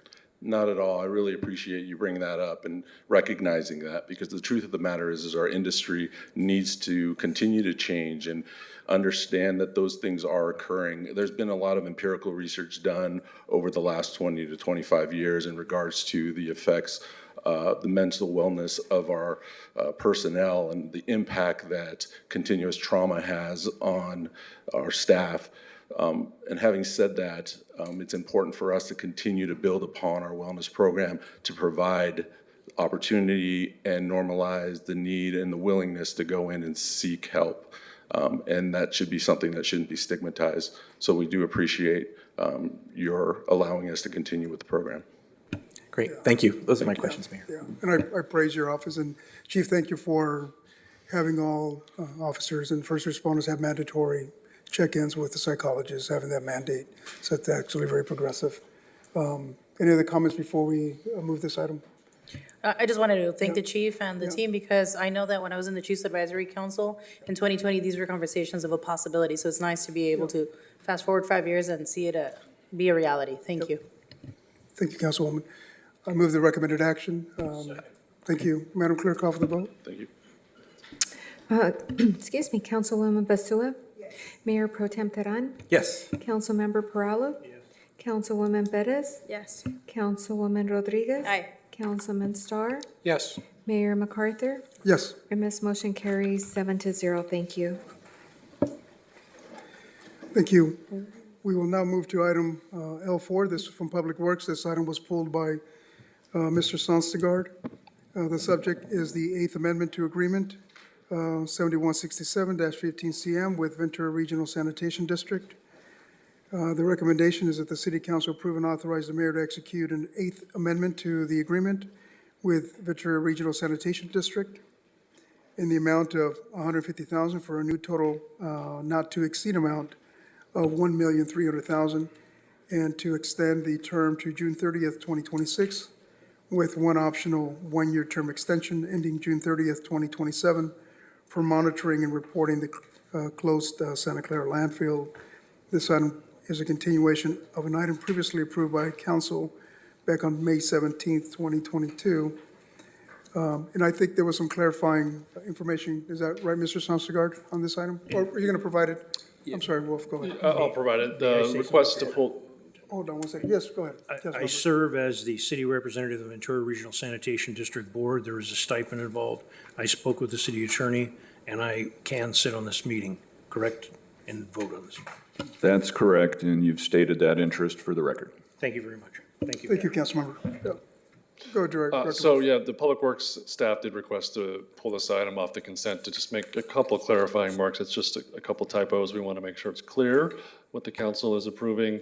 The staff report is very clear that we're talking about the Eighth Amendment, but if you actually go to page 474 of the agenda package, and you go to the footer of that page, it says the First Amendment, so it should be the Eighth Amendment, just a typo there.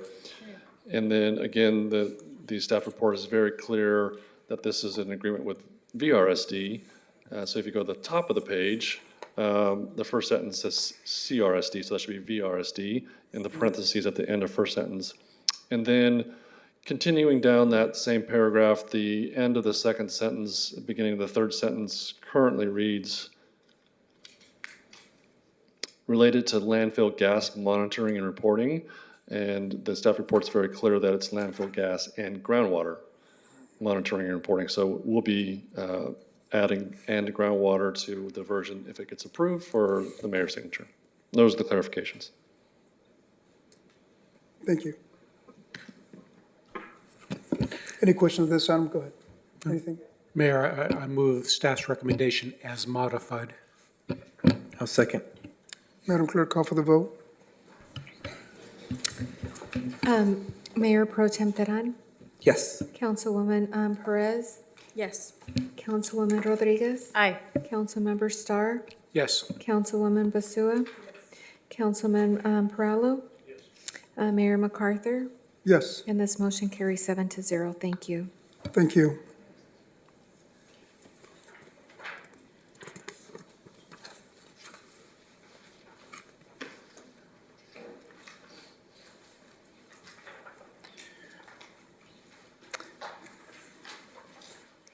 This time, this is the time and place set for a public hearing on item M1 from the Housing Department. The subject, TEFRA hearing, Casa de Carmen Apartments.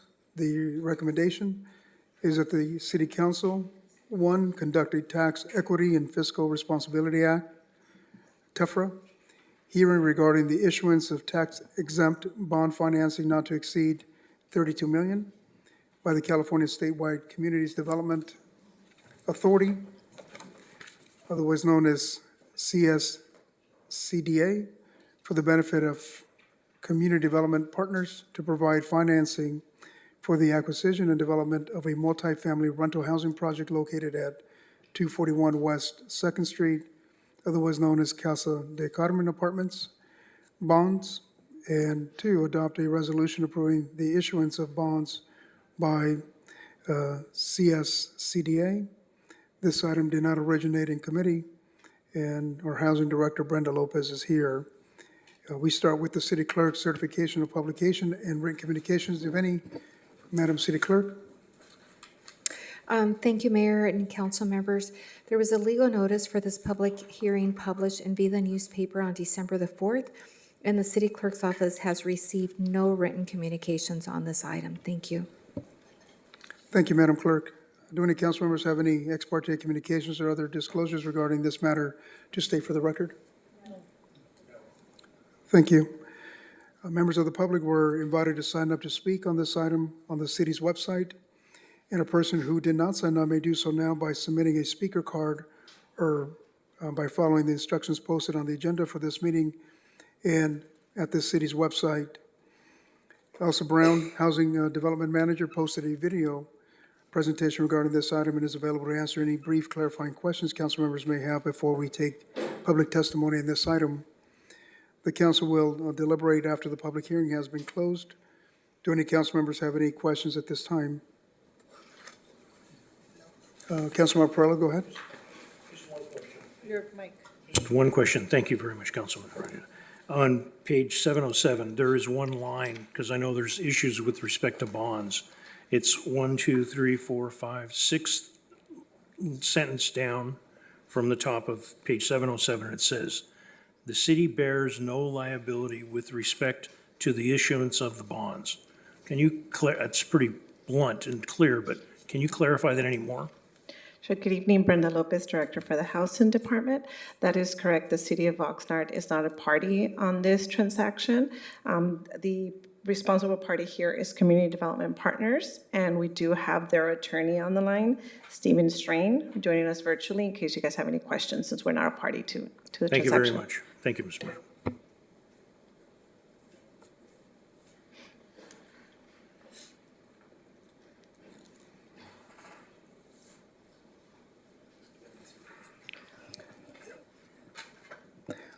I'll now open up the public testimony portion of the public hearing. Speakers have 3 minutes to speak on this item. Madam Clerk, do we have any speakers for this item? Mayor, yes, we have Barbara Macri-Ortiz who would like to speak on this item. Ms. Macri-Ortiz, go ahead. Thank you. And since the attorney is on the line, I actually have a question for him or her. And it's unusual because everybody's already moved in. Why is the TEFRA, why is the financing now? It seems a little late in the game, and I'd like an explanation of what's going on. Thank you. Thank you, Ms. Ortiz. Yes, hi. My name is Stephen Strain with Sable House and Strain. If now is an appropriate time, I can respond to that. Yeah, this would be the time. Go ahead. Okay. Actually, this is all the financing is already in place. What's happened is we've constructed, the project has been constructed. We're now at the end of our construction financing period, and we're converting our construction financing to the long-term financing for the project. And, you know, the original schedule, there were some delays during construction, so we're a little late in doing this. So this is actually just necessary to extend the term out until we can make that conversion. And I believe we're scheduled for April or May. Our current, our original date was intended to be the end of this year. So because we're making changes to the maturity date of the loan, we have to do this technical reissuance of the bonds. But it's true, these bonds have already been issued, the financing has already been done, the project's already been constructed. This is just a technical matter to extend the outside date a few months to finish up the conversion. Thank you. Barbara, does that answer your question? Yes, it does. Thank you.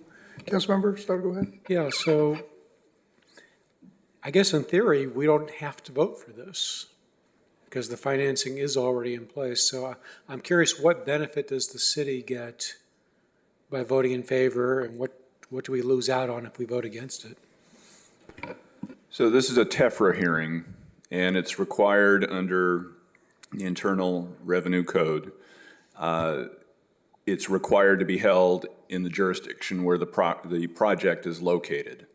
So if the council doesn't want to entertain this, then it can go to another entity in this jurisdiction that covers the same territory. But that would be something, again, if there's a second to follow Mr. Starr's lead, then you can vote on that. Otherwise. I'm not making a motion. I'm just trying to understand what the consequences are of. Yeah, this is a voting yes process and no. that the federal laws require. And even though the city is not issuing the bonds, we're required, or we've been requested to hold the hearing. And the hearing is required to occur. So if we don't adopt a resolution approving the issuance of bonds by the CSCDA, what happens? Well, that's a hypothetical I guess we'll have to confront when we get there, but one of the options would be they take it to another entity. That's who it is. And why would that matter? We already have it's already constructed, it's already in place. I'm not advocating for not passing this, by the way. I'm just. You're just trying to get some clarity. I'm just trying to understand. So their attorney just explained, the bond counsel just explained why they're bringing this forward at this time. So he can repeat that, I guess, if you require that. So if I may, I would just say the consequence of not doing this would be that we would not be able to convert to our permanent financing, and our construction financing would foreclose on the project. Thank you. I Councilmember would Pearl, go move ahead. the recommended action. I don't want to mess around with this and finish it up and get it clean. I will second. Okay.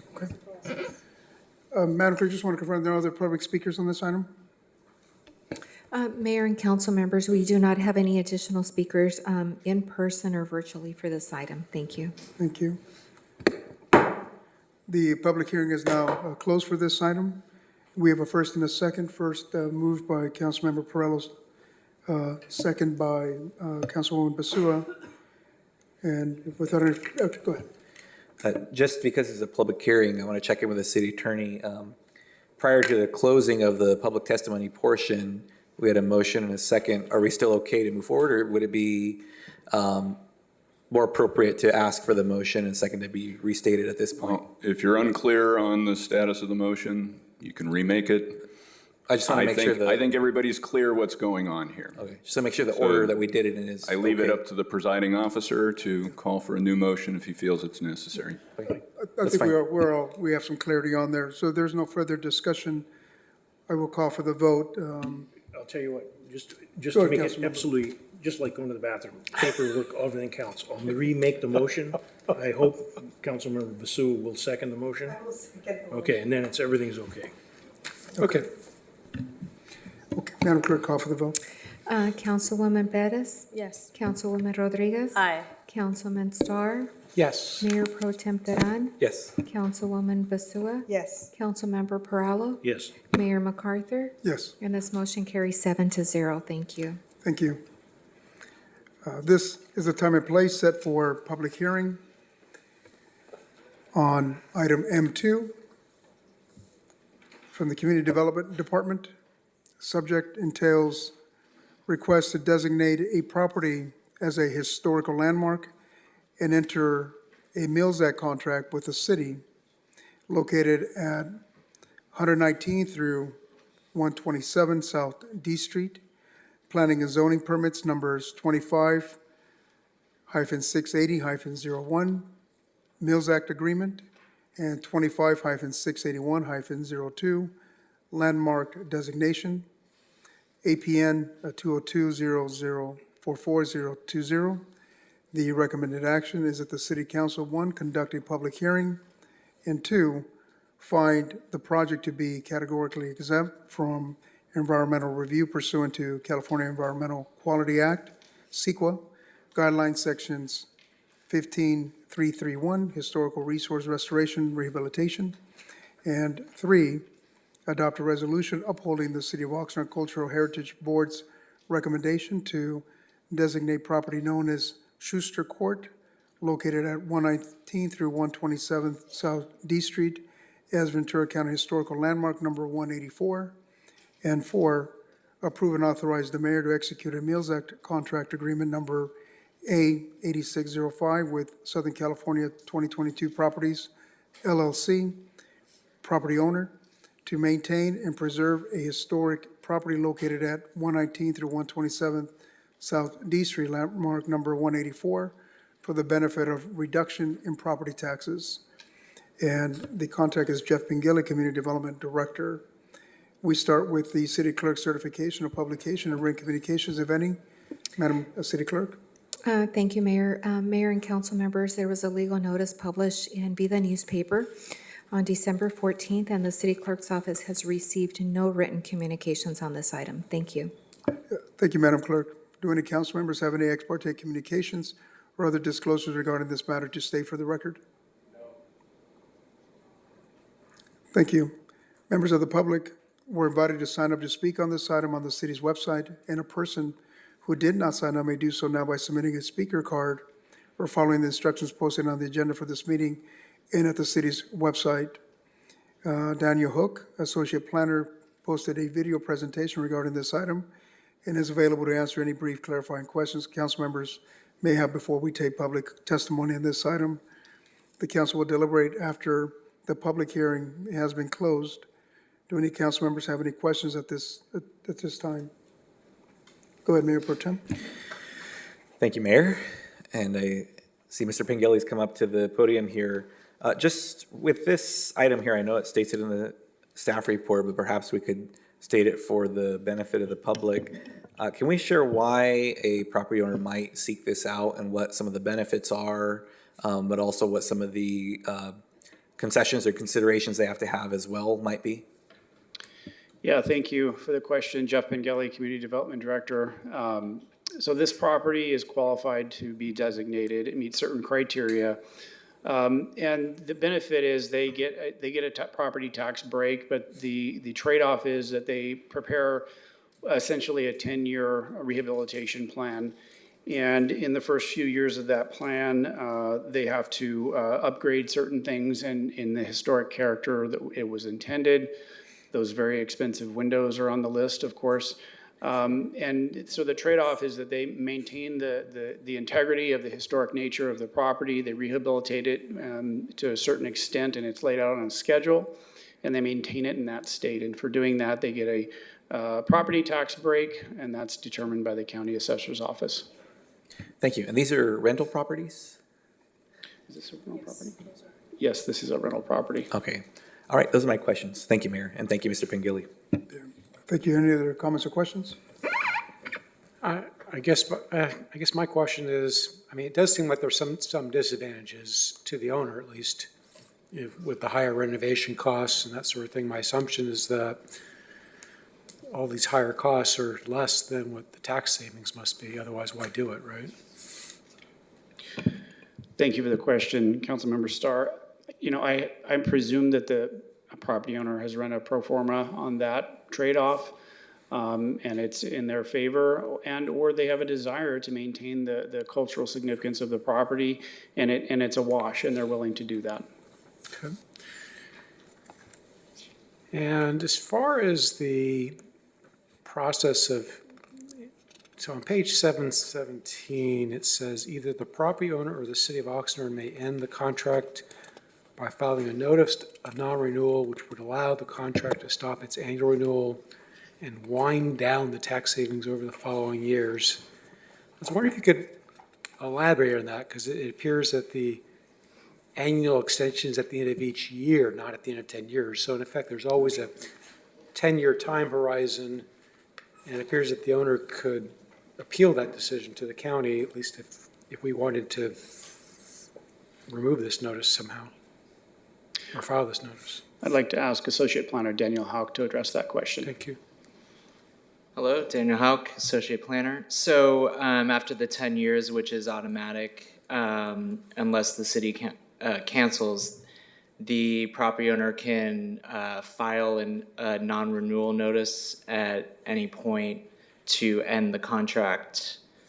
And the city can as well. That if neither party files that and it's not recorded, then the contract just automatically renews every year. In those years after the first 10 years, which obviously has the 10-year rehabilitation list, there's still inspections that take place. There's still items that might be noticed that the county and I, as the historic liaison on behalf of the city, will bring up to the property owner, and to keep the contract in good standing, they would fulfill those things that are pointed out. Okay. So if I'm understanding you, what you're saying is that these are one-year extensions as opposed to a one-year extension that's 10 years out, right? Correct. So the first period is just 10 years, and then it's just 1 year that automatically renews every time. So at the end of 10 years, if they wanted to get out 1 year, they can get out within a year, basically, at that point. Is that what you're saying? Or is there still 10-year horizon at the end of 10 years? So the 10 years, they can't get out. Right. And then once that 11th year happens, or once the 10-year concludes and the 11th year starts, they can file a non-renewal. Which would mean that at the end of the next year, it's over? Or does it mean that?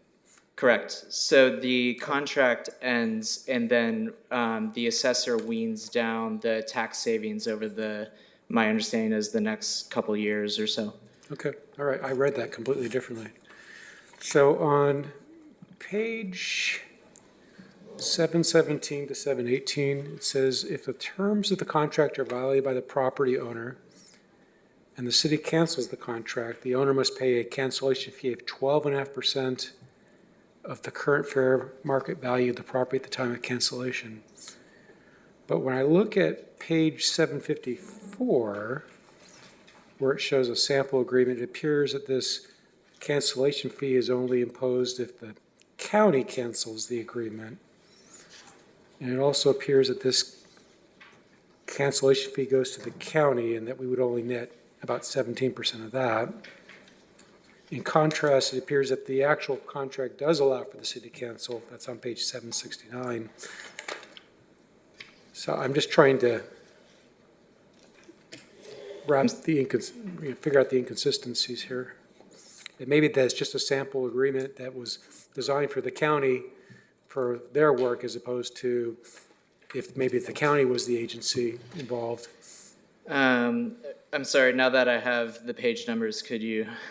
Yeah, hold on. It does say sample agreement. Yeah, it does say sample agreement. So I guess it's really a sample agreement that was intended for the county. And just basically the way we end up writing it, we're saying that it's the city that gets to cancel. Can you repeat the pages for him? Sure, hold on. So 754. Okay. So 754, this is a sample contract with the county, because when it went to CHB, the Cultural Heritage Board, we didn't have the contract drawn up yet. So the county, as our Cultural Heritage Board and staff, they brought just their draft contract for the board members to see what that looks like. Right. And by the way, I guess in my printout it's 752, but on my PDF it's 754. So if you're looking at 754, I guess if you're going to look at the printed version, it's 752, where I was mentioning the sample. Where else? Hold on, please.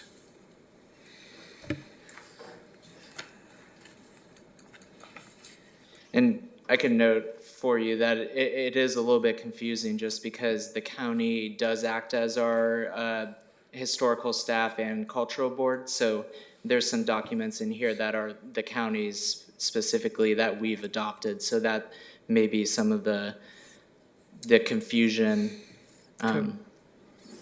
if that helps. It does. How often do these cancellations occur? Have they ever occurred in our? To my knowledge, no. We've never canceled a contract, and the county has also told me they've never canceled one.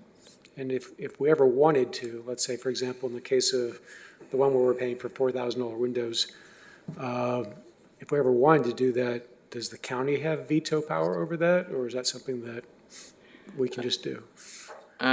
We would have to potentially look at that further, because I know that in the county ordinance, there's something that talks about Ventura County landmarks, but I do know that that would have to come to city council, because we have explored that before, and that's what we kind of outlined is for the process is that we would bring that cancellation to, I believe, a hearing. Okay, so my understanding is that the earlier decision we made on the windows, that there's more work that still needs to be done on that particular property.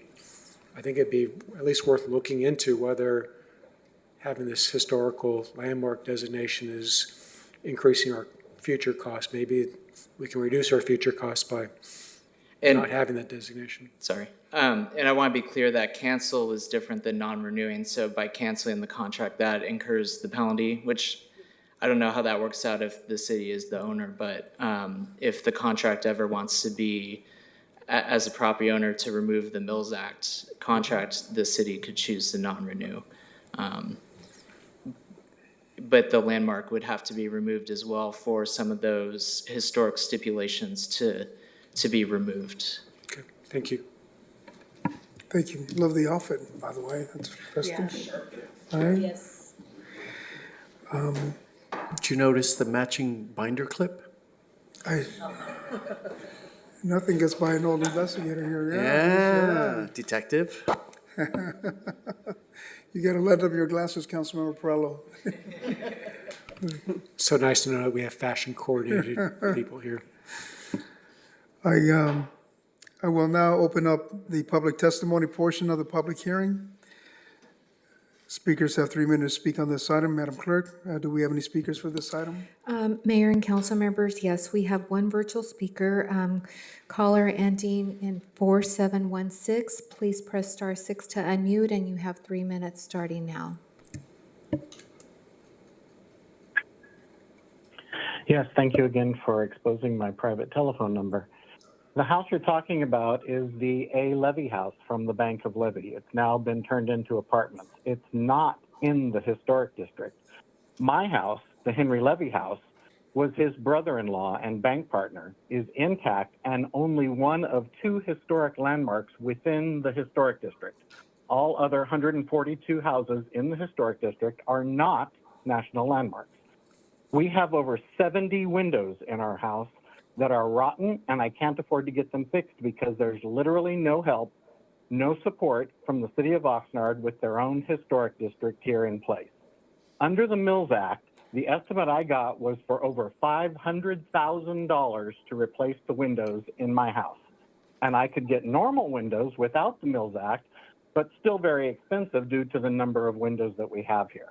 I've asked about replacing the windows from the Cultural Heritage Board, and they told me they don't really care what the windows are as long as they look comparable to what's already there. But I've refused having the Mills Act because it's way too restrictive, even though people in the city and the Cultural Heritage Board have tried to talk me into it. They just want to keep their fingers all over everything. They're way too controlling. The Mills Act is much more stringent, which is why only 5 houses out of the 144 in the historic district have the Mills Act. But leave it to this city to put money into this property while letting the historic district itself rot. Have you driven down F&G Street? Have you seen how these houses are rotting here because the Cultural Heritage Board is far too restrictive in what they expect of us here and that people can't afford it? I can't afford it. So this house, the beautiful Henry Levy house, is going to sit here and rot.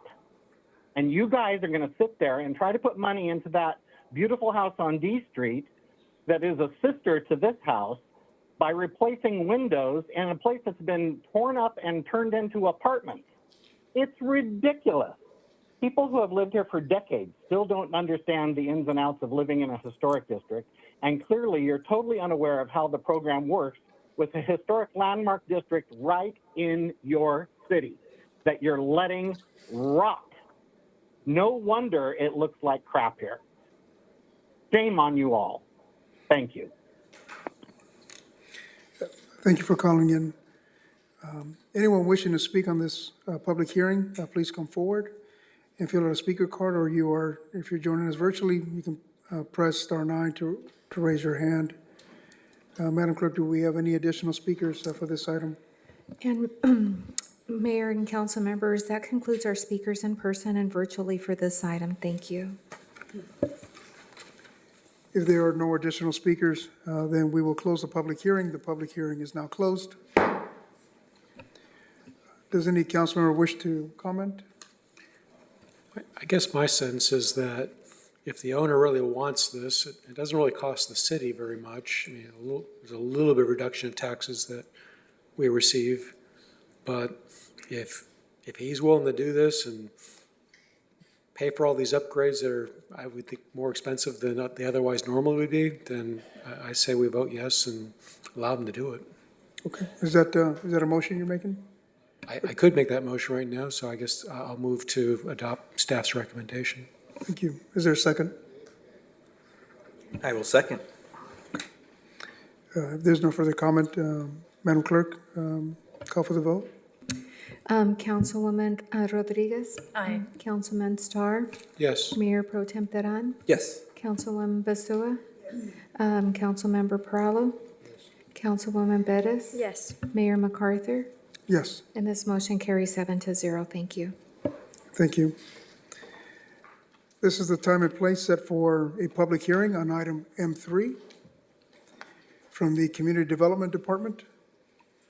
Subject entails accessory dwelling unit ordinance and zone text amendment. The recommendation is that the City Council, 1, conduct a public hearing, 2, find the project to be categorically exempt from environmental review pursuant to the California Environmental Quality Act, CEQA, guidelines sections 15061, B3, general rule.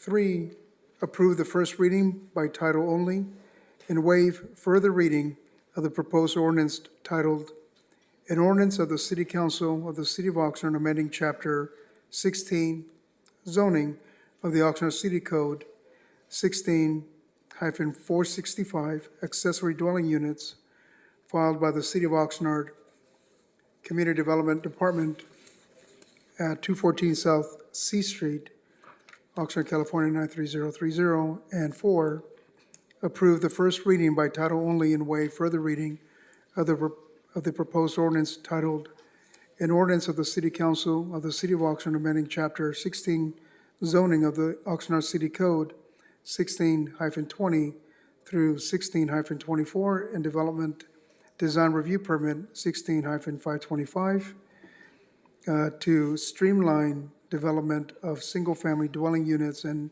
consolidate permit procedures for residential zones to Oxnard City Code Article V2, permit procedures filed by City of Oxnard Community Development Department, 214 South C Street, Oxnard, California 93030, and 5, approve the first reading by title only and waive further reading of the proposed ordinance titled, An Ordinance of the City Council of the City of Oxnard amending Chapters 16, Zoning of the Oxnard City Code, 16 through 10, definitions, 16-622, schedule off-street parking requirements, and 16-560 through 16-561.1, modifications to special use permits filed by City of Oxnard Community Development Department, located at 214 South C Street, Oxnard, California 93030,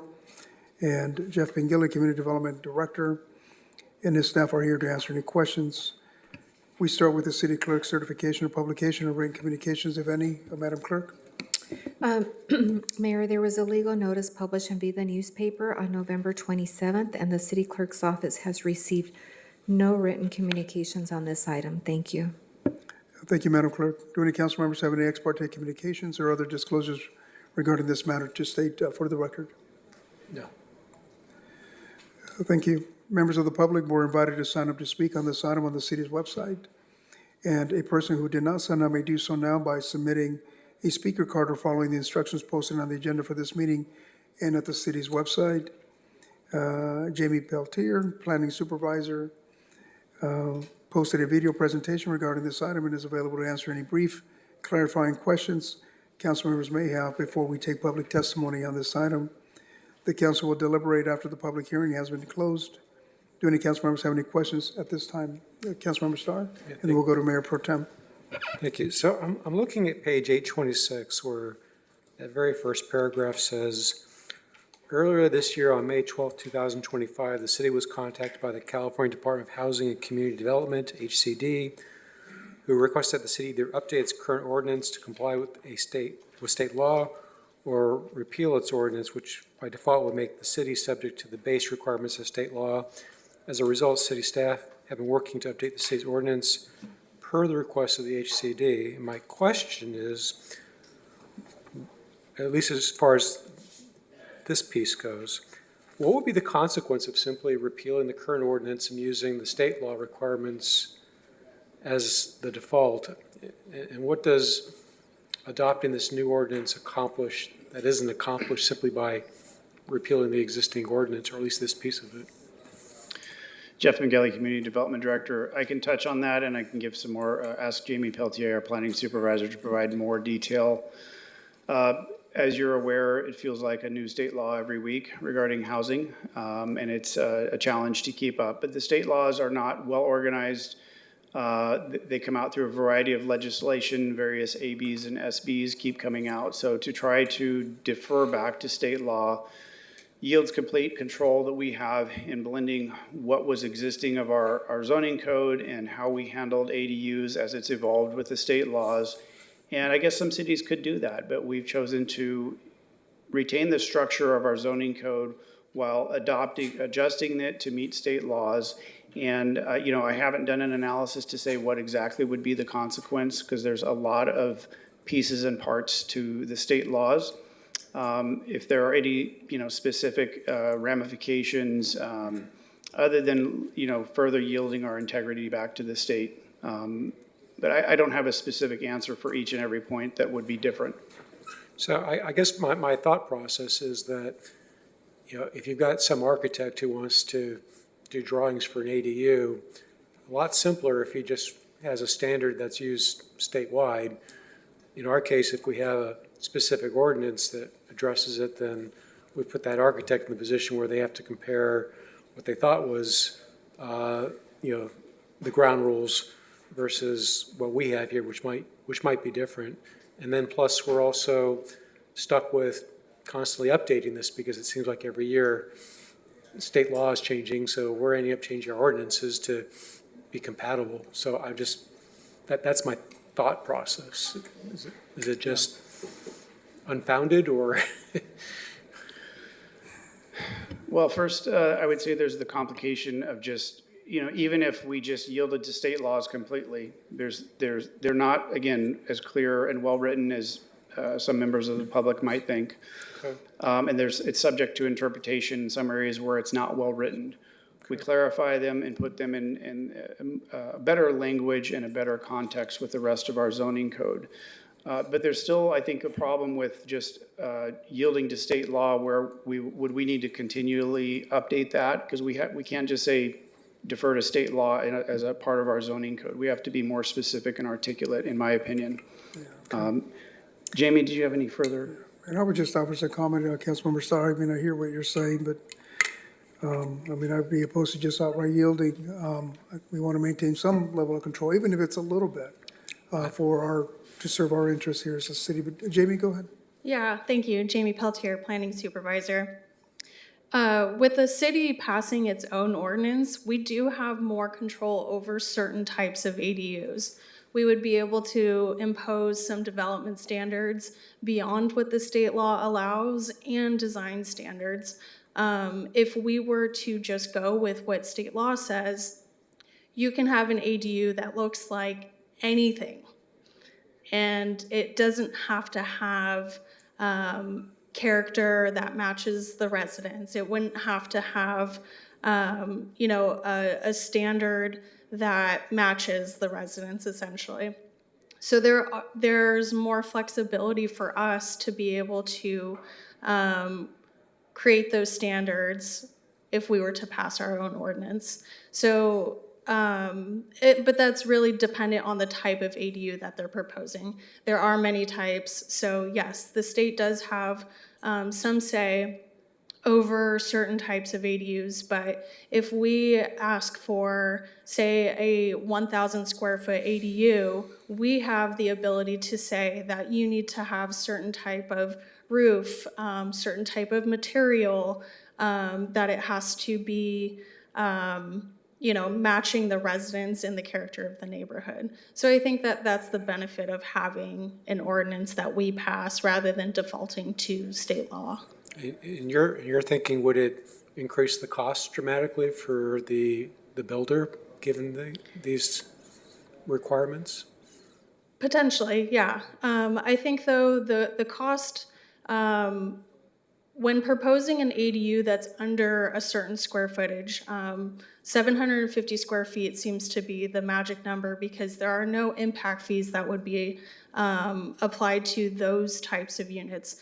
But it's incrementally not as large of a jump when you're doing square footage beyond that.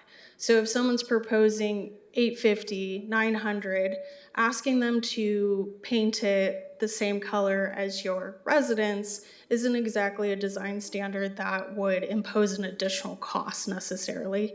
So if they're doing a smaller ADU, they could just do whatever they want in terms of color and design, but the larger it is, the more that they're end up going to have to pay because they will also have to pay those impact fees, and obviously the cost per square footage is going to increase anyway.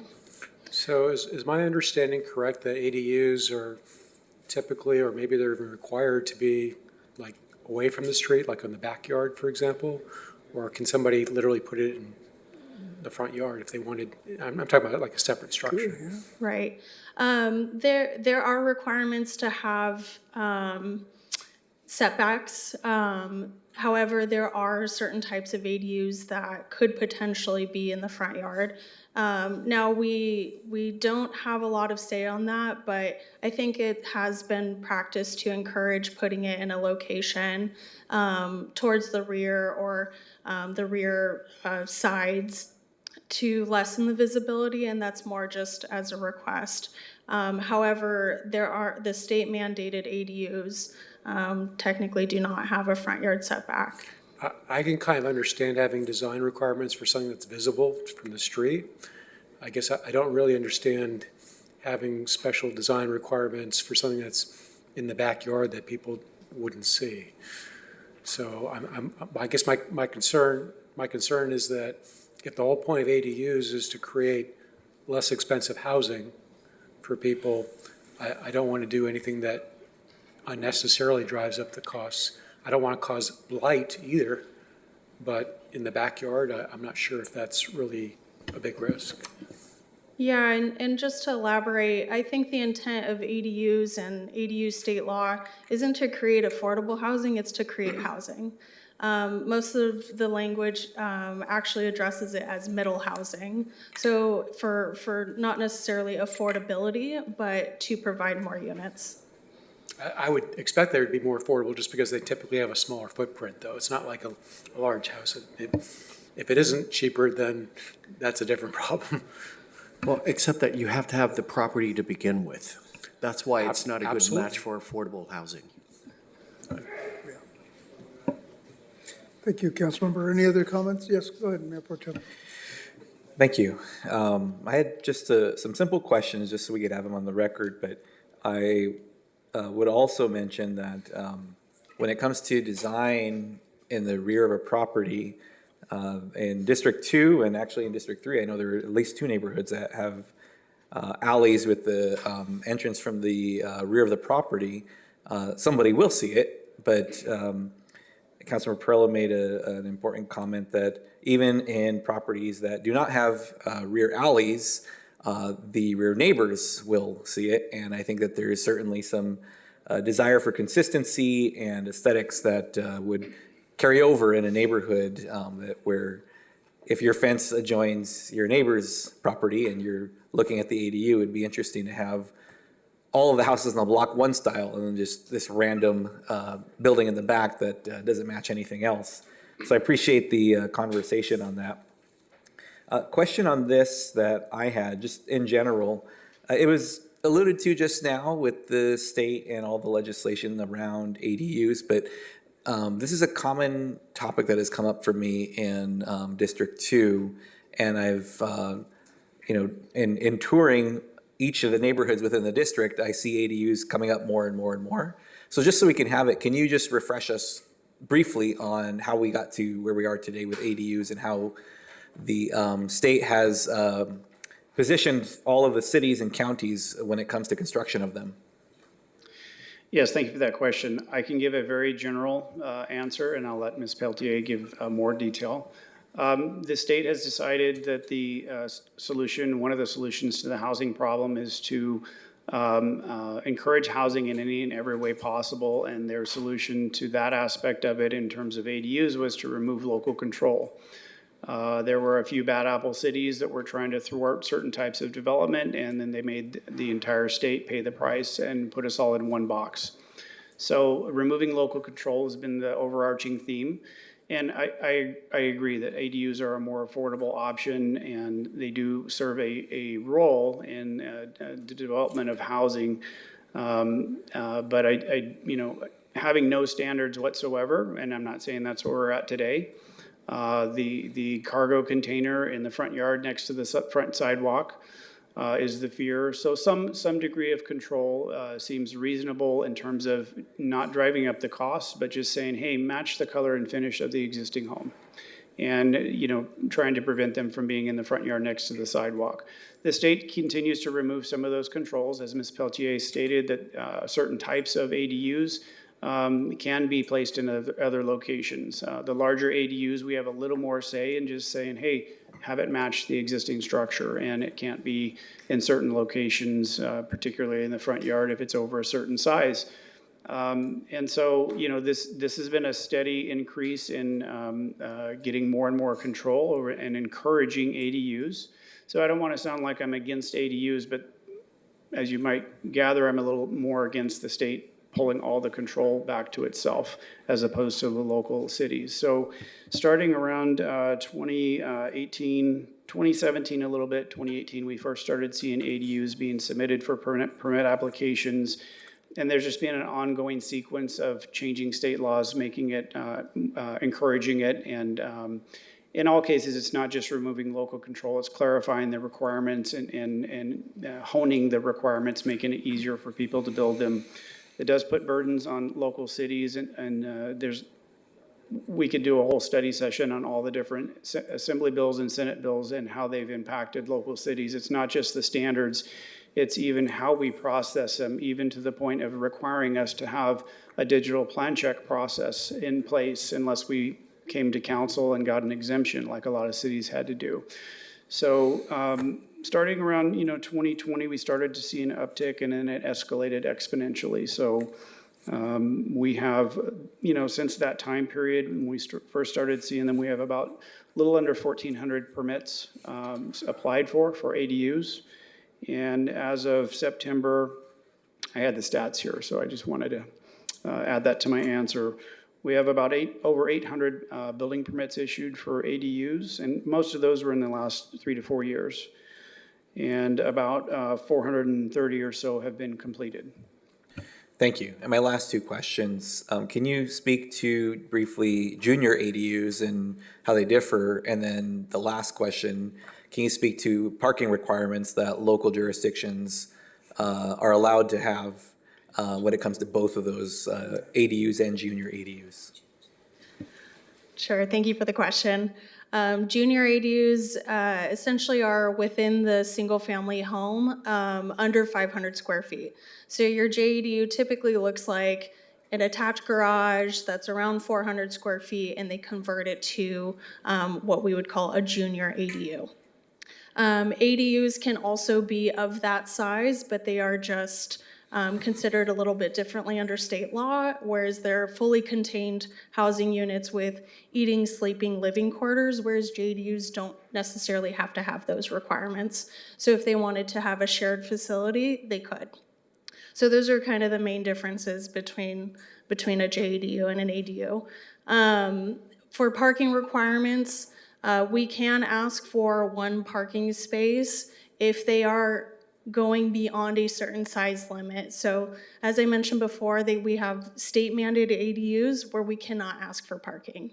If they are building a larger ADU, we can ask for one parking space. However, there are exemptions to the parking requirement. So one of those exemptions is you do not have to provide parking if you're within a half mile of a bus stop, which is essentially most of the city. So there are very few places where we would be able to enforce the one parking space for the ADU. There are little pockets within the city, but beyond that, the parking for an ADU specifically is not necessarily required. Okay, thank you very much for that. I appreciate it. And I believe we have a newly constructed residence in District 2 that has an ADU and a junior ADU in the new construction. And so they were ready to go right off the bat. So thank you for the responses. Thank you, Mayor. Thank you. Absolutely. Any other questions? Go ahead, Councilmember. I appreciate the presentation, everyone. Can you tell me the smallest and the largest side of the ADUs that are built in Oxnard? A couple of questions, I'll give them to you all right now. Have any of these ADUs ended up in litigation with the city because they're doing something that they're not supposed to do? And the final one, are the owners of the property that build the ADU, are they able to cleave the ADU off and sell it separate? So I'll take the last question first. They cannot sell it currently. There was an option that we took to council where there was a state law that said cities could opt into having the ability to convert ADUs to condos. We made the case why that was not a good idea and most likely wouldn't be a desired feature anyways. We had another Senate bill, SB 9, which was a simplified lot split to try to encourage additional construction. And we didn't see any desire or request for it. Maybe one person asked about it, but it didn't just take off like maybe in some other jurisdictions it would. So there's a lot of, currently, no, they cannot do that.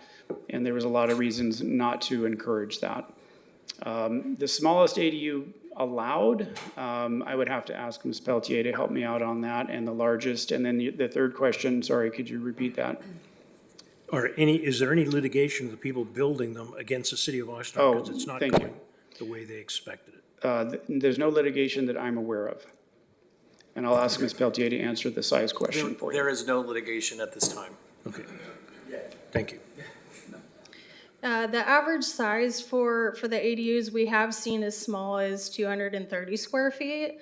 That is the anomaly, though. I think based on asking staff that's only happened a few scenarios. And then the largest we've seen is a conversion of half of the residents to a 1,400 square foot ADU. So they do range, but I think the standard and the average is around 800 square feet. Thank you. And the total completed ADUs, I think it's 4 something? I think just shy of 500, I think is what he said. Oh, yes, 433. Thank you very much. Appreciate it. Thank you. Mayor, I would add, those numbers are valid through September, so there's been a few more added. Thank you. If there are no further questions, I'll open up the public testimony portion of this public hearing. Speakers have 3 minutes to speak on this item. Madam Clerk, do we have any speakers for this item? Mayor and council members, yes, we do have a virtual speaker. Speaker ending in 4716, please press *6 to unmute, and you have 3 minutes starting now. Yes, thank you again for revealing my private phone number. Have y'all heard that I'm trying to get an ADU at the Henry Levy House? Guess when I put my application in for a permit? October of 2023.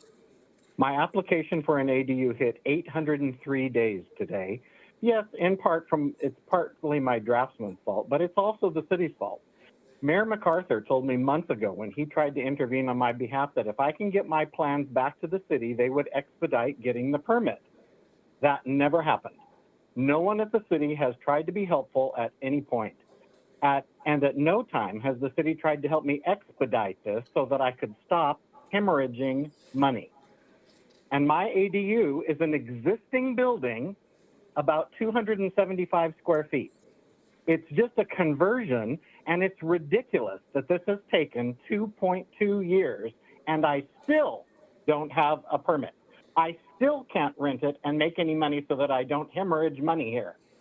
One neighbor has been waiting more than a year just to get her kitchen remodeled. Now the state is forcing the city to expedite things. There should be no forcing. The city should be doing this anyway. Our sister cities aren't having the delay problems that Oxnard has. Jeff Pingilly has an excuse for everything. He blames the state for everything. He can't accept blame for anything. It's everybody else's fault. So if you pass this, I guess it's too late for me at 803 days. Let's see if they pass this, if they actually can expedite any permits. I don't believe they even can, even though Bert Perello thinks the city can do no wrong. Thank you. Thank you for calling in. Madam Clerk, any other speakers on this item? Sorry, Mayor. Mayor and council members, this concludes our speakers in person and virtually for this item. Thank you. Thank you. If there are no additional speakers, then we will close the public hearing. The public hearing is now closed. Does any council member wish to comment? Go ahead, Councilmember Perlow. Appreciate the speaker taking. Microphone. Thank you. Thank you all. I appreciate the speaker taking the time to call in, and I can somewhat sympathize with the situation.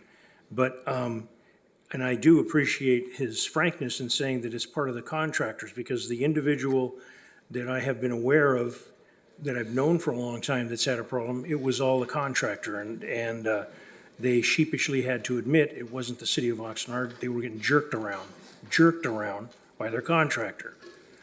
Is there any explanation, without getting into the details and put us in litigation, for the individual taking as amount of days that it did?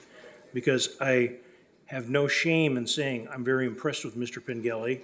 I don't know that he has every excuse in the book. I think he's doing a good job. And the reason I say that is I've seen his work, but I'm also aware the management of the city would not keep him here if he wasn't doing a good job. Unfortunately, some individuals, such as the caller, can't understand that. Is there anything that they can address without getting us in? And maybe you want to talk with the attorney or something, but these kind of accusations, they just rile me. I would be happy to address this. I've had the opportunity to work with Mr. Andrus for about 4.5 years. He can be quite challenging at times. But what I think is really important to state for the record, after Mr. Andrus just made a lot of allegations against Mr. Pengelly, he actually sent, first time I've ever seen him, he sent an apology email to Mr. Pengelly because he was blaming the city for the problems, but he said it was his contractor that caused the problems. So that was for the vast majority of those alleged 830 some odd days that the project has been languishing. That's in writing, he indicated that. So he is, to say it kindly, is having revisionist history after he sent his first apology on record. Thank you. Thank you very much. Is there anything else? I would just add, we have all the data and records. We provided a lot of information in response to PRAs, and we can provide that to anyone on this council that's interested. And the speaker's on. I don't want to throw the mayor under the bus, but when the gentleman says that he got the mayor to come in and he was going to expedite it, there's an implication there that some strings are going to get pulled. If I were to take something and bring it to you, Mr. Pengelly, could I get strings pulled to get somebody a special deal? No, we don't give people cuts in line because that's unfair to our other customers. But, you know, if somebody's had an issue, we look at it carefully to make sure we haven't made a mistake. If we've dropped the ball, we'll do whatever we can to make up that time. But in no case do we give cuts in line or this and that. We look at the situation. And if somebody, even if no fault of their own, let's say a commercial building is being built and they've got a loan closing or some grand opening date, you know, we pull all staff and do whatever we can to help businesses and residents. But we don't put people in line because they call me or ask me to read their corrections to them or whatever they do. We try to treat everybody fairly, no matter what their status in business or in the community. they're a customer and they're treated with respect. And we've tried to do that with the customer that called in. And we will continue to do that through the rest of his project. Thank you very much. I appreciate the answer. And Mayor, I wanted to say. Thank you. And go ahead, Councilmember Stoll. Yeah. You know, one of the concerns that people talk to me about, which is something that is caused by the state, not by us, is just the complete lack of parking in many of these neighborhoods where these ADUs are being proposed or have been built. And I just wanted to kind of say for just the council's consideration or just part of the thought process is that I'm in an interesting situation where I live on a private street in West Village, Posada Drive, or East Village rather. And what's interesting about having a private street is that we're able to assign spots in front of people's houses to the owners. And as a result, it's far less likely that someone's going to want to build an ADU on our street because they're not going to have a parking spot for the person that they're hoping to rent to. So I know there's a process where a city could vacate a street, in theory, to a neighborhood association, I suppose, if they ever wanted to have more control over their parking and kind of counter the consequence, if you will, of having ADUs just popping up and just making it impossible to park for the people that live there near their house. So just something to think about. Thank you. Thank you. Go ahead, Mayor Pro Tem. Thank you. I'm willing to move the recommended action. Second. Okay, so I have a second. Just a quick comment here. I would imagine that anyone who wants to build an ADU, if someone lives in a gated community, for example, and it's completely controlled by an HOA, are they still able to build ADU if they wish to do so, or are there other factors that come into consideration, Mr. Pengilly? The short answer is yes, they can still build an ADU. I believe those ADU laws supersede HOA requirements. Okay, so on a private street, I would imagine it would stand to reason if somebody truly wanted to build an ADU, regardless of availability of parking permit program on that street, whatever the case is, that they could still do so, correct? That's my understanding. From what I understand, HOAs may have a little more authority to talk about the architectural style matching the rest of the community and things like that. But a thumbs up or thumbs down on whether or not they can build an ADU is not within the purview of an HOA. Okay, and I would imagine in the scenarios we have here that someone who truly wants to build one, there's very little to stop them from doing so. And, you know, there's certainly design elements and other things for consideration, but the physical structure could still be built.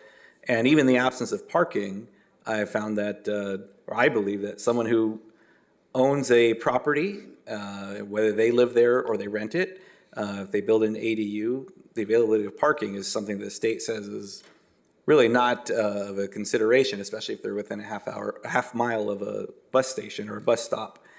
Therefore, all that's going to do, if the control of the street belongs to the association, if they're going to build, they're going to build, and those cars will just be pushed off to the closest street that does not have that control. And I can't think of many neighborhoods in the city of Oxnard that have complete control over all of the neighborhoods in the entire, or all the streets in the entire neighborhood. So really, I would counter that an unintended consequence would be the impact on the neighboring streets that do not have parking permit programs. So anyhow, that's just my comment. So I did make the motion and Councilmember second. So thank you, Mayor. Thank you. Madam Clerk, if there's no further discussion, I call for the vote. Councilman Starr, Yes. Mayor Pro Tem Teran, Yes. Councilwoman Basua, Yes. Councilmember Perallo, Yes. Councilwoman Bettis, Yes. Councilwoman Rodriguez. Aye. Mayor MacArthur. Yes. And this motion carries 7-0. Thank you. Thank you, Madam Clerk. The next item on the agenda is item N1 from the Police Department. The subject entails agreement with Exxon International, Inc.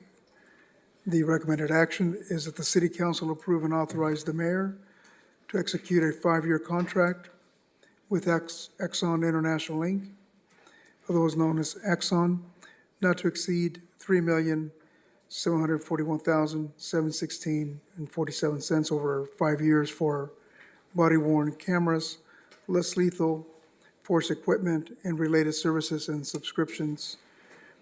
Chief of Police Jason Benitez is here, so as the commander is here to speak on this item.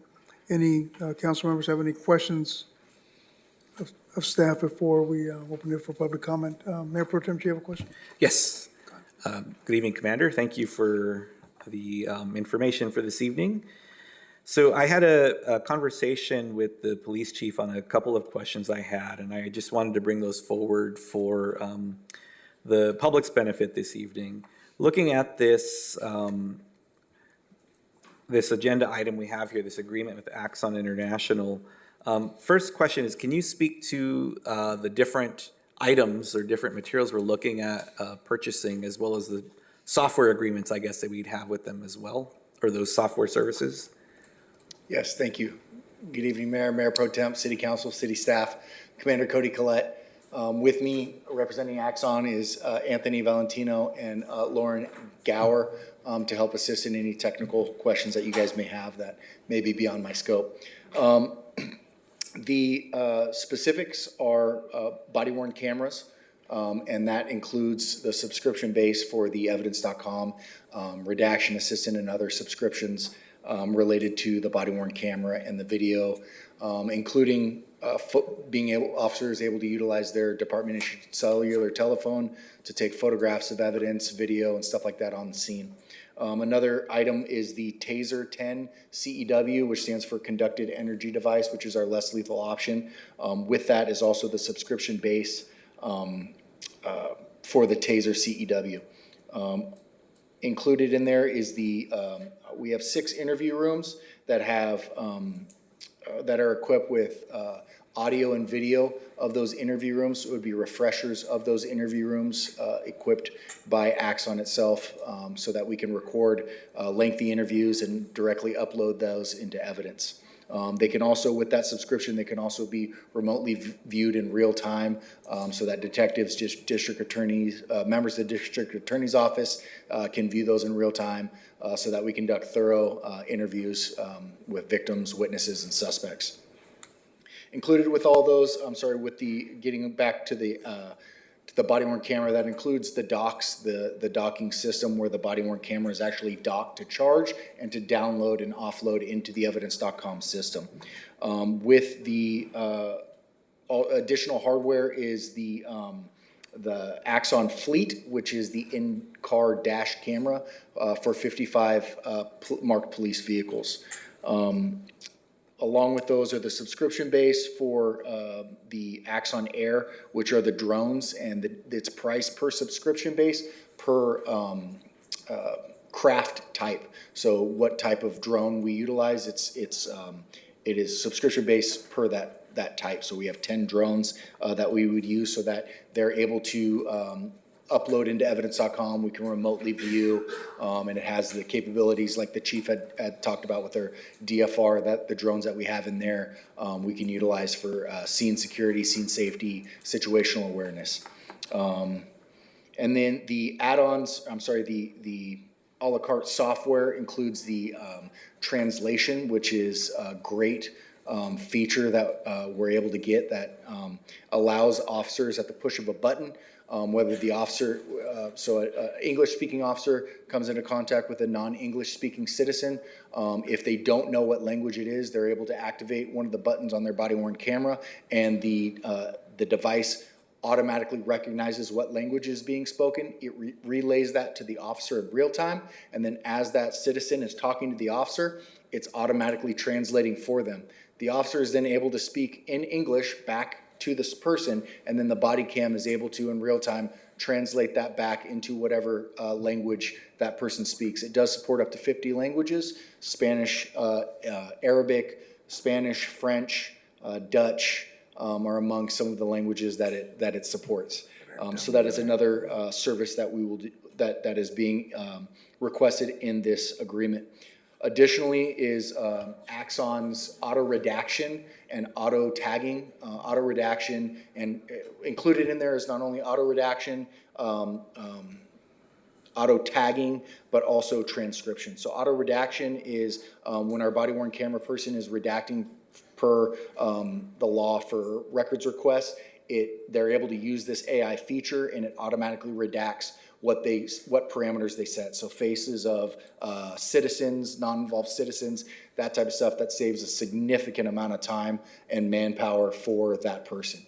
Transcription automatically transcribes the entire video into a transcription on the side of the screen, which is not only a great tool for utilizing in investigations, but it's also searchable. So if we needed to search for a word or phrase that was uttered during that video, we can type that into the search bar. It'll take us directly to that minute and second that word was uttered, and we can review our tape from there with that transcription on the side. So it cuts out time for lengthy interviews,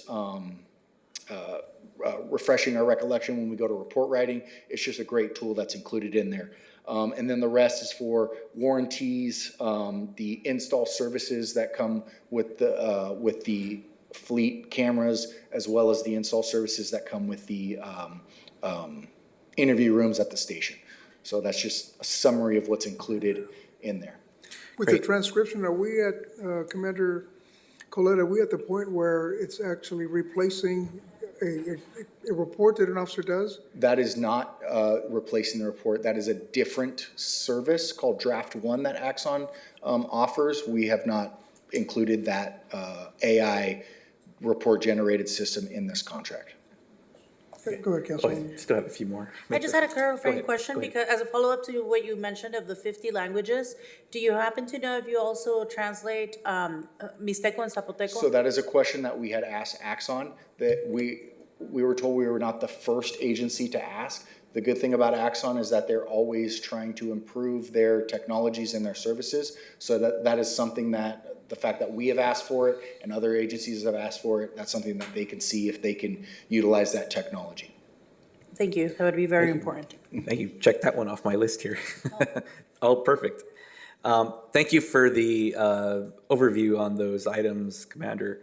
So just last couple quick items here on that.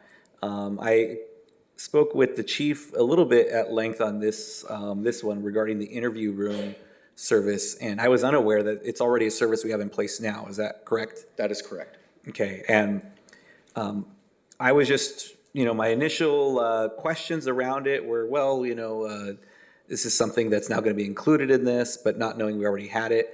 But my main concern really was for the public to know that maybe a question might come up of, well, why are we going to pay, this 6 figures over 5 years for interview rooms when we could just do that in-house? We get out of the recording, have it saved to a server or to a computer, et cetera, and not maybe just general public realizing the many, many terabytes worth of data that would take, and what's our retention requirements on that. And if we had to move it to the district attorney or take it to court, just the logistics involved in that.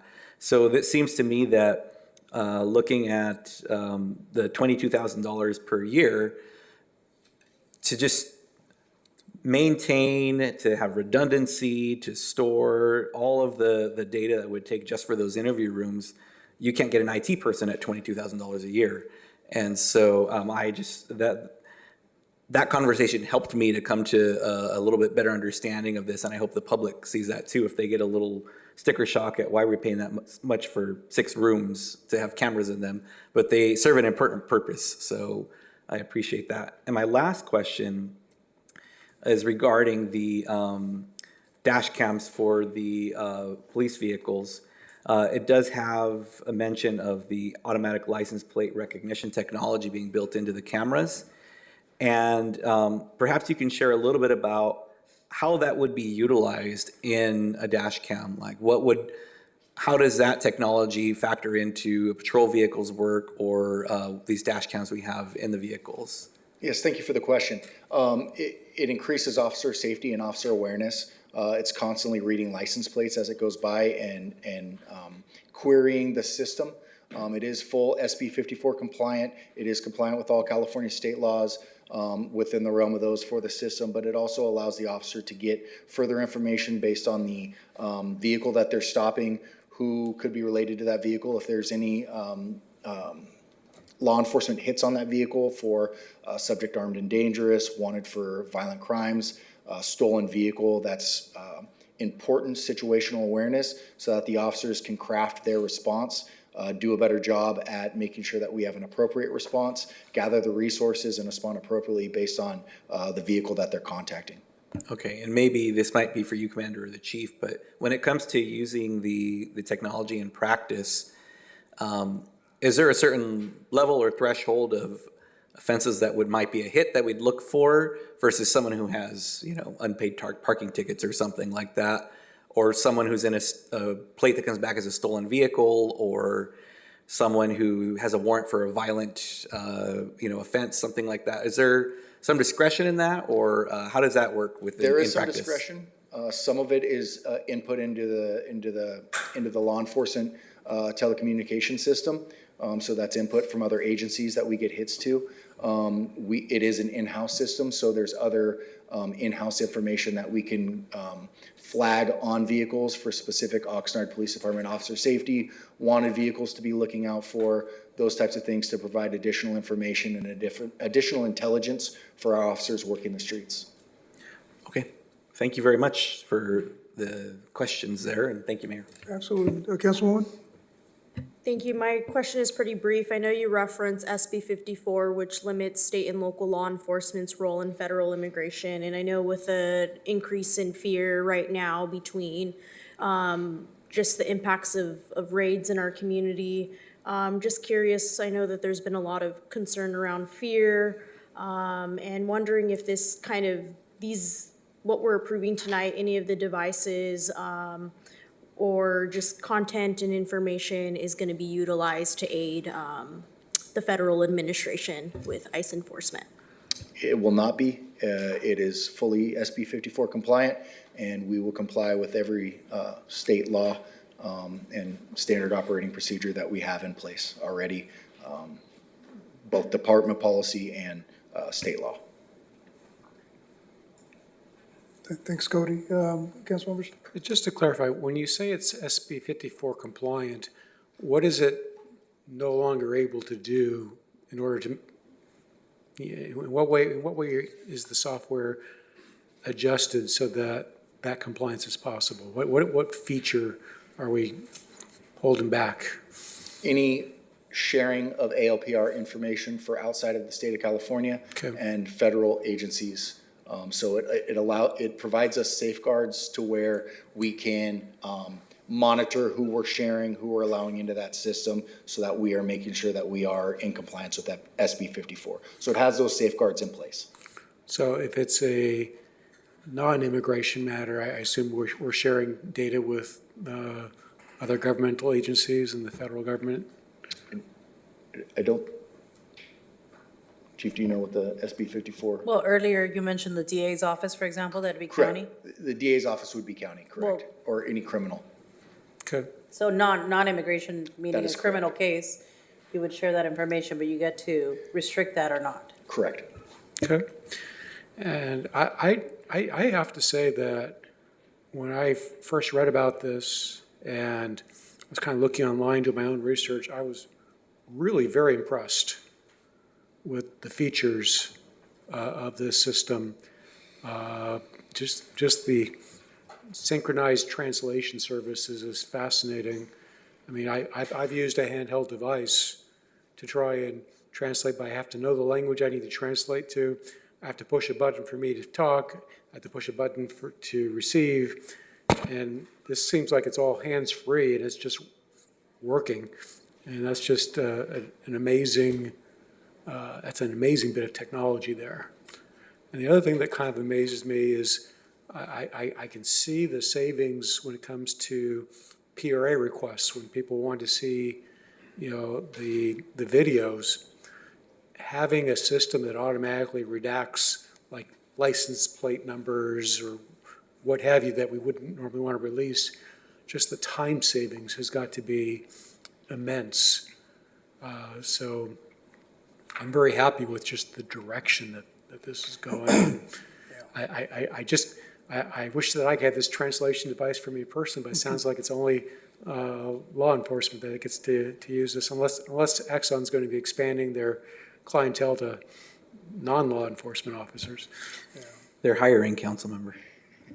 Sorry, what? They're hiring. Well, I just love the direction we're going with the drones, and then now with the advent of Axon that just, it's cutting edge every day. I'm glad that we as an agency are that progressive. Just one question that was asked with regard with the utilization of Axon. Is this something that, I don't know if we're even there yet, maybe that's for Mr. Valentino, for Lauren, for our traffic units that go out there and enforce street sweeping, parking ordinances. I mean, we're still getting out of the car and putting tickets on the windshields. Are we there yet to where Axon with an LDR can just drive down, recognize those obvious violators that are parking against a regulation sign, and just generate tickets opposed to an actual cadet getting out and putting a ticket on the windshield? Is that a direction we're going in?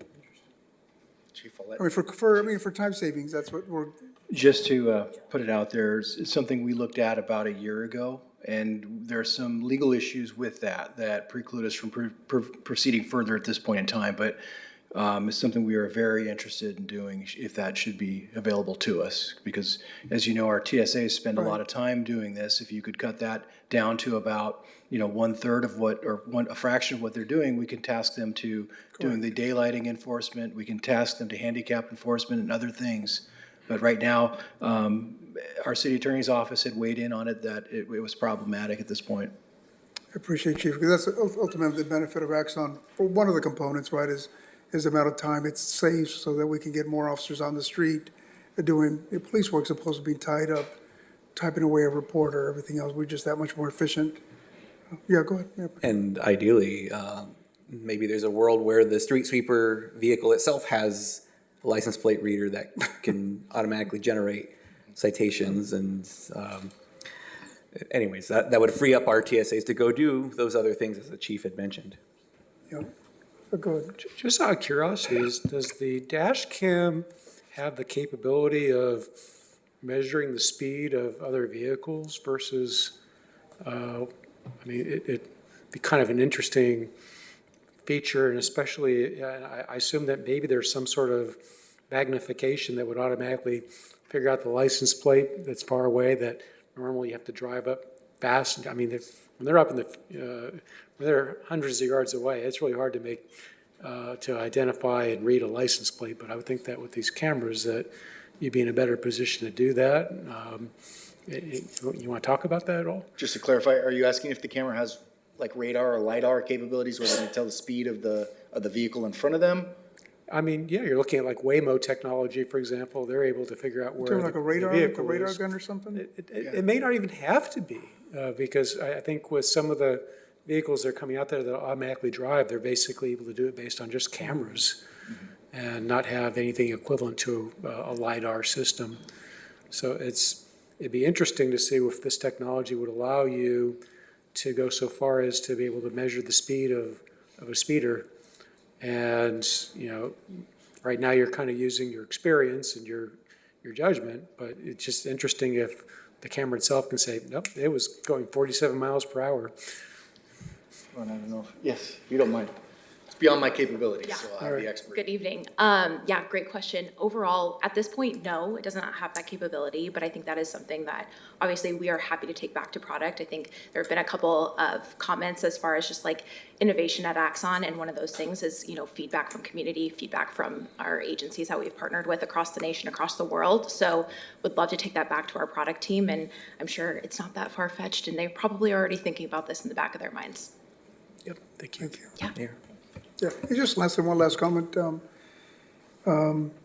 Just for the benefit of council and also for the public, have you seen since the introduction of wearable body cam, a reduction in officer uses of force, and also when there are allegations of ill conduct by an officer, how many of those cases, just anecdotally, are we able to dispel because we've got tangible evidence that shows that something as simple as an officer not being, rude or discourteous, things of that nature, how many of those cases, or just anecdotally, are we able to discount because we've got tangible evidence to support the actions or not? Now, there's a lot of comments about that. It's shown itself across the industry as an effective tool to actually govern both the behavior of the officer as well as the person that knows that they're being recorded. Therefore, with those behaviors changed, the probability of some type of use of force incident occurring is reduced. To your question about studies, the city of Rialto actually was a pioneer on body-worn camera usage and use of force, and they correlated during their body-worn camera study, which was about 5 or 6 years ago, that showed just that. So they had a significant reduction in uses of force. Wonderful. And then the latter part of the question, Chief, about when a member of our community comes in and alleges certain misconduct of an officer, of those cases having, when presented with the wearable video that the officer captured during the interaction, being able to clear those incidents or those allegations? Yes, oftentimes that can be done, that the complaint can be actually either ruled that it did occur or didn't occur right off the bat, saving a lot of professional time. But to be honest, we don't really seem to get those so much anymore. Actually, those types of complaints have really kind of gone by the wayside over the years. I think it's possibly because the prevalence of these body-worn cameras. So it is that tool, but it does afford transparency both to the public, but it also is a tool that our officers now are very, very attached to, and it protects them just as much. Yeah. Thanks, Chief. I just wanted the members of council and also the public to hear that added benefit. Yes, Mayor Pro Tem. Thank you, Mayor. Just a quick thing, and then I'm willing to make the motion on this. To the Councilmember Starr's question about the cameras and ability to judge speed or estimate it, I mean, I've been in vehicles that have highly advanced adaptive cruise control where you can set it and you can tell it the distance you want to follow the vehicle in front of you, and it can sense when that vehicle slows down in speed or when it hits brakes, and then your vehicle automatically adjusts using radar and cameras and things. And so that technology certainly exists. Even in my car, I just bought a new dash cam for it to replace a previous one. And built into it are some functions like that where it recognizes lane departure, gives me a warning if vehicles are stopping ahead of me, and when vehicles leave, if it thinks I'm not looking or I don't leave right at quickly enough. And it has a pedestrian collision warning as well. So, I mean, that's just a little unit all by itself. So I know there's probably innovative technology that we'll see here very shortly that would probably do similar, if not exactly, what the council member is asking about. So I'm willing to make the motion on this, but I would like to add to it to what Councilwoman Rodriguez had mentioned. I'll make the motion, but I would like to add, as soon as we have developments in the Mixteco and Zapoteco languages, if we could open that dialogue, so to speak, with the vendor to ensure that we get that as soon as we can in this jurisdiction as well. Yeah, thank you. I'll second that motion. Madam Clerk, I don't know if I've already called. Are there any speakers on this item? Mayor and council members, we do not have any public speakers in person or virtually for this item. Sounds Thank good. you. If there's no more discussion, call for the vote, Madam Clerk. Mayor Pro Tem Teran, Yes. Councilwoman Basua, Councilmember Perallo, Councilwoman Perez, Yes. Councilwoman Rodriguez, Aye. Councilman Starr, Yes. Mayor MacArthur, Yes, and this motion carries 7-0. Thank you. thank you. Thanks, Commander. Thanks, Chief. Yeah. And thank you both from Axon for being here and for your time. Thank you very much. Look into integrating with the vehicles, because that's what you probably have to do to make that work. Thank you very much. Thank you. Thank you. Thank you. The next item on the agenda is item N2. This is from Public Works. Subject, ratifying an emergency order and approve the public project agreement with Toro Enterprises for emergency repairs on a water main on Oxnard Boulevard and Date Street in an amount not to exceed $130,000. The recommendations that the City Council review and ratify the following. One, the Director of Public Works emergency order to dispense with public bidding requirements pursuant to Public Contract Code Section 22050 to make emergency repairs to the city's water distribution system. Two, authorize the city manager to execute an emergency public project agreement with Toro Enterprises for a total amount not to exceed $130,000. Emergency repairs on a water main on Oxnard Boulevard and Date Street. And three, the Director of Public Works declaration of the termination of the emergency order to dispense with public bidding requirements pursuant to Public Contract Code, Section 22050, to make emergency repairs to the city's water distribution system. This item did not originate in committee, and our Director of Public Works, Michael Wolf, is here to answer any questions council members may have. We'll proceed with questions. Any questions at all? If there are no questions, I'll move the recommendation. Might want to have speakers first if there are any, though. Madam Clerk, any speakers? Mayor and council members, we do not have any public speakers for this item. And then the motion was made by Councilmember Perallo, and it was seconded by? Perez. Thank you. Councilwoman Perez.